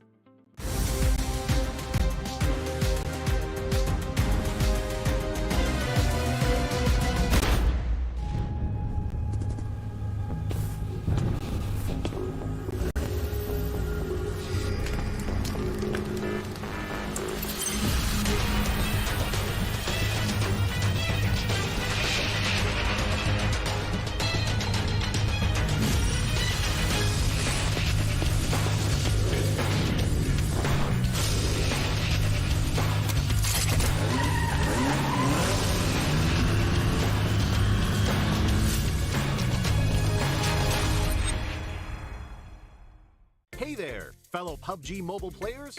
Along with the version 2.2 update, we have made a series of improvements on the game's basic controls. Let's take a look at the improvements. First, improvements to the controls and display. We have increased the display priority of the wheel when the throwing wheel is activated. Now it'll be easier for players to select the items they wish to throw. In this update, a countdown will be displayed whenever the play zone is going to shrink. This way, it will be made more aware of the next play zone, and players can plan their routes more effectively. We've improved the feedback effect of marked items. Whenever you tap and hold to mark an item successfully, the feedback will be more obvious when the player is aiming down sights. The markings within the scope have been optimized, so the sight is less obscured. When a player jumps, after respawning or deploying an emergency pickup, it's now possible to mark the battleground with light columns. After a team wins, the buttons for MVP likes and summon statue will be combined. Now players can send a like automatically whenever they summon a statue. On the results screen, we have added teammate numbers, so now players can use the number to identify each other and give likes to their favorite teammates. To make spectating more convenient for players, we have tweaked the button size on the spectating screen. This reduces the chance of tapping the button by mistake. I'm sure firearm balancing is a concerning issue for many players. In this update, we have significantly improved the burst shot of both the SKS and Mini 14 by greatly improving their handling. This will increase their stability fired consecutively and increase the damage dealt to enemies. Perhaps these two firearms will become your weapon of choice after the enhancements. For airdrop weapons, we have made some adjustments to the controls and damage dealt to better balance the airdrop weapons. In the new version, there are lots of new features worth checking out. When you acquire a firearm finish of your liking, you'll definitely want to admire it from time to time. In this update, we've added a firearm inspection feature. Players can now use this to admire their favorite firearm. During combat, players can tap the emote to enter first-person perspective to inspect the current active weapon. A friendly reminder, never inspect your firearm during combat, or you might overlook the enemies before you. Do keep in mind that this feature is currently only available for certain firearms, but it will be gradually rolled out to other firearms in later versions. The recommended layout feature is one of the many new features. When players customize the controls, it's now easier to apply a custom layout recommended by the system with one tap. We've also added a trunk system. Players can now make exchanges while riding vehicles. Use this feature to exchange supplies with teammates. But remember, the size of the trunk depends on the vehicle type. The visual presentation of profile cards have been improved. Players can now set their gender on their profile cards. On the results screen, we have streamlined the results process and improved on the layout, as well as the MVP results emote. On the new results screen, assists will be included in the stats. In future matches, you can try cooperating with your teammates. Even if you don't make the final strike, assists will help boost your results. We have added stationary targets to the training grounds. After firing, the damage dealt and bullet trajectory will be displayed. This helps to more closely recreate situations that players may face in matches. To make it easier for players to practice shooting, the most recently used firearms configuration will be applied by default when entering the training grounds the next time. These are the major improvements for the basic experience in version 2.2. If you want to learn more about this update's content, Don't forget to follow the official PUBG mobile community. Winner, winner, chicken dinner. See you next time.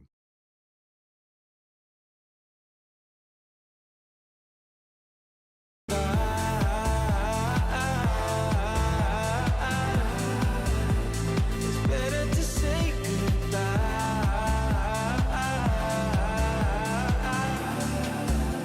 So why did you say goodbye?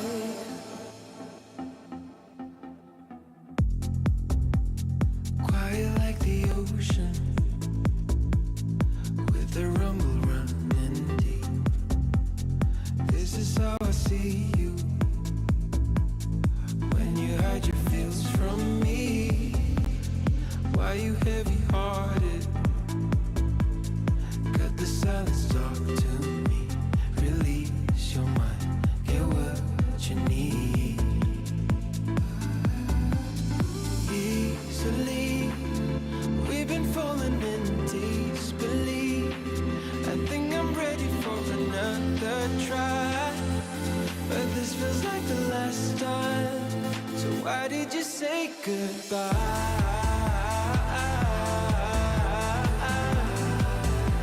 It's better to say goodbye.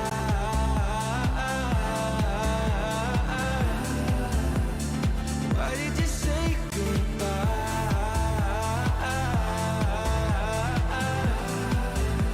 It's better.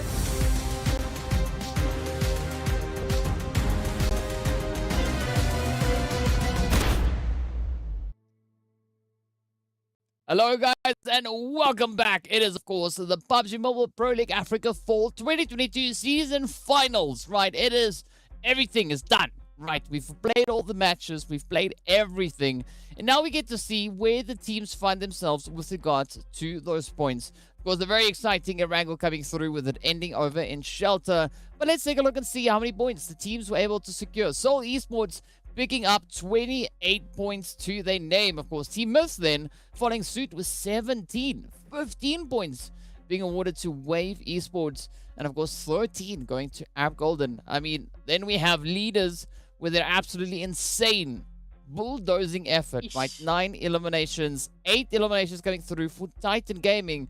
But as we look, right, Seoul Esports, they just had their eyes absolutely sealed, right? 13. That is absolutely crazy to look at.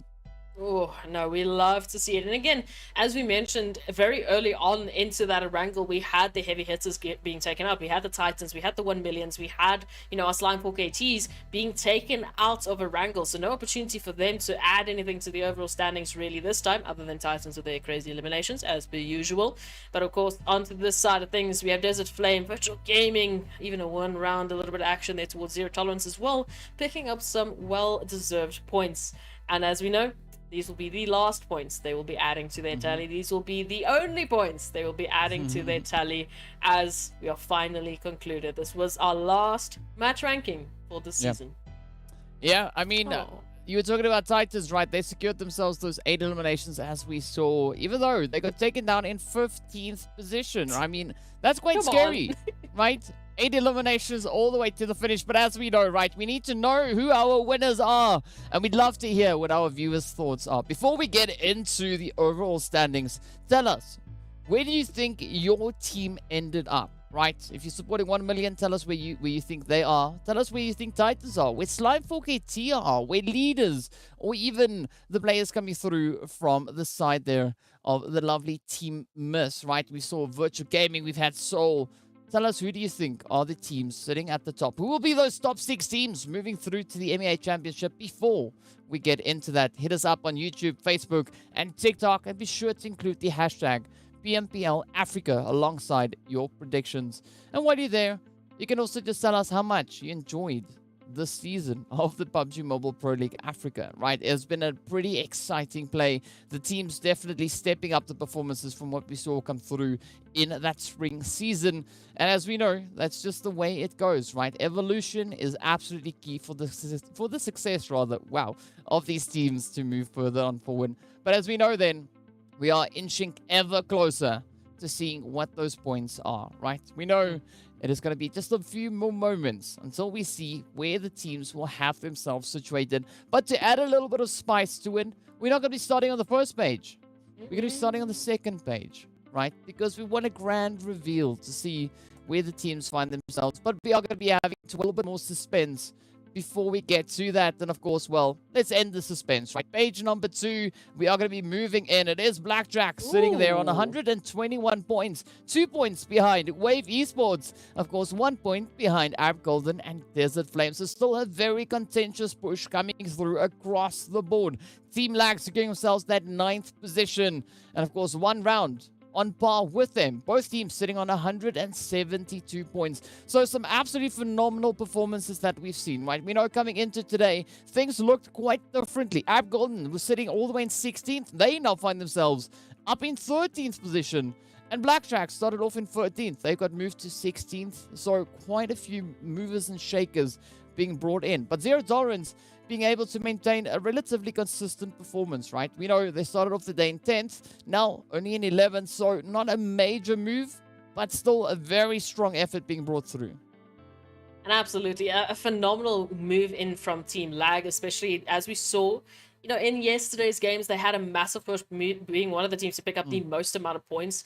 Also, we know the teams had to also not only battle these teams that have been adapting, that have been picking themselves up, that have been really working on their gameplay, but also the bonus points, which put them in their relevant positions, already fighting that score battle, already fighting an uphill battle. But to find the teams here, again, you have to give them a round of applause because they made it into the top 16 in the first place and they have secured themselves a lovely set of positions. So absolutely well done to the second page. But of course, we know there is a very important set of teams we need to focus on. And of course, those top 6 teams made it into the EMEA champs, that have made it into the top 6 of our overall standings. And of course, who our champions are for PMPL Africa for 2022. The last time, I guess we get to really, well, wonder about who that's going to be.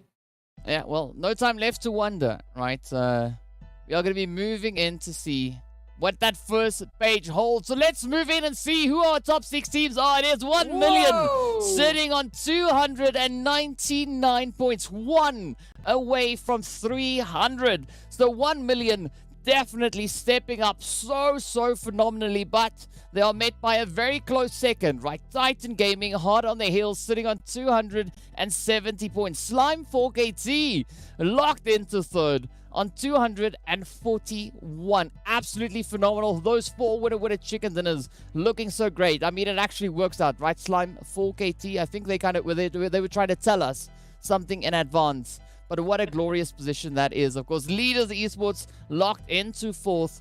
I mean, what a performance that is, though, right? They've not been able to find a single winner chicken dinner, but that doesn't matter because look at their points. They are absolute legends. And of course, being in and amongst these teams, right? Virtual Gaming locked into 5th place with 2 chickens. Seoul Esports locked into 6th with 2 as well. Wow, absolutely insane plays.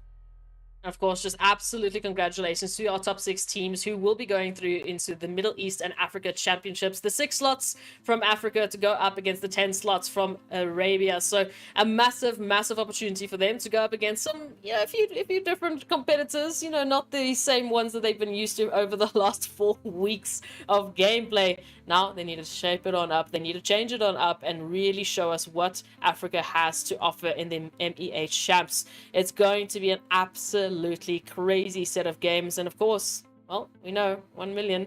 They picked up some crazy points. We'll have to wait and see later on who made it into the PMGC just purely based on these PMPL points.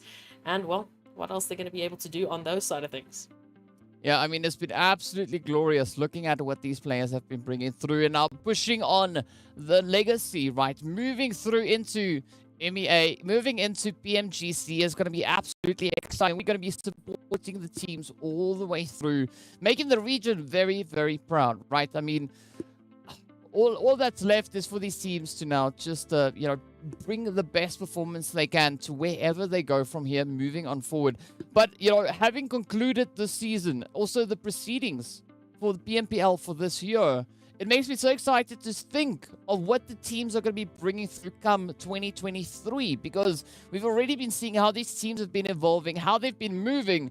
But as we know, right, those beautiful slots are also worth a lovely piece of that kaching coming in. Of course, that first place that is awarded to the players there from 1 million are going to be locking in an additional 10K on top of the 2.5 that they already found in that league stage. But as we know, there's another award that's coming through, right? Our MVP.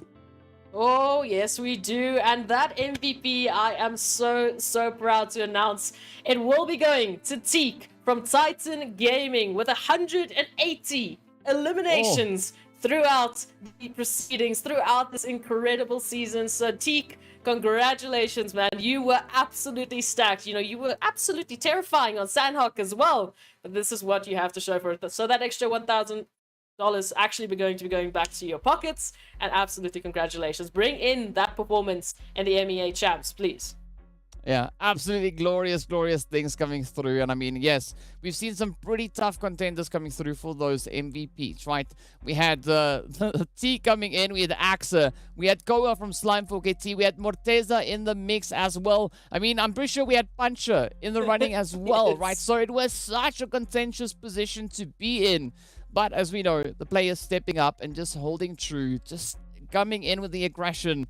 But I gotta say, right, we saw some really aggressive performances, especially today, right? The teams sitting near the top of that leaderboard, really lining it up. But I gotta say, I really appreciate the efforts of all the teams that they've brought in, not only in the finals, but for the entirety of the PUBG Mobile Pro League, right? The entire event, spring season, this fall season, the team's just so satisfying, and it's so pleasing to see how our scene is growing, how the teams are improving and just getting absolutely much better time and time again.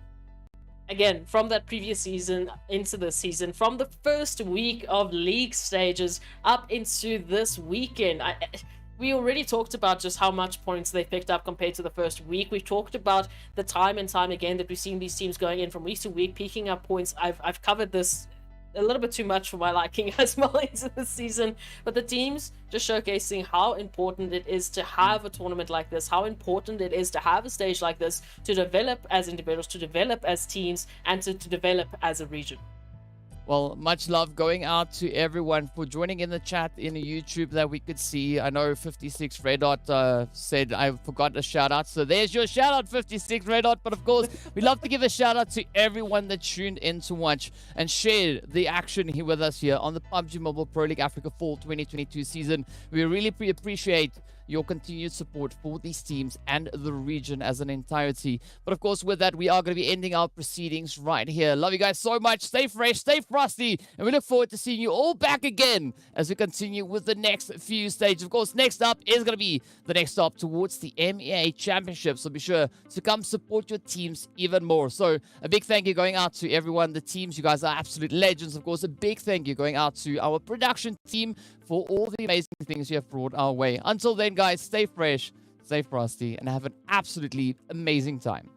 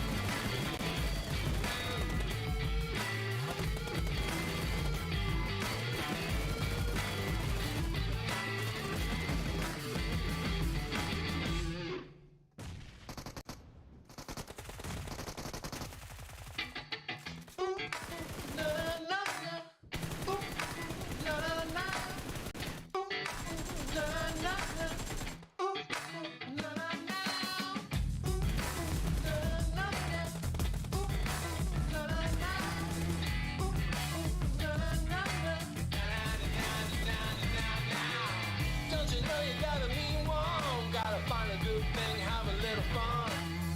And you know. Unknowns and nowhere is the same.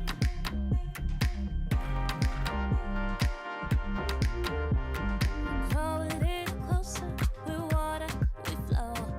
All of us together, we're good, we flow. Nothing is the same, but I won't hold back. I won't hold back. I won't hold back.